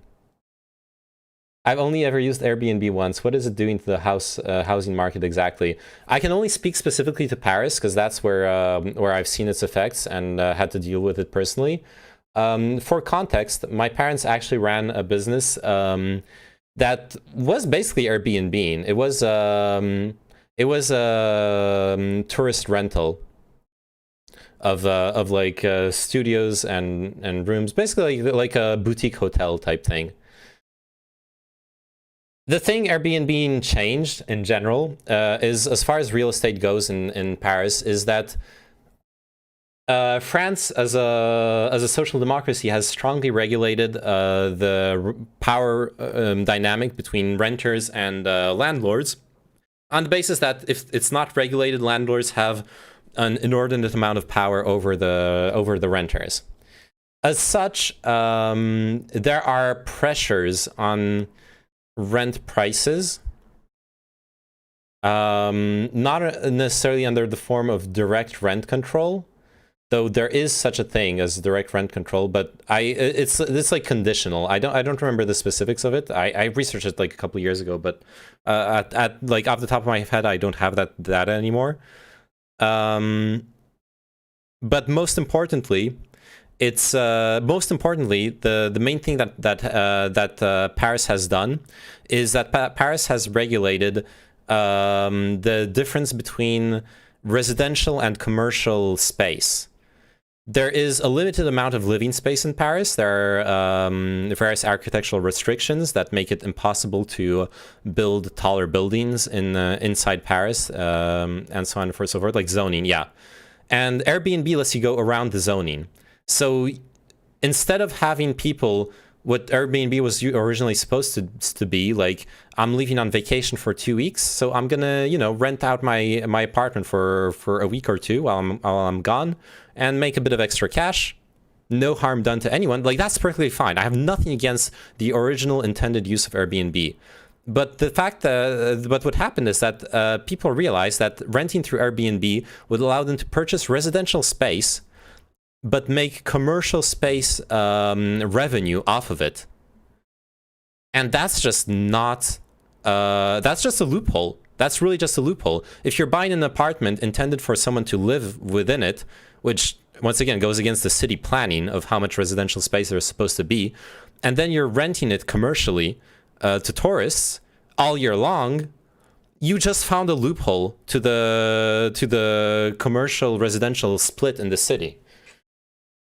And that creates an inflation of real estate prices for people who actually want to live their lives normally, even rental, because you could literally rent an apartment and make money renting it. What's the term for, like, renting something you're already renting? I forgot the term for it. It doesn't matter. You're like re-renting it through Airbnb and you're still making money. That's how much like the price difference is. Subletting, exactly, thank you. That's the term. Did you know Airbnb increases crime rate? I did not know that. That seems like I don't know. Can you link that to me? I'm interested in like how they even measured that.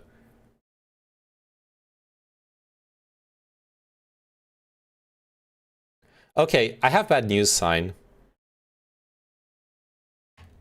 World of Tanks never actually launched. I don't know what happened to it. I think it crashed.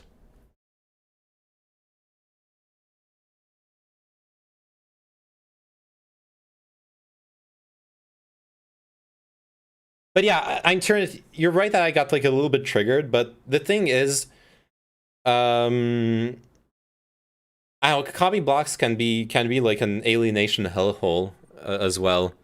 It really depends on the specifics. And we watched together. We watched together that Adam Curtis documentary that was really boring because it was like his first one about the high density residential buildings in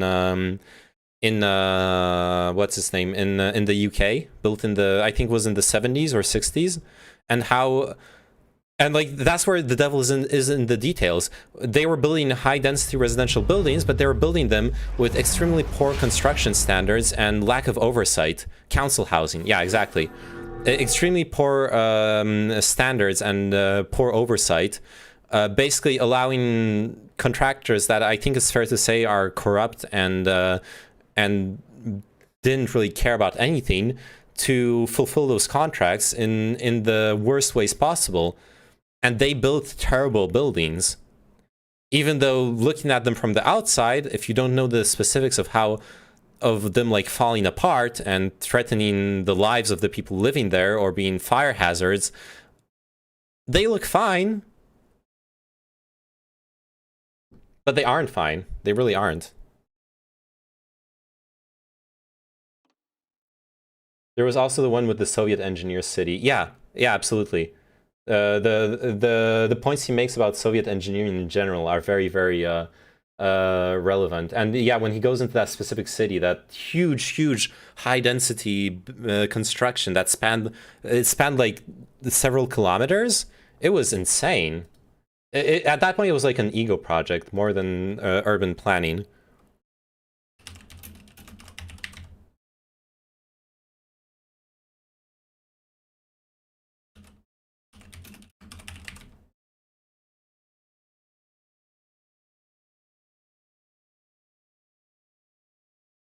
And I mean, I've seen that in France. I see that in France too, because France in the 70s, in the 60s, 70s, and 80s has built a lot of high density residential buildings, but did it with with very poor urban planning as well as. Okay, Sign. I have a problem. Should I just change the Twitch category too? Fucking World of Tanks is crashing on launch. Am I allowed to go for a shower to get something to eat and to get something to eat, Mr. Bossman? Yes, you are. Like, go ahead. I don't even know if I can launch the game at this point. It just crashed when I tried to log in, so really, don't stress about it. I might not be able. I might not even be able to play it tonight. I'll have to figure this out later.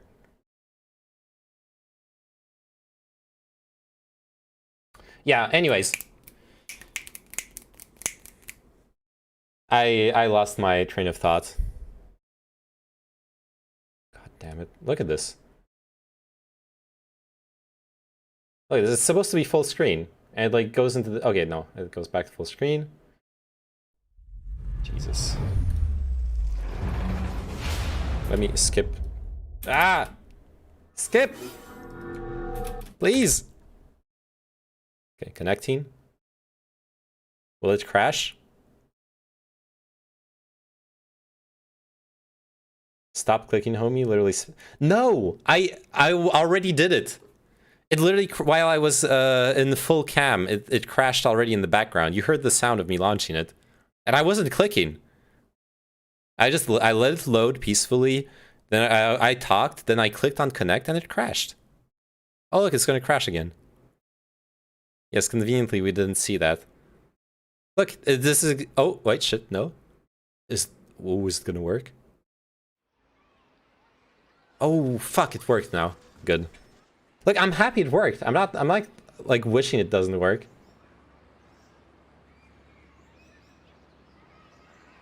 Okay, how do I unlock whatever? Oh yeah, 24 hours. Basic... What, there's shit that changed here? Oh man, I'm way too lazy to look at this stuff.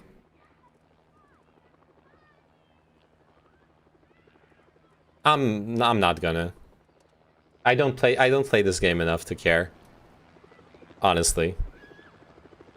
One gift ticket. Wait, what does that do?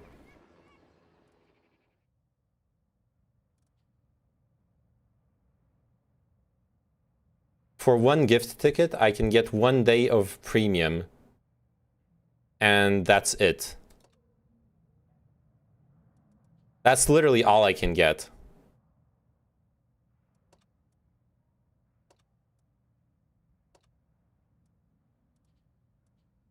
Literally.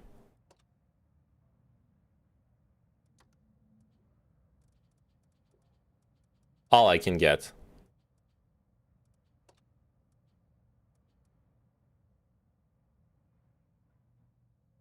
You get 1 a day. You trade them in, save it for the credits. Okay. I'd be a lot more inclined if this game had any kind of matchmaking, but it doesn't. Like, it has almost 0 matchmaking. Yeah. This game's matchmaking is super scuffed. But I kind of like it, and then because I don't care about the games as much. I'm like not involved. It's like playing an arcade game in that perspective. You know, I'm just like chilling. I'm playing. Like sometimes I win, sometimes I don't. Usually I don't. Like none of it really matters. Scuffed is calling it lightly. I know. Like I can just hop in somewhere, and non-existent would be a better word. You can play multiplayer games. I wouldn't call it non-existent. Okay, I don't remember where I should put my camera for this game. Suggestions are welcome.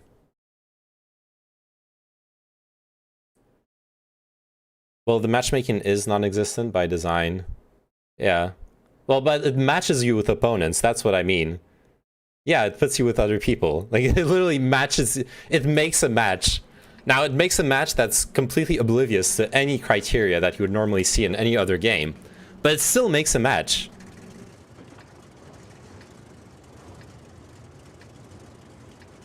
Maybe... Okay, I'm the one arguing semantics now. I'm sorry. You know what? You're right. I apologize. Tog, more like Pog.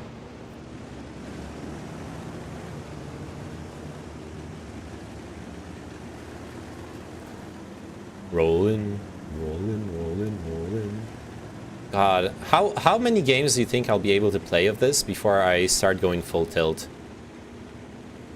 I'm currently betting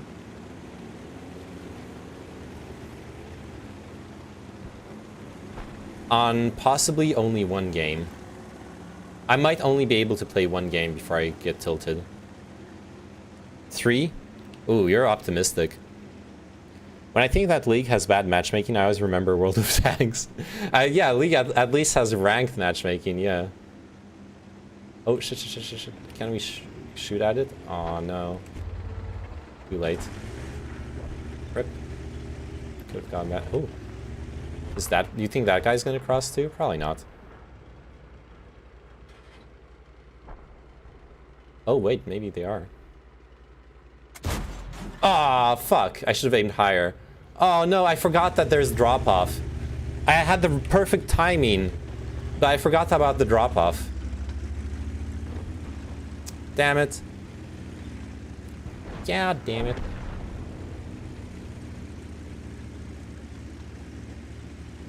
I forgot you need to manually compensate for the drop-off when you're aiming at the ground.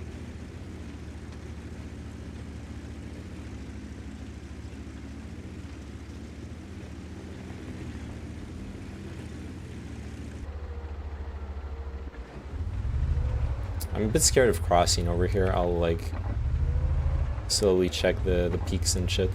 Oh, man, I could have shot at him if I was still there, too. Like, where I was previously. Oh, I just got spotted. Oh. Okay, I think I'm sitting here. I think I'm sitting here, and I'm waiting for my teammates to apply pressure. And then I can peek out. Well, by apply pressure, I mean I actually need them to spot shit for me. Oh, we're getting owned in our spawn. It's kind of dumb.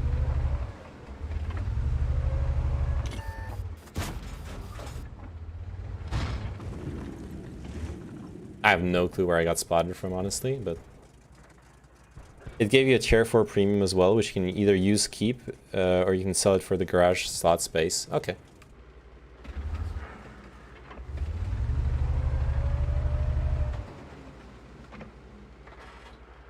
Okay, I'm not getting spotted anymore, right? Yeah, that guy's dead.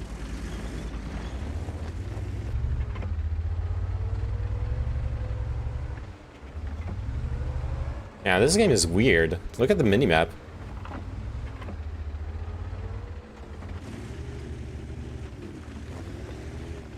I think we just go in for the capture at this point.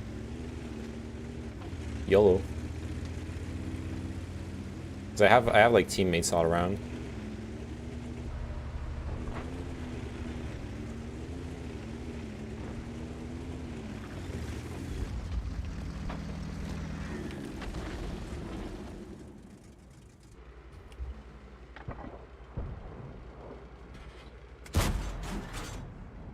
Alright, never mind.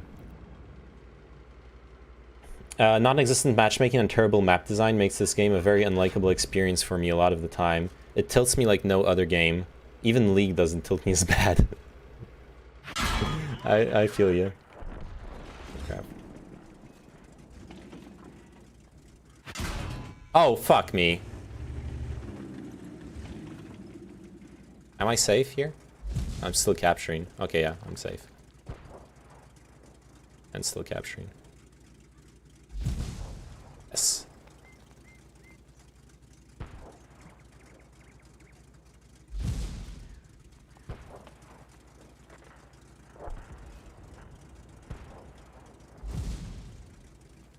Wait, you've seen his ammo.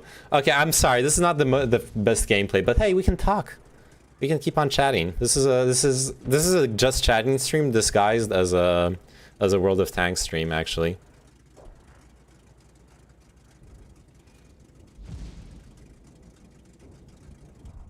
No need to worry about it. We're just chilling. Hands off the keyboard. Not even... I'm not even playing. Oh shit, I just got spotted. Wait, does that matter? Yeah, it doesn't matter.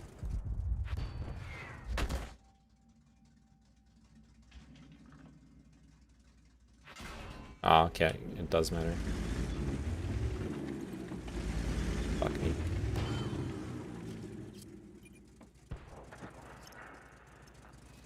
Why are my teammates hiding so far back? Like the IS-2 and the E-25, I need them to... Like, I needed them to cover that angle.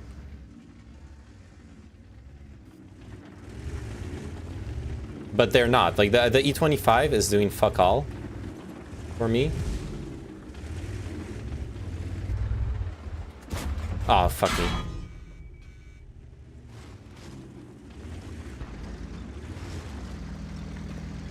It wasn't holding anything, and now I basically took a shit ton of damage for free.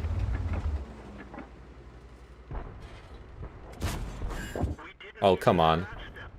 Didn't even scratch them. Oh, man.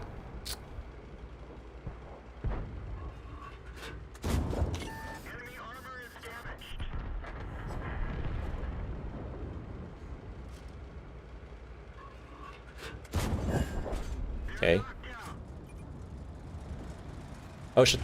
Scorpion. Nice.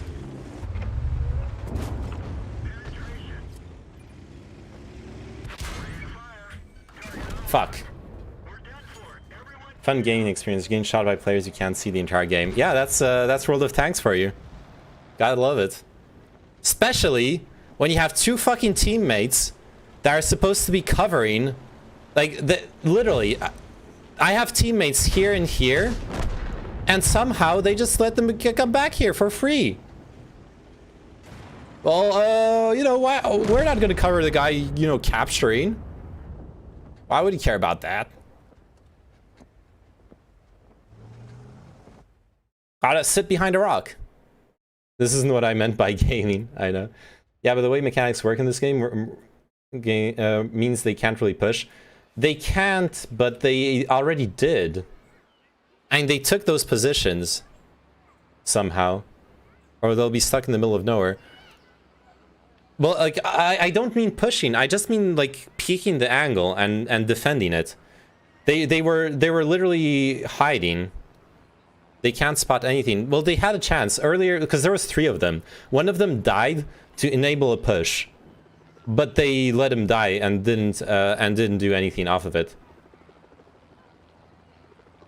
Like, my problem is that me capping was gonna force them out of position, and I was hoping that me forcing them out of position was gonna allow my teammates who are near me to capitalize off of that. But my teammates who are near me were just hiding and not doing anything that would allow them to capitalize off of it. Like, that's why I'm tilting off of what happened there.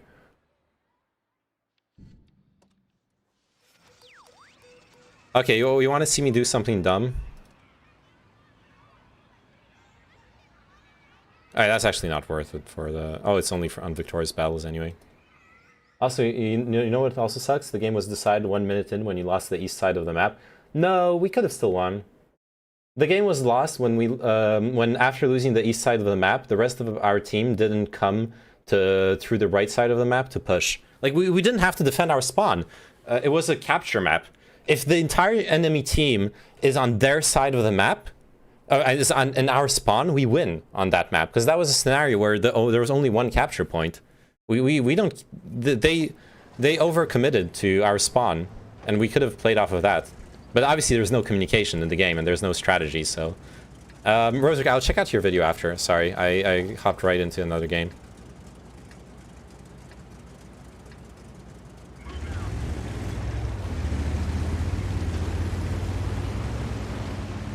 Vroom, vroom, vroom, vroom. The only thing that's really cool about this game... Well, it's not the only thing that's really cool about this game. It's Corona being adorable. Aww, I love that. Okay, this game has several redeeming qualities, but one of them is, honestly, how fucking cool it is to drive a tank around. Maybe if I take that Raid Shadow Legends sponsor thing, with $600, we could almost buy, like, 10 seconds of fuel for a tank. We could be on our way to driving the tank for the stream someday. I'm doing it. What? You ask? It's something really stupid. There we go, we did it. We did it! The stupid thing. I crossed. And I kind of want to repeat. Also carried a TTVer to a Victory Royale and hooked them up, and it was a female Hippachad. Wow. You mean you're dating now? Alright, that guy took my angle. I guess I'm... Wait until you think you're in a safe position, but some guy paid enough to penetrate you anyway. I know, right? Oh god, the pay-to-win mechanics too. You know what, actually you're right, this game sucks. I don't know why I play it. Rikushi. What chair is that tank? Oh god, it's... Don't push me! No! Stop! What the fuck? What is this guy doing? He's actually griefing me. He could have just waited for me to get out of that position. What the fuck? Oh my fucking god. Southbolt, what a fucking piece of shit. Oh my god, this is why I grief him back. I can't because his tank is so much heavier than mine. Like, I can try pushing him and it won't budge him at all. His tank is literally a fucking monstrosity. There's nothing I can do to move it at all. You guys might win this. Yeah, we're winning right now. That's for certain. I kind of want to cross, but I need to go all the way around. I can't cross here in the open. No, just block his shots and his line of sight. No, I'm not. No, because he can push me. If I start griefing him like that, he'll push me out into the open again. Stalemate in the middle, and you might win east. True. I'll see if I can break the stalemate here by going all the way around and find a new angle.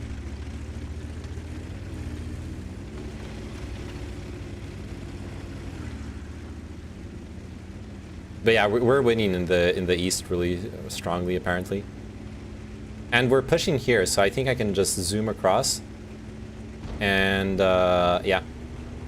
And if I go all the way around here unspotted, I'll get at least 1 or 2 free shots. Well, at least one free shot really. Well, just 1 free shot, but then they'll know I'm there. You can't go get a shot from people at J1. No, there's no one at J1. Look at it.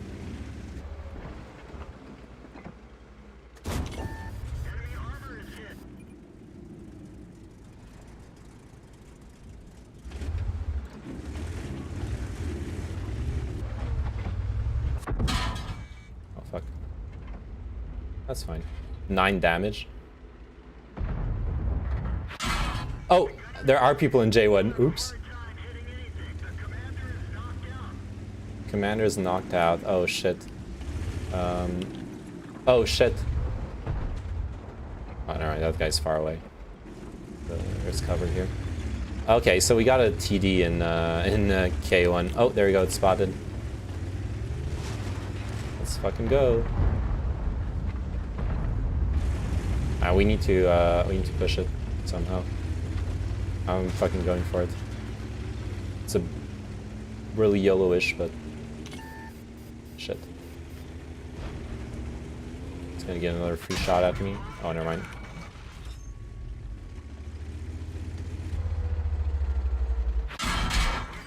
Oh my god. Okay, that tank can pen me from everywhere. Okay, this was suicide. Never mind. I died for the good cause, okay? I created cover for my team. It's okay, we're got him pincered too. We're gonna win. Goodbye. It's okay, you won. Another 15-5 game. Par of the course for tanks. Yeah. I think me going around was a good idea. But you were right, there was a TD in the forest there. Anyways. I'm gonna get good at Valorant so we can do it together finally. Then when I go to Paris, we can play on LAN. Sick. Let's do it.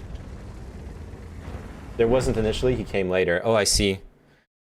Yeah, that makes sense, right? He would have shot at me earlier. Or like spotted me and shot at me earlier. You're right.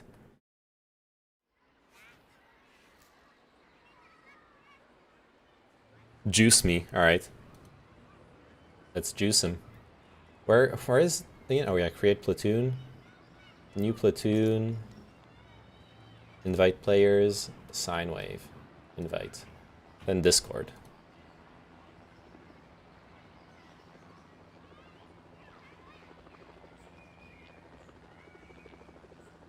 Hello. Hello, milady. Tip, tip, tip. Also, I just noticed yeah, garage slots are on sale. That what is on sale? Garage slots. Oh. Oh. Shit. Hells yeah. Is there anything else I want to keep my free gold for? Not really. The only other thing I generally use it for is barracks, but you can kind of get around that in the sense of like you don't need to have barrack space for stuff that's in a tank, so it's only for excess crew, so you should be able to work around it. Okay. So say like, okay, because I can buy 4 garage slots in total by spending all my money. Maybe I just like buy 3 and keep 150 just for a barrack slot, something like that. Or would you recommend splurging all? Definitely buy 2 just now, and then you probably want to keep 300 just for some weird reason if you want to actually spend something that's actually 3, because everything's like in 300s obviously in terms of the the barracks and the garage slots and stuff like that. So just buy the 2 just now, and then yeah, I can't immediately think of any reason why you shouldn't, but the thing is, like, considering I'm gonna be playing free to play, don't I only want to spend like whatever's left on on stuff that's going to be on sale anyways, so that'll be cost 150. In theory, yes. I actually don't know if barrack slots are on sale just now. Hold on. Yeah, let's check that out. Wait, where is the? Oh god, I forgot this fucking UI. Oh, it is. Okay. It is okay, and 16 bunks. Okay, I'm spending all of it. I'm gonna buy like one enlargement of the barracks, and then one more tank slot. Get 3 garage slots for now and leave the 150. Because I still think that you're probably going to get more value from the get extra garage slot than you would the barracks. But yeah. So the original plan. All right, I'll do that. I sent you an invite, by the way. I don't know if you got it or not, but nope. Nope. Okay, I'm resending it.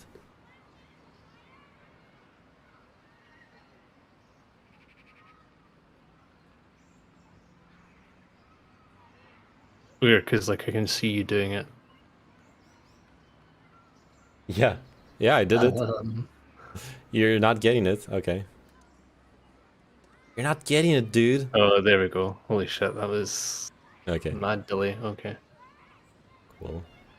Oh yeah, can I put the last piece of equipment on this tank as well? What was it? So I put the improved rotation mechanism, the improved ventilation.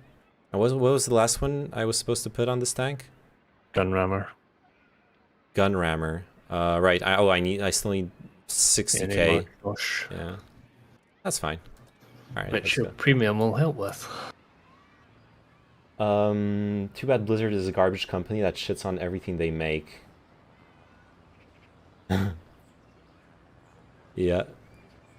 What do you think about the land thing for Diablo 2 Resurrected? Is that aimed at me or just people? At you, yeah. Okay. Personally, I think people need to get a little bit with the times. In the sense of, so I've seen some of the arguments about mods, like, you know, what about my mods? What about me playing with Billy and our, you know, with our CRT TVs in our bedrooms and all this kind of stuff? And I'm kind of like, if you want to have like something that is truly like a quote unquote like MMO in terms of like having like a degree, because I've seen a lot of people being like, oh yeah, it's for security risks, and it's like it actually arguably is in part, even if you know you can see the cynical reasons for it as well. And I think it's just like, for me, I think that at the end of the day we no longer exist in 1995, where, you know, all games can be as open as they can be. So if you want that style of game where you want your shit to actually matter and you want people's stuff to be validated or secured in some sort of way, then you got to give some of that up, personally. So, or you have it such that essentially, I'm trying to think what would be the equivalent. I realize I've not read it up to something. There are games where you have that, where you, so for example, this is obviously also has got plenty to do with security. An example would be X4. So it's a single player game. However, as soon as you do anything towards modding or modifying a save or anything that the game thinks is modifications, it immediately marks your save as modified.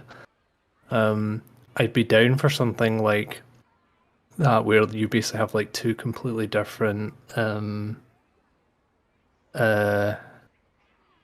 like spaces, I guess, in the sense of like what would be the equivalent of like a very online game but it has an offline component, but it's kind of like the Wild West, so to speak. So yeah, I see what you mean. Okay, first off, modding, they're not going to make the same mistake with they did with the Warcraft 3 remake, right? They're keeping the same. They're going to keep the original game engine and files in parallel to the new game, to allow modding of the game and to allow old mods to exist. At least according to what I've read, they said they're going to do that. That being said, the modding community does rely to a certain extent on TCP/IP, but they don't actually rely on it that much. What they do rely on mostly is emulated BattleNet servers. They've managed to emulate BattleNet servers and run basically illegal side BattleNet realms for Diablo 2 for years. As long as Blizzard doesn't crack down on that, their LAN play doesn't really matter for like modding and the community and that community. But if they do start disallowing that, then that would actually start being a really big problem. Yeah. Which Just very quickly to respond to that, I think the important thing there is it's like a compromise thing. Is like if you still want modding, then you just need to do it a different way. Like essentially, like you need to support it in a different way. In the same way that you've got a lot of games that now have like Steam Workshop support, whereas they didn't have that before. It was literally you had to download files off a potentially sketchy website. The problem is we're talking about a legacy game, right? And Blizzard did historically support modding of Diablo 2. They opened up a lot of files. They refactored Diablo 2 several times to make modding easier. They gained a lot of goodwill from the Diablo 2 modding community, historically speaking. It's also, so it comes with the good and the bad. So this is the bit that I think people are being a little bit like, oh, it's not to do with security at all. Blizzard are just 100% out to make money here, or secure money or whatever. It's like, yeah, but what about if you just completely ignore like all the duping and all the kind of bullshit that comes with a completely unlocked down environment? Like you need to like own it, so to speak, to say, yeah, I'm cool with that. And it's like no one's like kind of mentioning any of those elements to it. So for the security thing, I have to say I don't really see how like TCP/IP LAN play doesn't really affect security in the sense that they unless they add new features, they should be able to use the tried and tested components of their original code and reuse them with the completely new graphics engine and all that shit. That should not matter in the least in like, because all that stuff has been tried and tested as far as security goes, because that's a real, what we're talking about for like a real security cost is if they need to retest their shit and with like new refactored components. But they should be able, unless they developed it in some insane way, they should be able to reuse their, oh god, I can't pen this at all. Jesus, so let's try to track it, I guess. I guess the thing is, like, I don't know if like people are misunderstanding what they mean by security. Again, I'm pretty sure what they're saying is like it's in regards to things like duping and shit like that, because like the whole reason a system avoids things like duping is by having everything on the server. What do you mean by dipping? Duping. Not familiar with that term. As in like duplication. Oh, duping. Yeah. No, but no, that's easily solved. The the files, the characters you play on the BattleNet servers were never associated with single player characters. Like they're completely separate. Those are completely separate concerns. That's what I'm saying. So you have to have like two separate environments then. Yeah, but that's what having like I don't think they're going to remove single player from the game, because that's literally what's going on. When you play on LAN, you play single player. You play your single player characters. It's just that you can create an online instance that you play with your single player game with your friends. And duping in that context is fine. Like you can use cheats, you can use mods, you can do whatever you want, and that doesn't affect the security or integrity of BattleNet characters or BattleNet servers. That's completely separate concerns. Yeah, and that's the point I'm okay with, like in the sense of, that's what I'm saying, you have to, so I think, and again, this is just what I'm hearing, is that it seems like everybody's like sort of making out like the only reason that they're doing this is literally just so that they can somehow, fuck, getting hard. they can essentially like lock things down to the point that they can control absolutely everything. But again, it's one of these kind of things where like control comes with benefits, and in the sense of like, again, it means that your online character that has essentially like, you know, gear and whatever else, like that additional. I want to avoid using the word security because people seem to be triggered about the kind of notion of that. Is well, that they're probably thinking of like computer security rather than duping and cheats, but it's fine. Go ahead. Sorry. And that's basically what I'm getting at, and that is what I brought up with someone before, was that it's not necessarily like people think that you're gonna fucking like inject a virus into someone and blow up their PC or something like that. It's obviously stupid. But what you're talking about is like, arguably, World of Tanks is a really good example of this. Is that nearly everything runs on the server, so that you can't cheat because everything runs on the server. The only thing that you can arguably cheat with is anything visual. Yeah, but that's the way Diablo 2 already worked, like when they released it. That's all I'm saying. So they didn't need to change that. They didn't need to remove the functionality of LAN play from Diablo 2 to prevent that. That was completely unnecessary. And that's why people are saying they did it only to remove piracy, because it means that people who pirated only have single player. They have no access to multiplayer, except I guess through the oh god, our RT just died. Except I guess the only thing that remains then is the pirated like Battle.net, alternate Battle.net servers, which is in this weird area where they like allow it only because the modding community kind of requires it, because there's no other way to have like the whole MMO thing happening with the mods. So my understanding is that the way like duping and shit would work like that in the past would be because of those kind of like vulnerabilities, in the sense of like you can essentially run stuff at the client end to effectively give people these things, and by effectively removing some of those elements, you would effectively lock that down in the same way that arguably like StarCraft 2 is more locked down than say like Brood War or whatever. Yeah, but that doesn't work because we're talking about very different shit. I can't help him. I don't feel safe to like push out here. I guess we're just gonna cap.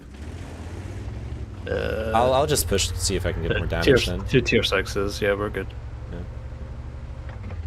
Oh shit. Ooh. Nah, it's not. The only thing is that Cromwell's probably gonna doink me as I'm crossing. Yeah, anyways, what I was gonna say, no, there's no way. Oh, the Cromwell's in stopping us from capping, so we can kill this guy and then go to cap point, and then we're done. The thing is, I don't know the specifics of how duping works in original Diablo 2. It was a big problem, and I don't know how it was a vulnerability. But whatever you do to mitigate it by moving things server side, you just have. Like, you do that, and then you keep LAN play as it was, because duping doesn't matter for LAN play, because you're using single-player characters. So, like, once again, it, like, doesn't actually matter. But it does to an extent. So, I agree with what you're saying, in the sense of, like, if they're basically able to keep, like, again, essentially, like, 2 almost, like, completely separate environments, then that's fine, as long as they don't overlap. I think that the issue is, at the moment, is that people wouldn't probably accept that. I think they would want, effectively, their cake and eating it too, in the sense of they would want that's online. I'm sorry, that's just wrong. Like, no one has any problem with the separation of concerns between LAN and Battle.net realm play. That once again, that's how it's always worked. And like duping in LAN was always just modifying your save file, and on Battle.net you need to use like weird network interactions between you and the Battle.net server, or whatever the fuck how they did it. But like you never had direct access to your save file anyways. It never was a problem where like they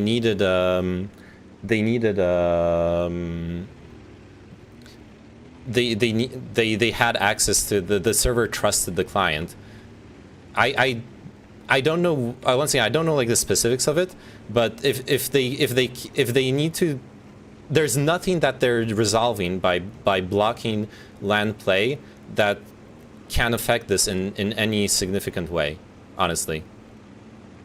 So again, this is the bit where it's getting like tricky because I think people, well, I say people, like Winter's like trying to pull me up on this as if like I'm literally saying like just I got literally spotted. just the removal of LAN is like the one issue, and it's like no, it's not. The point is the fact that you can say that this is how it always was, but yeah, that's how it always was, and that's how like duping existed as well. Like, if people are willing to say, yeah, we'll take the fucking duping with everything else, then absolutely fine, fire away. But I don't necessarily agree that essentially by leaving everything as it is, that duping can't exist with some of the mechanics that are already in there technically.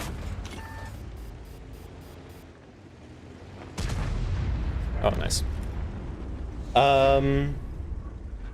Sorry, I was focusing on where the Cromwell was. Can you restate that? I'm sorry. So I guess at a very basic level, right? Let's just for talking sake say it's absolutely possible that if it essentially no duping or anything that basically gives anyone some sort of fuckery over the online component. Let's just call like differentiate the two between like LAN and online. If that's completely possible technically, and that it does not rely on any technology whatsoever that's already in the existing game, then yeah, it's obviously 100% just a basically a company being smart, I guess, and protecting its asset. Now, I don't think that's the case, though. I think it's essentially that there's some tech in there, effectively, that allows people to do the duping, which currently obviously existed in there in the first place. So again, it's a, how would you say? It's like a. I mean, it's a preference thing, like the difference between do you want a more locked down environment, and then to have that, I guess, security. God, I hate using the word security because again, people get triggered. But like security over what is yours is legit, and that someone else's is legit. I kind of have to pull this card now, where like I like my experience as a software developer, everything I know tells me that this is how it works. Like I haven't been developing video games, but I have developed server-client interactions that required security, that required to have a deep understanding and concerns of the trust issues between an uncontrolled client computer interacting with an environment that has sensitive data. There is nothing in all of the expertise I've had that indicates that Blizzard needed to remove LAN capability from the game.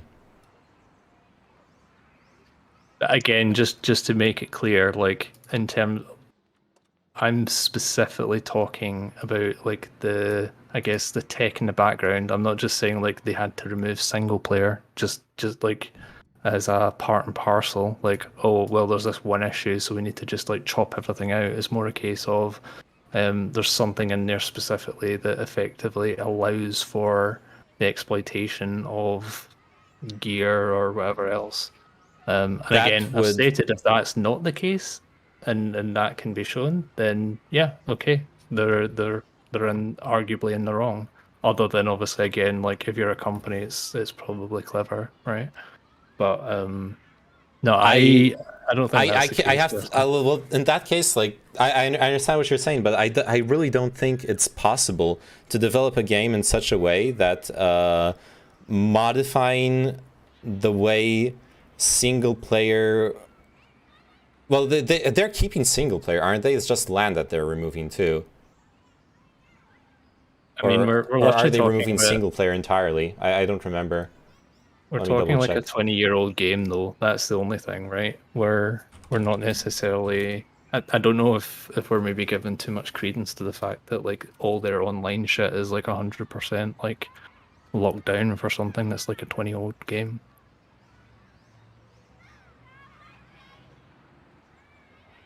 In what sense do you mean that?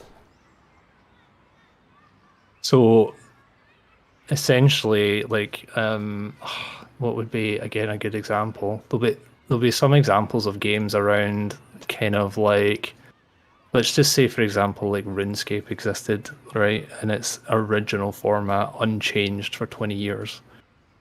There'd probably be some sort of issues with it in terms of if they hadn't actually done anything in the background to change the kind of always online component. I know that's I want.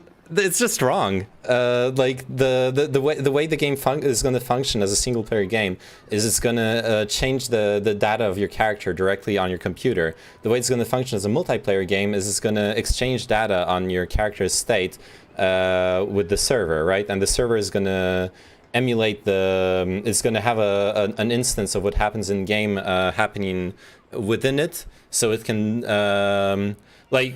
Basically, all that's changed is, like, if we're talking about duping and stuff like that, the only difference is that the server is going to be your client is going to be waiting on the server to validate everything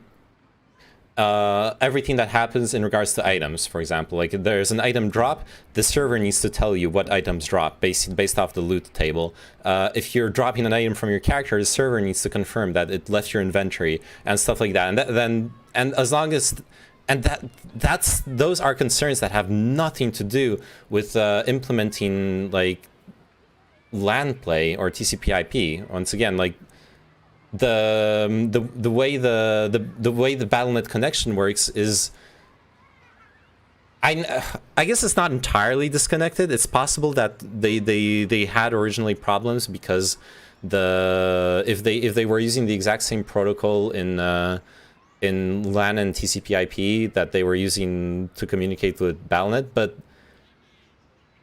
it also don't see depends that to happening. like what degree. Like, so in the sense of there was probably some elements that were more trusted on the client end before that. They're obviously, like, it sounds like, and it would be smart for them to move everything more or less like completely online.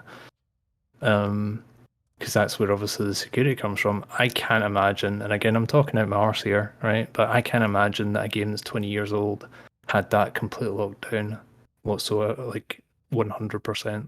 Well, no, there was duping in Diablo, but like once again, they don't need to address that by closing down LAN and TCP/IP. They literally had the code already, and they just redo it for the BattleNet stuff and change that. Also, sorry, how do I remove a gun from another tank I have? I forgot how to do that. I need to remove it so I don't have to rebuy it for the AMX. Research top right, and then right click on the module. Essentially though, like if you're making a fundamental change to your code I base, mount the older gun, yeah. And say like moving something, say from a, I don't know if you want to call it semi-online to like, I don't want to use that because obviously it was online before, but you know, take again like Brood War or something where there was obviously connections to the server, but then over and above that there was a you know, additional levels once they moved to like StarCraft 2.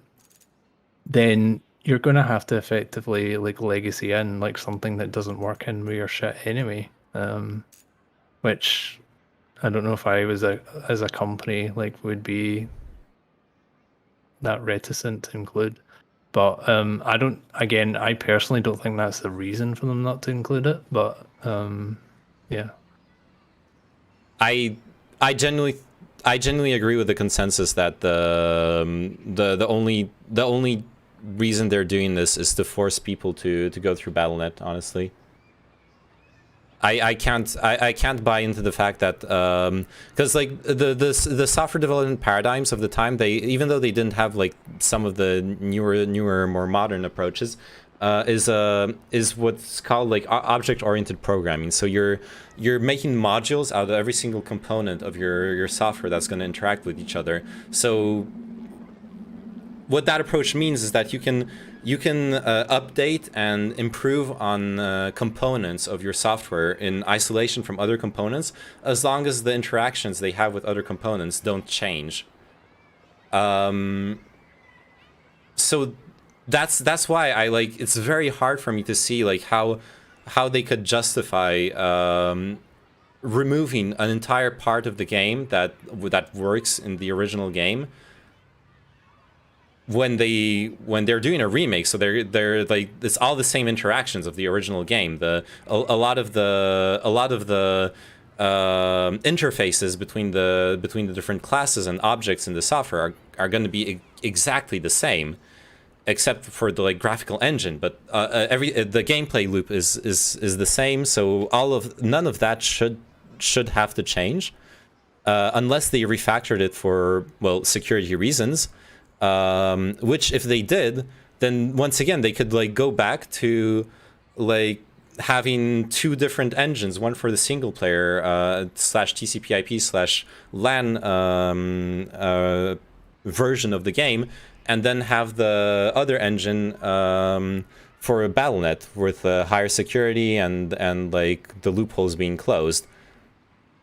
Yeah, so like again, that's where like I'm saying there's a choice there, right?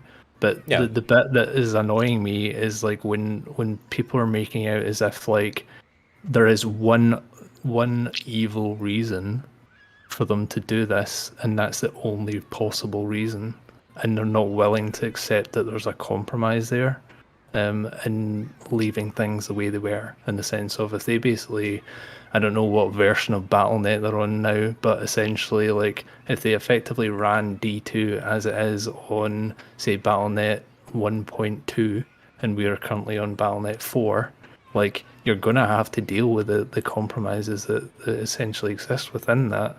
And do you know what? Like, people are only going to cry about that at the point when they actually have to deal with it. In a lot of situations, I that is true, and I fully agree with you. Like, there's a lot of situations where people cry about stuff without understanding what compromises went on behind the scenes and had to go in, and like that is a completely fair like skepticism to have of the outrage over it. But in this specific case, at least that's my opinion as like a software developer. I think it's very, very, very unlikely that they have a legitimate reason. By legitimate, I mean like a like a consumer interest reason for this specific choice. And obviously, we can, like, Blizzard's track record in recent years on those kinds of choices hasn't been good, and that also like skews people's perception for. But that's not an argument in and of itself. But that just like, but that combined with the unlikeliness of them actually needing to do this, in my personal opinion, makes it that I really don't. I'm not really gonna give them the benefit of the doubt on this one personally. It's just fair, and I think the big issue I've got is just the fact, like, I've acknowledged that yes, it's in their benefit to do this. Like, if I'm a company, I'm going to protect my asset, you know, in terms of like the piracy side of things. But the thing that just annoys me is when it, like, people literally like put out a cold and a hard statement like there is no other reason, like it's impossible, and like the whole like quotes around the security risk, and it's like, it just feels like way too biased in one direction. The sad thing about their self-interest, though, is that one of the main reasons Diablo 2 is still alive is the modding community. And as much as I mentioned the fact that the bigger mods do have like their own BattleNet like emulations running, it is a really heavy blow to the modding. It is still a heavy blow to the modding community because most mods will not have the funding or the technical know-how to run BattleNet emulations. So they're complete like hack job setups, in the sense of, obviously that's not a comment on, like, you know, the quality of the work, but the fact that they're having to work around these systems in the same way that private servers existed for World of Warcraft, and now Classic's the thing, you know.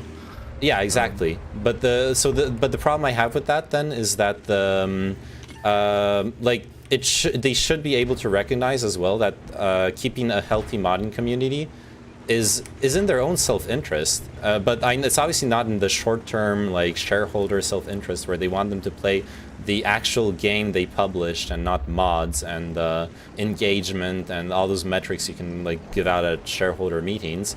Because if they're doing that, they're not going to be playing on BattleNet, and they're not going to be looped into the BattleNet launcher and all those things that matter so much to like business people putting money into video games.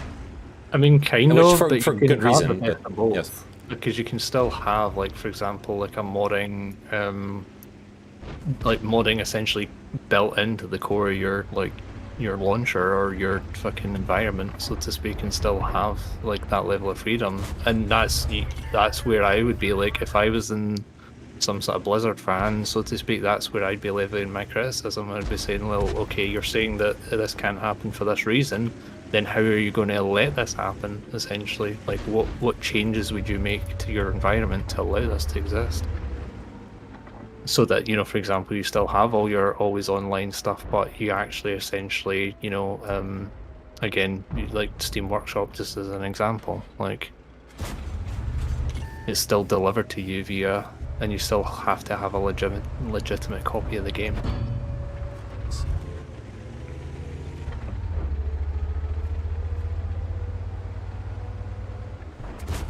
Ah, come on. Yeah. Well, the problem is they don't seem to have plans for that. The modding community has mostly been built off of... oh yeah, that guy doesn't have line of sight.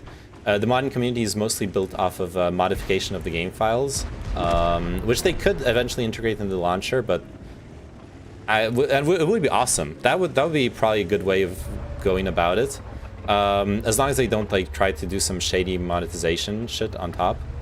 Yeah, like the whole fucking like Skyrim paid mod stuff obviously is like, yeah, very scary, but yeah. Yeah, that would be some weird shit, honestly.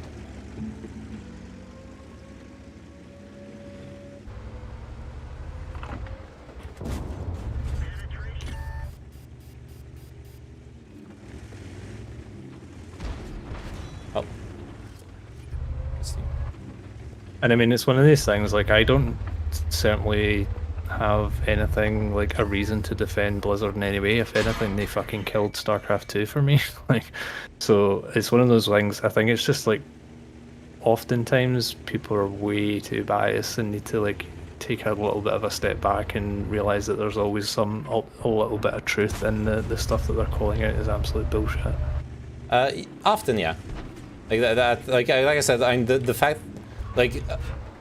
Outside of any other things, like I fully understand why you were being skeptical of that stuff.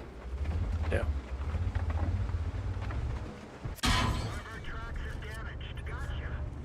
Gotcha. Oh shit! If I bounce like one more shot, I can finally do this stupid mission. I need to bounce an insane amount of damage with this. This tank, which is. Like, such a dumb mechanic. Oh god, I'm getting blasted from everywhere now. I'm gonna die. Please bounce. I don't know where the LTG is. Oh yeah, it's up on that. Oh, come on. Oh fuck. I got tunnel visioned. LTG. Oh, we're losing actually. Never mind. Let's leave. Yeah, we get absolutely stomped on the... I think that I didn't even take how much damage I did, but I think I went down swinging, so... I don't care if they protect their IP by making it more difficult to pirate it, that's fine, but please respect my intelligence and don't shit into my pasta and call it spaghetti with meatballs. Yeah, that's fair as well. I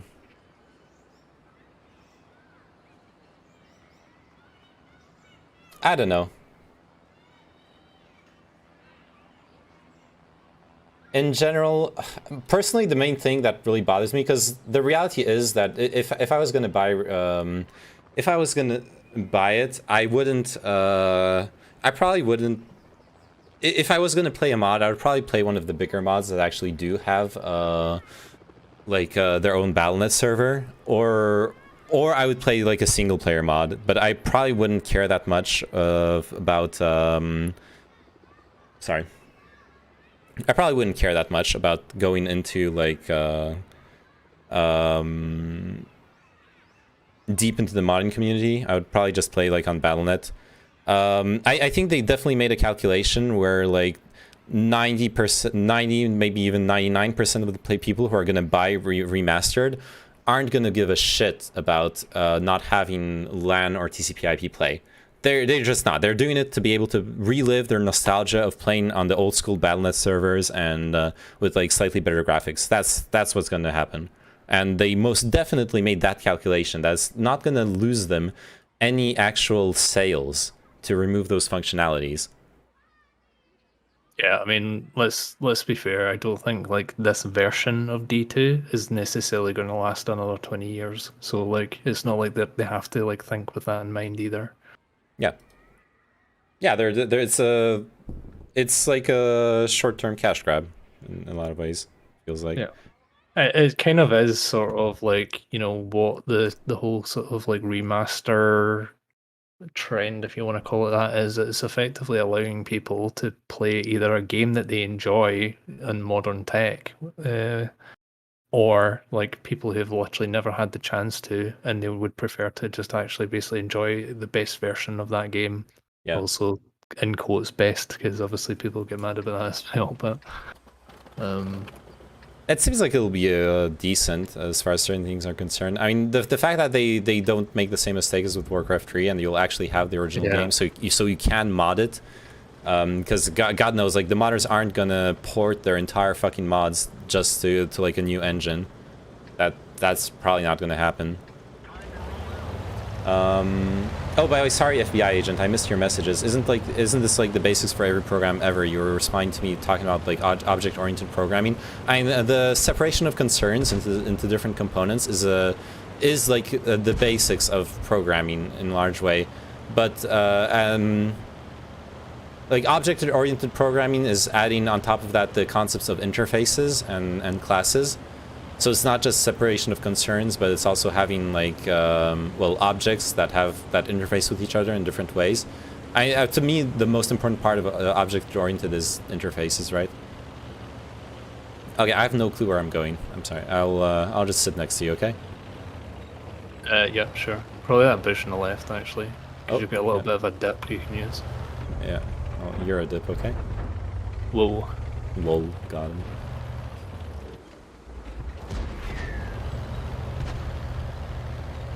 Blizzard was so upset they never got a piece of the pie from Dota. They actually made it so they own every single map in the remastered version. Oh yeah, and Warcraft 3. Yeah. That's dumb. I mean, I think people are mad as well because it's so obvious that Blizzard's decision-making in general is motivated by pure, like, shareholder thinking and not... like they used to be gamers, bro. They used to be wicked, and now they're just like all those decisions are made by people with like the suits and everything. To go full on gamer bro argument, but like it's actually true. They are actually a company that fully made that transition, where they did used to make decisions that were good for the consumer, and that was where their success came from. Because they were consumers themselves of the products they were making. They knew what they were doing, and they wanted it to be fun and pleasurable for the people playing it as well. Because they were those people. Yeah. The funny part, though, is that transition probably happened a lot earlier than people actually thought. Like, it probably was progressive as well, so it kind of went unnoticed for a while, even though it was already taking place. I think a lot of people like to romanticize companies as well, like, oh, in the good old days, like, you know, for the last 10 years, and it's like, actually, if you probably like went into the reality of it, they were probably only like a quote-unquote like small startup, like family business type company, like for 2 or 3 years or something. Yeah. They're a bunch of suits now. They deserve no respect anymore, especially with the allegations. Oh yeah, we're not even getting into the. Yeah, we're like discussing this in the void, but obviously the whole fucking sexual assault and harassment allegations, that's some serious shit, and that has nothing to do with game development in as of itself and the quality of the games they're going to put out, but well, it's going to affect the quality of the games though. Diversity does affect quality, but yeah, I mean, it's a whole other set of reasons to fucking hate them. Oh, yoink that kill.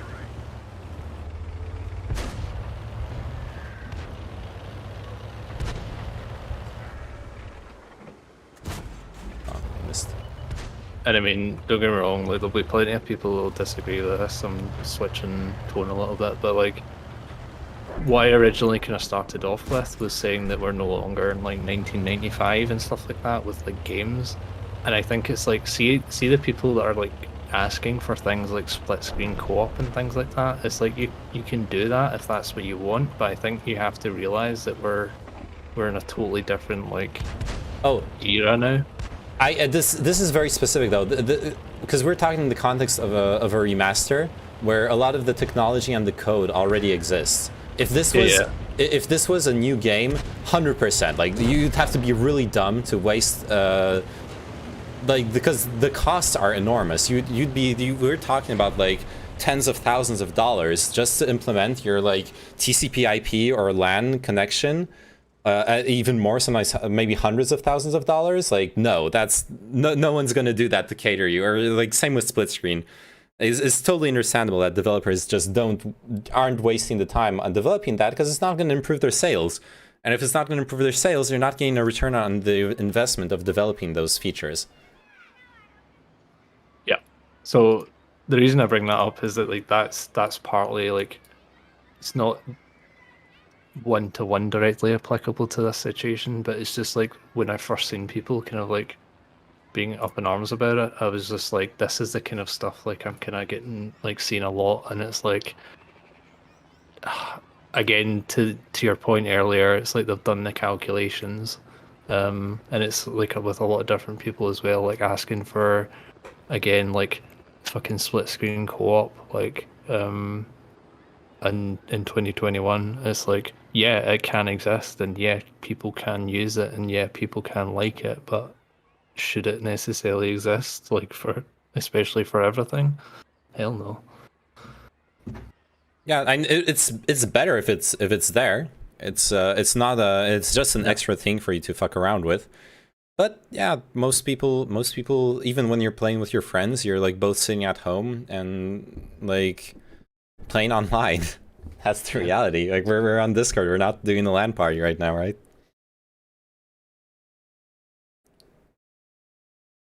It's like, is there a separate issue if, for example, if for this version of the game is more always online in some way, shape, or form than the previous one?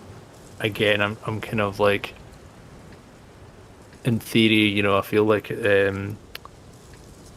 do I say this?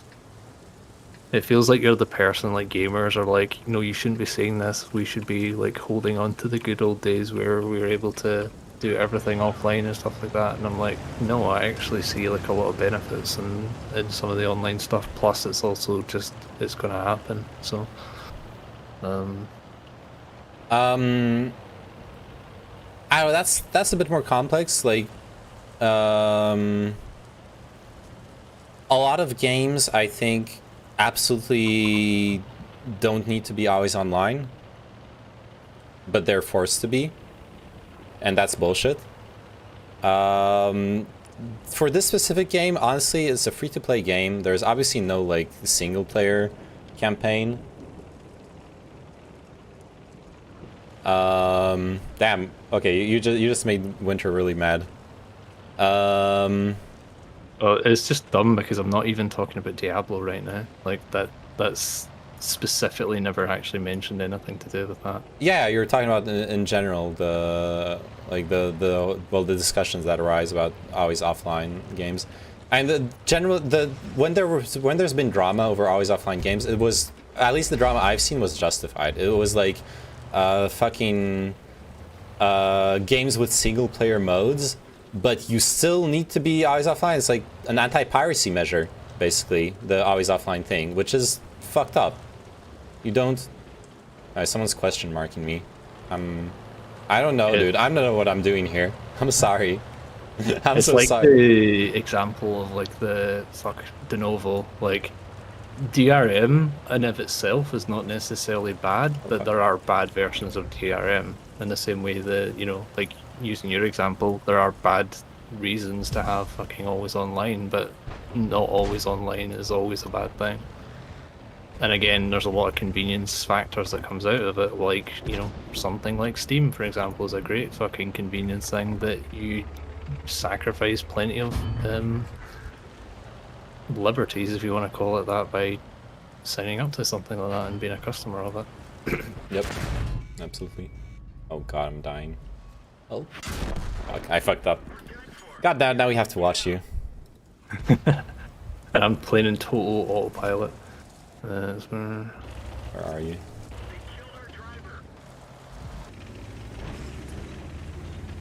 I got put on the spot by that Hellcat who was like question marking me. I was like, oh shit, I gotta do something. I just flew out into the open like a Pepega. I should have just kept hiding behind the elevation and kept spotting for them. That was fine, but then I like took some risks, which was dumb.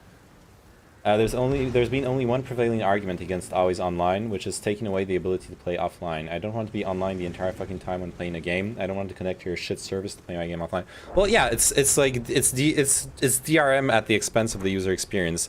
If your game has a single player experience, if your game is purely multiplayer, like I don't hate on World of Tanks being always online. That's not a problem. There is no single player experience in World of Tanks. Well, it actually does suck that you can't. It actually does suck that you can't like run your own private games. I do resent the fact that like this goes back to the whole LAN TCP/IP thing as well, indirectly. I really do think it's really bad that developers think it's okay to have a stranglehold on all the community servers, right? The fact that, like, if you look at the situation with Valorant, where you need to be acknowledged as like a content creator, so Riot allows you to have your own server that you can do only specific things on, and if you do anything they don't like, they're gonna like take it away. Come on, like the only reason it's accepted is because it's free to play, which is a whole other debate, but. Come on. Like, people do so much dank shit and are so much more creative when you just let them be creative, when you just let them do what they want to do with your engine, with your game, with your servers. They'll do some amazing stuff that will keep the community alive and help people stay engaged with your game long term. Okay, people never say StarCraft 2 because it was always like online was bad. Like, I don't know where you were, but there was quite a lot of fucking people that were pretty fucking angry. And StarCraft 2 is a counterexample because StarCraft 2 actually has a single player mode, so StarCraft 2 shouldn't be always online. Like I think it should not be always online. You should be able to launch it without connecting to Battle.net. It's got a campaign. There's no reason to be online to play the campaign, except like achievements, I guess. But that's dumb. Like, who cares about those? Or you can like always load achievements afterwards when you finally connect. Yeah, it is a really bad. But League being always online makes sense. There's no reason for League not to be always online.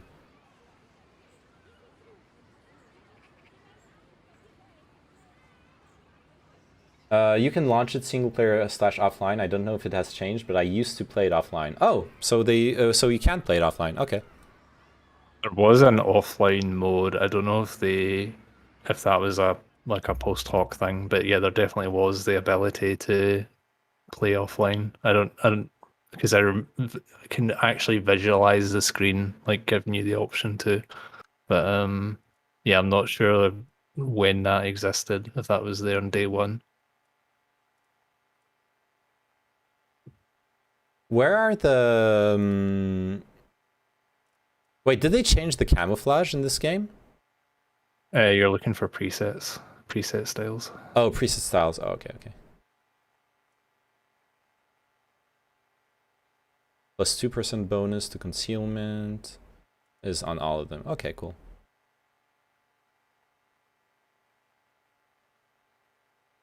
And you can go back, obviously, in older tanks and take the presets off as well. Yeah, I'll have to do that at some point. Okay, cool.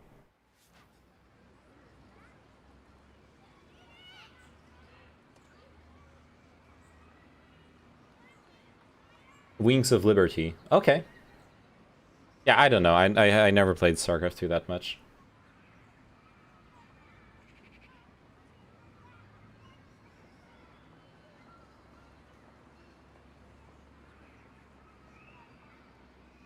But yeah, the reason I make the comment in passing is just like this. It's one of these kind of annoying things that like I encounter in a lot of different places. It's just like the kind of like the boomer equivalent in gaming is like it was always good. Nothing else new can be good, or at least have again a compromise in the sense of you get this at the cost of that.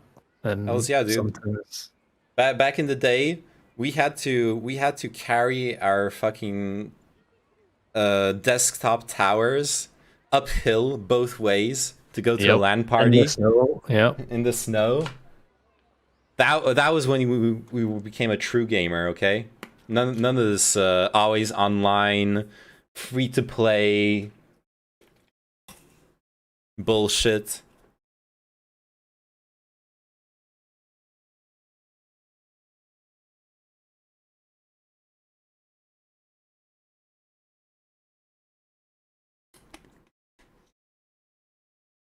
It wasn't the desktop, it was the fucking CRT. Oh god, yeah. That is true, the fucking CRTs, dude. Oh man, flat screen monitors are truly the greatest invention of our time. Never mind the fact that we're all gonna die to fucking climate change. Like, at least we have dank gaming setups, and I think we can all agree that's what matters.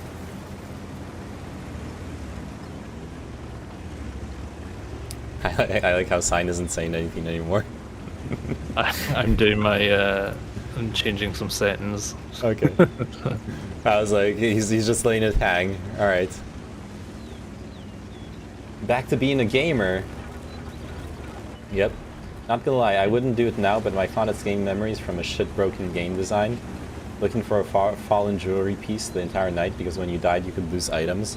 What game was it? That's stupid as hell, but that's my favorite game mode of all time. Yeah. And the thing is also, obviously, like, I think it's also fair to acknowledge that game design for adult gamers and for children gamers needs to be different. Games for adult gamers need to respect your time much more. Or have options for you to respect your time much more. There need to be difficulty settings. There need to be stuff that allows you to progress through the game at a pace that's acceptable to you. When you like can only play for half an hour or an hour, then you have to like go pick up the children from school, etc., etc. Like all the boomer things. And I think for the most part. The development companies acknowledge that, like they have to. The boomer market is huge. Yeah, they're not making any money off a fucking some 13-year-old. It's the 13-year-old's parents that is fucking funding them. Yeah. It's from Lineage 2. Oh god, Lineage 2 was such a fucking grind fest. I remember playing on a private server for like a week, and oh shit, I landed that shot. Okay, I got punished for it though. I had hella punished for it. Holy shit, 400 damage? Oh yeah, because we're against tier 8s. I imagine that's what hit me. Still. Dude, Lineage 2 was the epitome of the fucking Korean grindfest. It was horrible. I remember playing on a private server with, like, it had 20 times or 50 times XP. And once you hit level 10, it already was like 3 fucking days of grinding to get up 1 level. And you're still in the early game. I can't imagine how bad it was on the... like on early, on the official servers. X50? I know what you mean. Yeah, X50. Well, yeah, because like you're playing on a private server, so they can tweak the... how much XP you get. Oh my god, that missed. How much XP you get from different shit. That's just, it was really bad. Like you... What? That guy can... Oh my god, they're capping. Yep. Oh my god, we're losing. Times 50 rates is like 60 levels in a day. Okay, maybe it was times 20 then. And... it takes like a week tops to get geared up with the guild and start the PvP. Dude, that was not my experience. Okay, I guess it probably wasn't times 20, I mean times 50, but it was fucking, the grind was fucking insane. I'm not hallucinating that. Okay, we're all backing now, and we're gonna lose this like part of the map, which I guess we just gotta eat it. Yeah, we're getting shot in the back now. I should have stayed there. I didn't have time for that. It took like us like 4 weeks at the server start at times 12 rates to start the high level PvP, geared up and all that, playing for sieges. How much did you play every day? That's just not my experience at all. Maybe I was playing Lineage 1, not Lineage 2. It was an insane grind when I played it. Oh, sorry, Rosary, I missed your message. I still use a 720p monitor. Did you see the political article blaming the marijuana industry for climate change? No, I didn't see that. It was a team effort for sure, and we played a lot. Yeah, because like what matters is the hours, not that you did it in 2 weeks. You know what I mean? Hey, thanks for the follow, Golden O2R. How are you doing? We might... Okay, we're losing, but we might not lose. We still have a fair number of tanks. And they're pushing really hard, so... Oh god, but we're pushing back. Look at the HP values, though. Yeah, the HP is rough, but... I don't know. Perlo. The only time where it looks like it might be okay is like when they have more numbers but less HP. And in that case you can sometimes clutch it, but the way it's at right now, dead. I don't know, because they're the thing is we have like good setups where they'll need to take free damage for as they're pushing in, right? And that's exactly what's happening right now. Like what's happening right now is what needs to happen, so...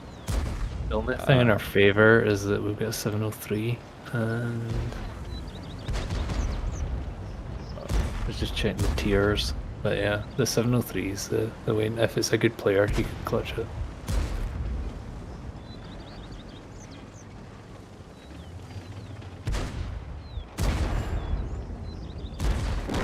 And we did maybe 5 hours a day.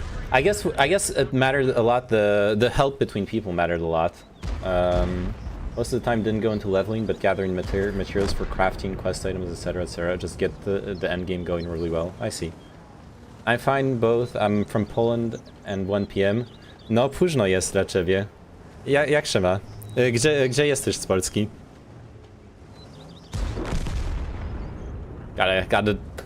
Gotta, you know, brush out that Polish.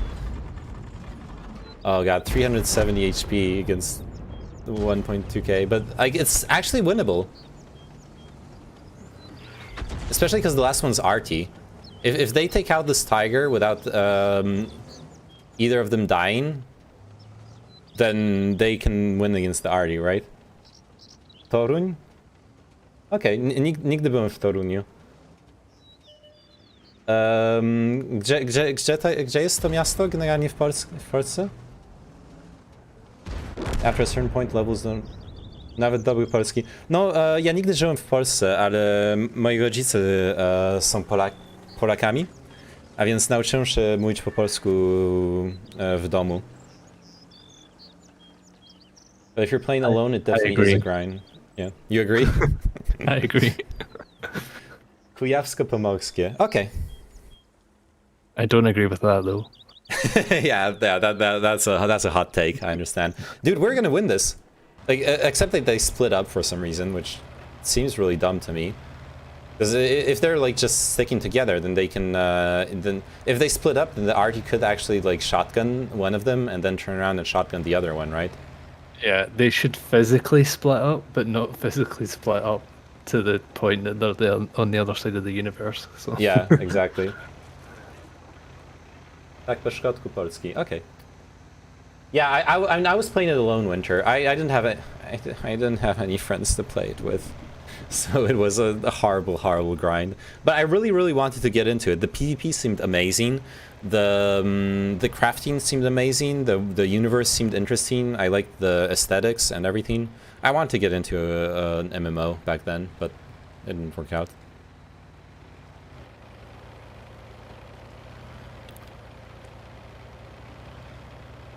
Okay, I kind of want to watch this until the end because I like we need to give respect, show respect to the clutch those players pulled off. Yeah, that's fine with me.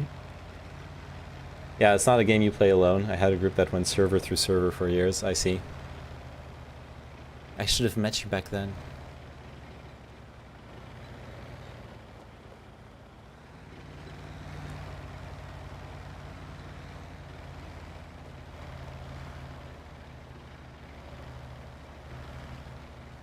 I like that the IS-3A waited for the ML to creep up to here. Even though they completely split up, they actually, like, the IS actually waited so they could start rolling up on here roughly at the same time. The West Wing tier drama that went on, people literally crying on Discord the best of times. Yeah, I haven't had to deal with that in MMOs much. I guess I was kind of antisocial in when I've played MMOs for the most part. I did... też Gordon, mam nadzieję, że jest okej z tobą, że więcej gadam po angielsku. Większość ludzi, którzy oglądają, mówią po angielsku, a więc... no.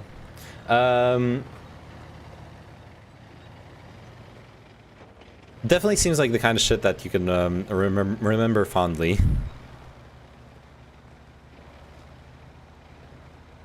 Like, think back... Wait, why did he leave the cap point? Like, the arty is on the other fucking side of the map. I guess it's less risky to actually go and kill it, maybe? I don't know. No, they should definitely cap. That's 4 minutes left. It's going to be... like, I think it's like 45 seconds as both of them cap.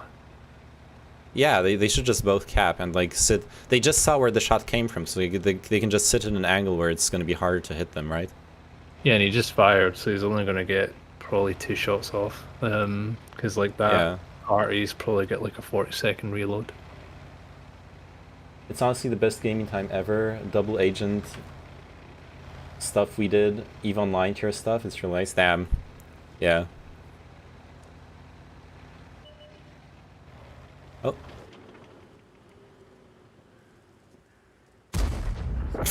That was anticlimactic. There we go.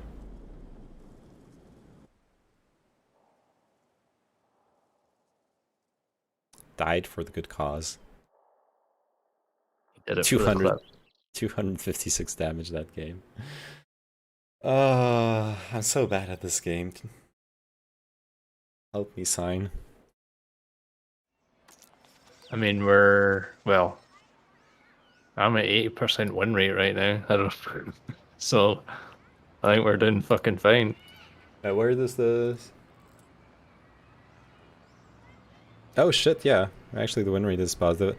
I don't know, this is one of those games, like there's so many people on each team. It rarely feels like you actually affect the win rate, honestly. You notice it in the sense of like I always used to think it was like total like it's so funny because you see the same people making the same arguments that I would have made when I first started playing like World of Tanks, and it's like, you know, oh I just always get the shit teams. It's like you have no way of like influencing a battle, and it's like you look at people's stats over a long enough time frame, you can tell like, you know, there are people that are 45% win rate for a reason. Yeah. But yeah, over a short session, like yeah, of course you're gonna have times where you end up like, I mean, I've like finished a session with like 25% win rate. It doesn't mean I'm a 25% win rate player, but yeah. Yeah.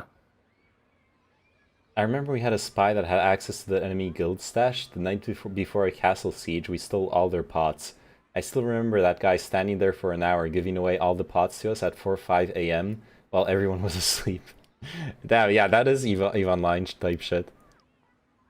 I have a 0.25 KD. In what game, Rozerg?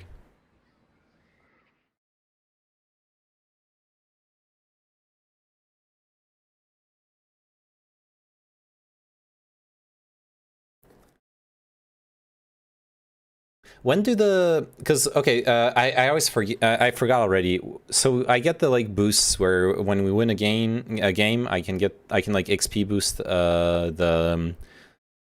I can, like, XP boost and then do it only 5 times. When does it reset?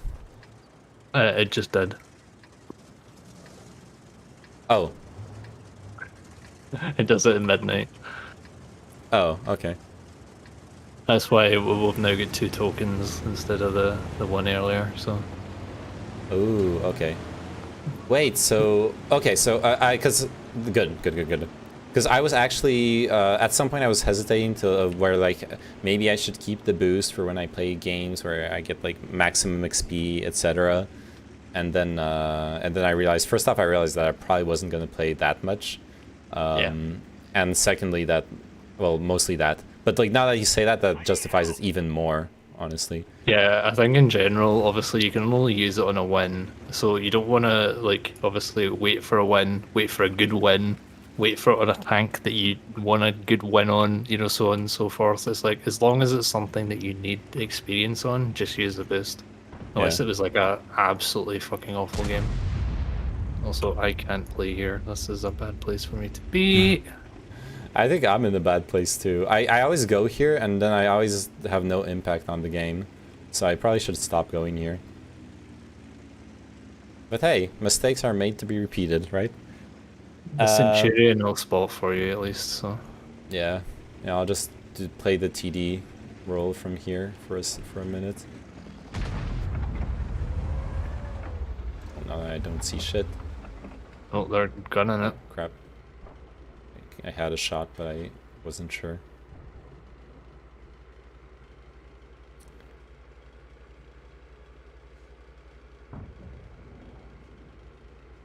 Also, XP spots, we had those on lockdown as well and would charge money to let others use them. Damn. That's amazing. Oh shit, No, I'm not gonna get line of sight. Oh, I could... Ooh, I could be getting line of sight on some... Heaps. Oh my god, how did I miss that? They're definitely like thirsty as fuck right now. Oh no. I cannot penetrate their armor. The Centurion's getting fucked up, it's not good. Yeah, I don't know how I can help him.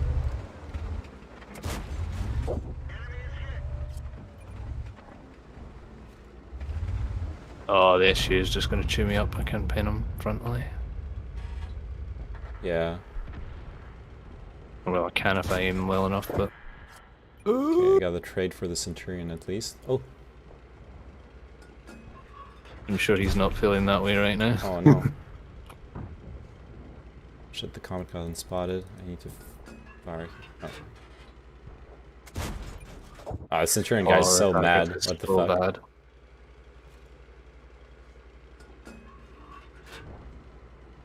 Oh. Penetration.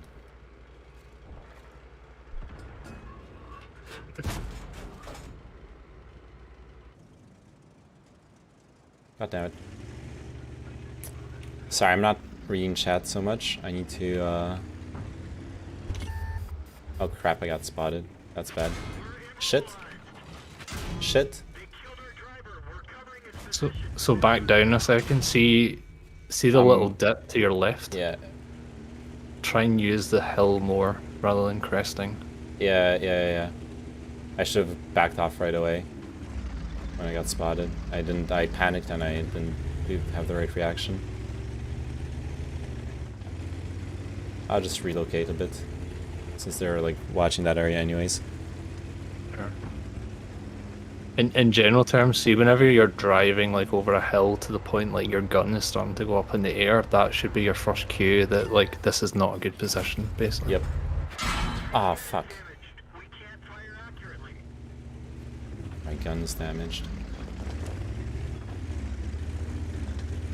Yeah, I'm stuck here until they come and hunt me down.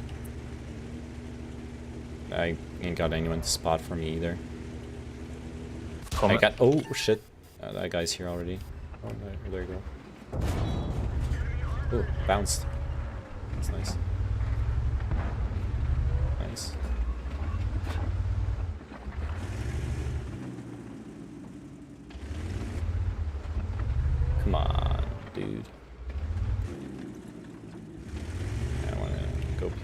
actually. Okay, he's gonna have teammates backing him up soon. Yep.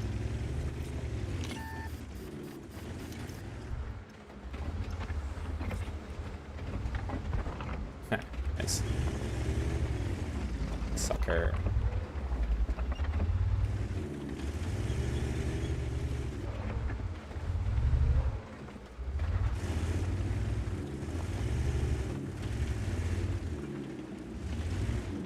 Oh crap. Oh. Nice. That's weird. I thought I seen like a bounce off the side there for a second, and I thought you like fired way too soon or something like that. But when I seen the damage, I was like, "Thank fuck." No, it was green. Yeah, it's fine. I think that was a rough situation, but I did. Yeah, I didn't want to say at the time, but like weird, like you staying there was the right call, because essentially what happens is either they push you, in which case the Scorpion across the way has basically got line of sight, or they push the Scorpion and you've got line of sight. So you want to create that crossfire. Yeah, for sure. Plus, like me moving out was just suicide, right? Yeah, exactly. Like, if you ever get into a situation, it's like you don't need to give them damage; they need to essentially extract the damage from you. So, like, anything that they, any damage they take is damage that they've given you that they didn't have to. So, yeah. All right, sorry, missed. We had a literal accountant in the guild doing Excel spreadsheets of the guild finances. Nice. Oh shit. That's amazing. I don't think I would go through it again though. Wouldn't have the patience for it probably. I like going back to what we were talking about earlier. That's the kind of shit you can do when it's a bunch of like kids or young adults playing together that have much more free time and less responsibilities, right? I don't know, my experience, at least playing, like, I guess my only experience playing an MMO with boomers was World of War, or like WoW Classic. And the boomers there, like, just weren't really... Yeah, they wouldn't have had time for that, unless they were, except the people who are like retirees, where they could like full-time their family life and still have time to go like full pepega in the game. yeah, generally the boomers I interacted with, like when I was younger, like with MMOs, were definitely bare minimum, like in their 40s, maybe 50s or older, and it was like you got the general impression either they were like a housewife or they were like someone who was well off enough, or like lived frugally enough to basically do fuck all. Yeah, yeah, absolutely. It's either that or the game is your only game. I can fit in 3 to 4 hours of a game no problem daily if it's all I do. Oh man, the angry wives. We'd be in a party talking, having fun, and you hear in the back, "What the fuck are you doing up at 3 a.m.?" The dude just quickly ditches. Yeah. Well, in the WoW Classic Guild, a certain level of compromise was reached for most of the married couples, in that they would play WoW with their wives, which obviously meant that you couldn't stay up until like 3 a.m. to if it was irresponsible towards the family life.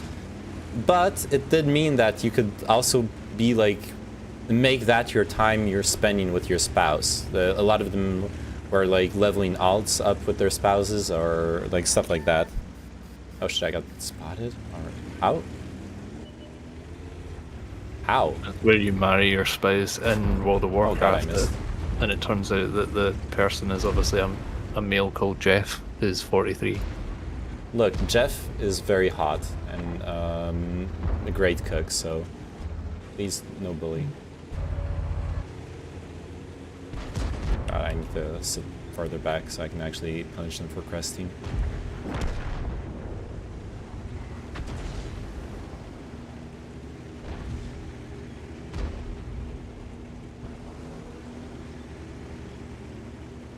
Ah, they aren't doing the cresting meme anymore. Oh, we're R-teamed them. I remember one of our main guys left for a week after our initial server opening run to spend some time with his wife. Yeah.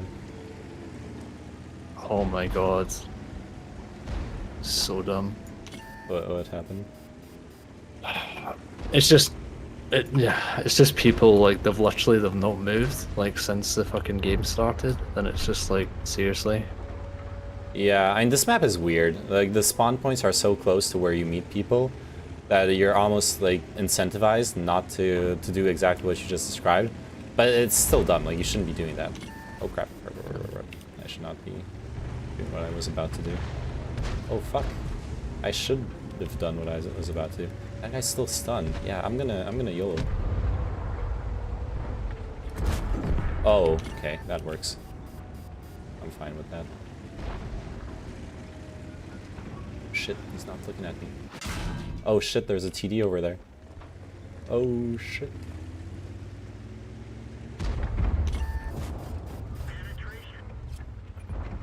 Oh, he's just not gonna react to me. Just hide behind the tank.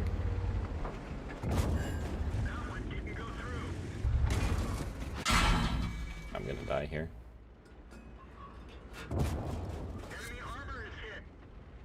Or not. I'm gonna get support. A reminder, this is a 2-rate game, okay? Oh, I wasn't paying attention. Look, I died for a cause. Probably not a good cause. Probably shouldn't have done what I did, but... Wait, why am I shooting fucking heat shells? What the fuck? How did I fat finger that? That, like...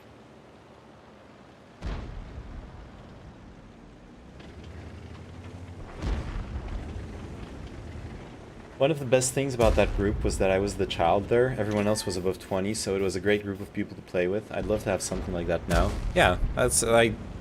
Once you have a good group, like, any kind of game of that type becomes amazing, too. You'd like to have a child? Oh.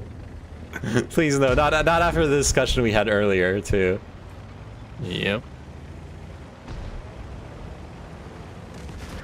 The funny thing, I was gonna get involved and I was like, nah, fuck it. But like, it was as if like you were like people were making it as if like you weren't acknowledging like the bad, and it was just like, no, it's totally okay. I've got nothing wrong with it whatsoever. By the way, and it's like, did you just ignore literally the 3 words that you said just beforehand? Which, to be fair. No, there's no compromise there, because like, let's face it, if you use like an example of, I don't know, anything to do with violence, right? No one's gonna suddenly go, actually, Marvel is a really bad because it's got violence in it, and we shouldn't condone violence. And even if it's portrayed in a way that does not condone violence, it's like, no, like no one would apply the same logic that they would apply to you. Yeah, well, that's another thing. But yeah, I tried arguing that. But it's fine. Let's not get back into it. With the violence thing, I don't really want to. I've seen like an interesting. The Marvel thing is interesting because those shows basically do condone violence, right? They explicitly create situations where violence and use of force is justified. Yeah. And but no one watching a show like that and going, right, okay, I'm gonna go out and murder, right? Yeah, but okay, no, let's not get back into it. I was gonna start like relating that back to the previous discussion, and I think it's fine, like never have that discussion again in my streaming career. Yeah. Ever. I probably need to stop defending those kind of things. No, I mean, like, I've had a similar but not the same discussion about like Nymphomaniac before, and I think the problem is, and I've said it before, and people have like told them have pushed back against it. I just don't think a lot of people are like actually mature enough to have a conversation about anything to do with sex, especially in media. Like,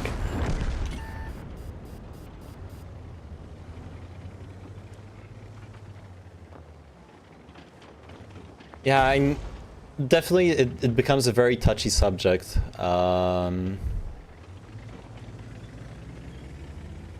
Stop cap. No cap. Kill all.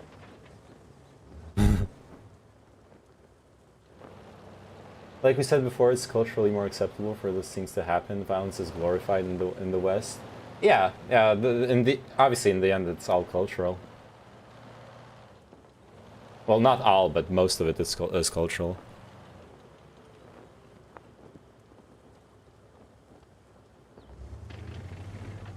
Shouldn't say all. Some taboos transcend culture and are the subject of much study in anthropology, because they inform us about universal behaviors in humanity. The popularity of UFC at times disgusts me, but shrug. Yeah, I've talked about that already before. Like, I enjoy watching martial arts. I don't enjoy watching UFC. When the guys are like completely fucking bloody. I was the martyr. What? I sacrificed myself for the win. Oh, nice. Sorry, want to go? No worries. Like when the guys are like completely fucking bloodied and concussed, I don't know. There's a level of brutality to it that I just don't enjoy. You can demonstrate the insane level of control and technique and training without hurting the person you're competing with so bad. And there are a lot of sports that do just that. They allow you to compete and demonstrate all those things without hurting the other person as bad. In fact, with an insistence on not hurting them.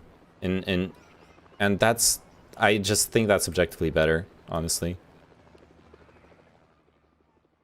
But then you're not allowed to like do all there's like techniques you can't do, so it's not realistic, or you're not letting people push themselves to the limit or whatnot. And what pushes people to the limit is the competition against other human beings. I think the only reasonable argument is that you want to see the like actual real life like ball busting Krav Maga rip someone's throat out techniques applied in the competition, which isn't the case anyways, because like the competitors need to fucking survive. There still are things you aren't allowed to do. Sorry, go ahead.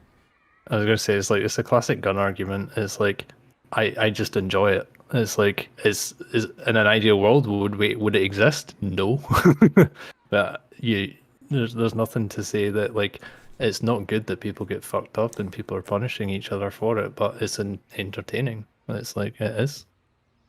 It's okay to kind of accept or not accept that duality, but like be aware of that duality, I guess. Yeah, and I mean the same thing with guns. Like I'm not for like civilians having guns at home in like cities, and like 99% of people don't need a gun at home. But there's nothing wrong with like having a gun at a gun range or renting a gun at a gun range and shooting for sport there. There's literally nothing wrong with that. It would be insane for a society to outlaw that. Yeah. But culturally it's far more acceptable, so we just let it happen. But let a 9-year-old into an octagon and we have a problem. I want to say the 9-year-old has a problem. If you fit in an octagon, put it against what's his name, the really controversial guy, the one everyone hates, because he like keeps shit posting. Yeah, Conor McGregor. Yeah, put him against a 9-year-old. No, I mean just put 2 9-year-olds. Oh well, that would be horrible too.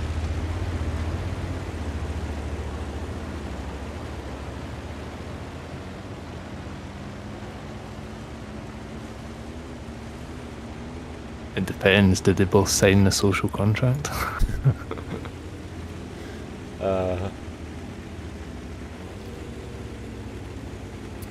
Man, I got really bored at some point yesterday, so I started scrolling Reddit by controversial, and I stumbled upon someone who was someone who was like full on into the like anti-SJW, allowing like people to care about LGBTQ rights means that we were gonna have to like allow pedophilia in our societies.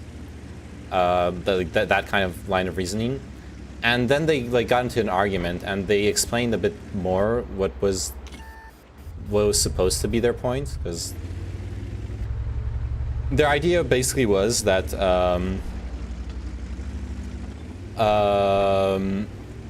somehow, magically, obviously ignoring the entirety of the history of like age limits for marriages and stuff like that. Oh fuck, I'm spotted. This is gonna be a disaster. Or not. Oh, that's a ricochet. You're way too exposed. I know.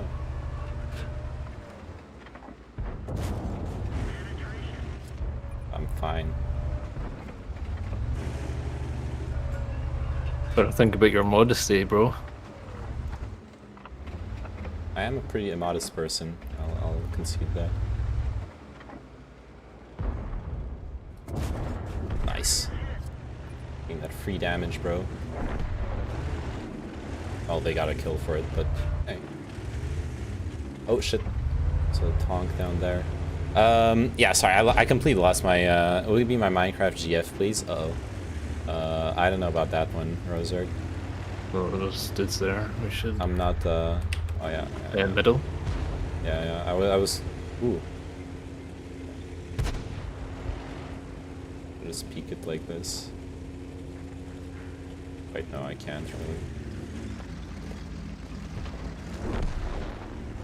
Can I? Can I sneak in between those two rocks? I think if you abuse the hill a little bit, you can. Yeah. Not that though. You're whoa. You're gonna be really exposed right now. Well, I told you about my lack of modesty. Oh, this is dumb. I'm dumb. I was worth it actually. It was risky, but worth it. Okay, I completely lost my train. I was gonna say something, and I'm done now. I'm never gonna remember what I was going for earlier. Okay, I'm gonna push up here and just be like the spotter dude, I guess.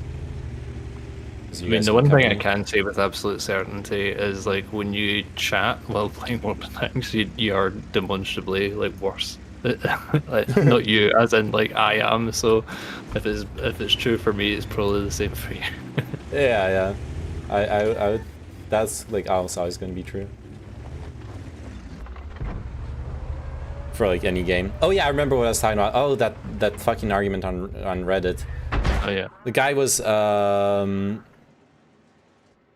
was like arguing that okay, I need to move the already got me.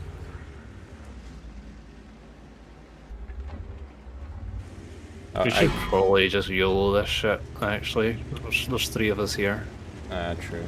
Wait. Oh god, that guy, I can't pen him. Okay, the both fire. Okay. I'm reloading.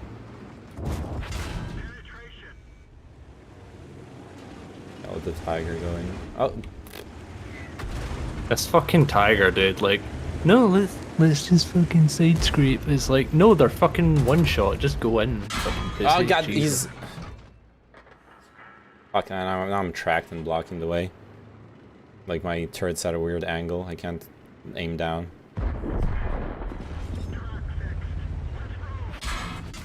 I'm dead. Okay, I'm done. Yeah, it doesn't matter. Fuck it. It doesn't matter what that dumb fuck was saying on Reddit, anyways. That was a dumb conversation. I'm sorry. I apologize. Ooh, sick plays. You died from the ramming damage. Yeah. Sad. I was actually so worried that my shell wouldn't actually fire. Yeah.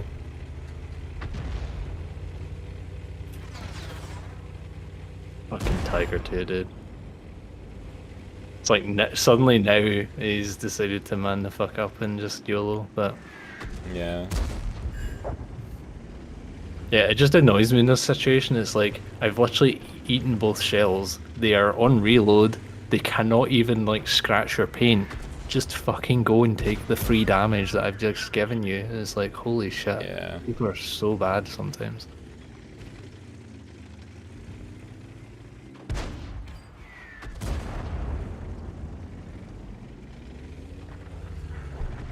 Alright, now the EBR can shoot the other tiger in the back. Ah, it doesn't matter. We can leave. Yep. Check this tiger's win rate. I'm not gonna check people's win rates. That's way too much effort for a game I play like once a month.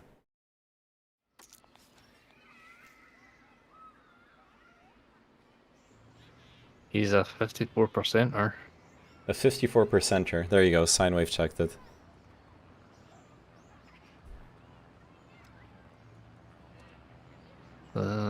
I don't even want to know how to check people's win rates at this point. There you go, a good player. Yeah, better than me. Where do I check my lifetime win rate? Or a stat patter. Could be a stat patter too. I normally check that. I actually don't look. How do I check my win rate? Service record, top, middle. Top, middle, oh, service record, okay. At 48.65%, okay. 48.76%. Wow. He only really has like one tank that looks kind of stat paddy, but other than that, he checks out. Okay. What do I have at tier 5? Just like me. I know, if I can work my way up to like a positive win rate, that would be cool. Definitely doing it right now. Like 70% win rate for this session. Oh yeah, like there's so much it's, how would you say, it's like it's front loaded in the sense of like your losses are front loaded.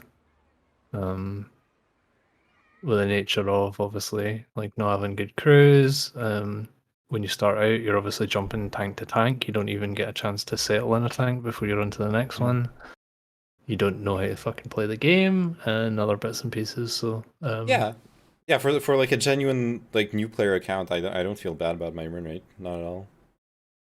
That's why there's like literal sados that will reset their account so that they kind of undo the early stats just so they have the good win rates. Yeah, I'm never doing that. Tanks is putting me to sleep. Well, good. What time is it? It's like 2 a.m. for you. Where's a good RT position? Do I like go to A1 or do I go to A0? We're doing assault, so pretty much anywhere that you're not visible on the other side of the assault. Fuck yeah. Okay. I need to like figure. Okay. Never mind. I'm gonna need to move around to get angles into the like houses and shit, right? Yeah. It's gonna be rough. You certainly probably don't need to push up any further than where you're at least to begin with. Okay. Oh shit! I hit him. Holy shit! I'm so good.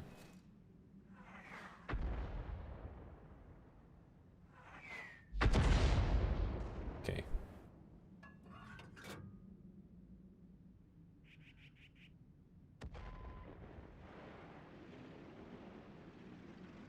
I can't hit him behind this crest though. Oh, I can actually. Oh. Ooh, sweet. Man, Bean. Oh yeah. Good night, Winter. Thanks for hanging out. It's been a while. Wait, how do I get shot? Oh, because he crested. And I'm like you're out in the open. Yeah. I'm an idiot. I'll at least take cover here. There's that, and theoretically with the new systems, like you can see tracers. And on something like assault, it's a little bit easier because you can kind of get a better idea of where people are going to be for certain maps and game modes. Yeah. Okay, I'm gonna stop focusing on that Red Panther. I'm gonna trust the rest of my team for that. It's like their art is like somewhere here or something like that. Like technically you could counter them, but can I like hit the back of the turtle? No, I'll just shoot you. Oh, come on, that missed. God, I hate this game.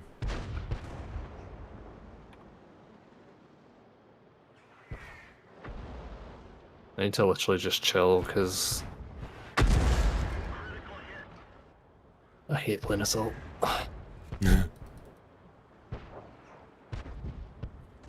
I'm just gonna get free damage here, okay?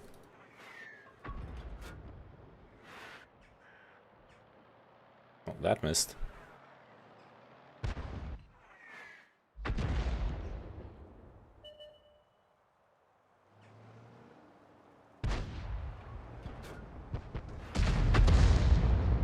That guy moved.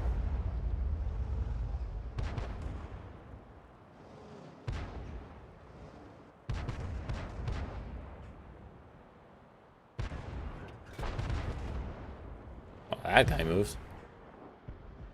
Oh, that's the same churchill from earlier. Remember? Oops. Oh no, that missed. Jeez. Playing artillery sometimes really is just an exercise in frustration.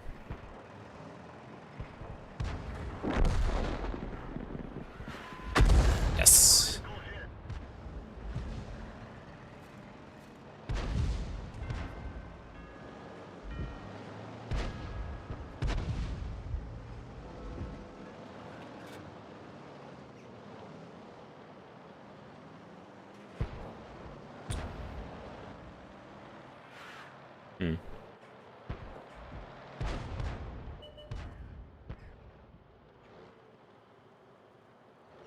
I'm gonna have to change positions.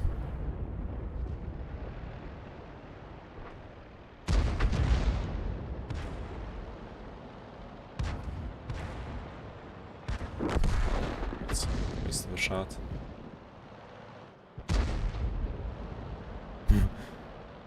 What the fuck is their RT doing?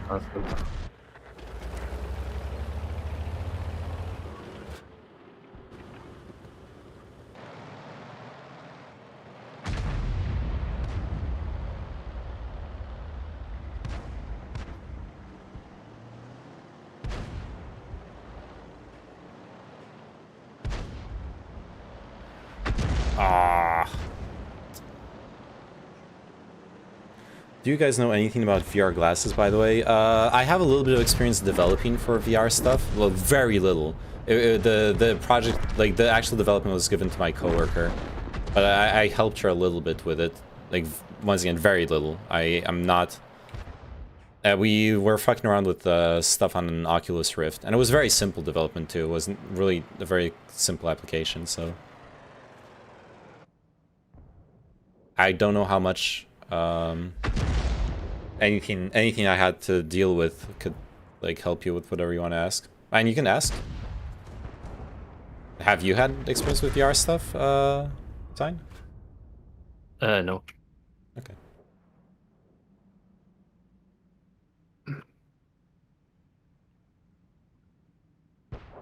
I'm gonna assume the question is probably more about consumer-ish stuff, but no, I've not touched one.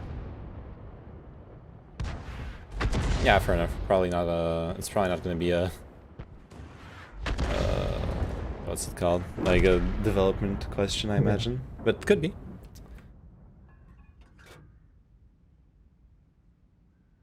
Oh, and the last guy's down here. Probably redlining, right? Hell yeah. It's about to be flatlining any minute. Yay. Oh, there he is. Oh, okay.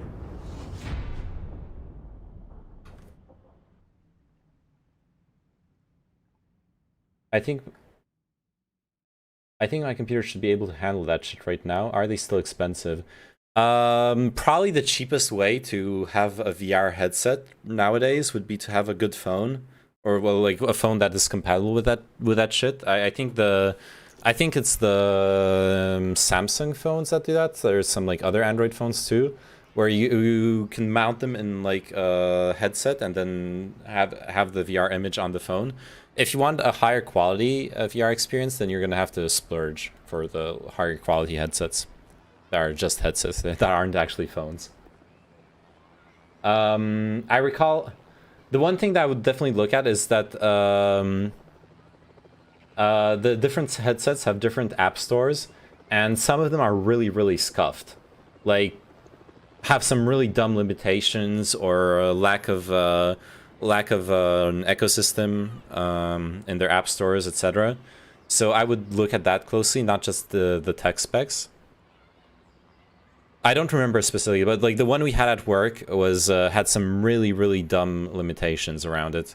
I'm not sure it was the Oculus. It could have been the HTC Vive, like one of the two. But I don't remember which one it was exactly. But it was one that I would only recommend if it like perfectly fits your use case, because if they're, I would like look very closely at the different things around it. Did we win that game? Oh yeah, we won that game. Cool. I just wanted the like one win on the RT. Yeah.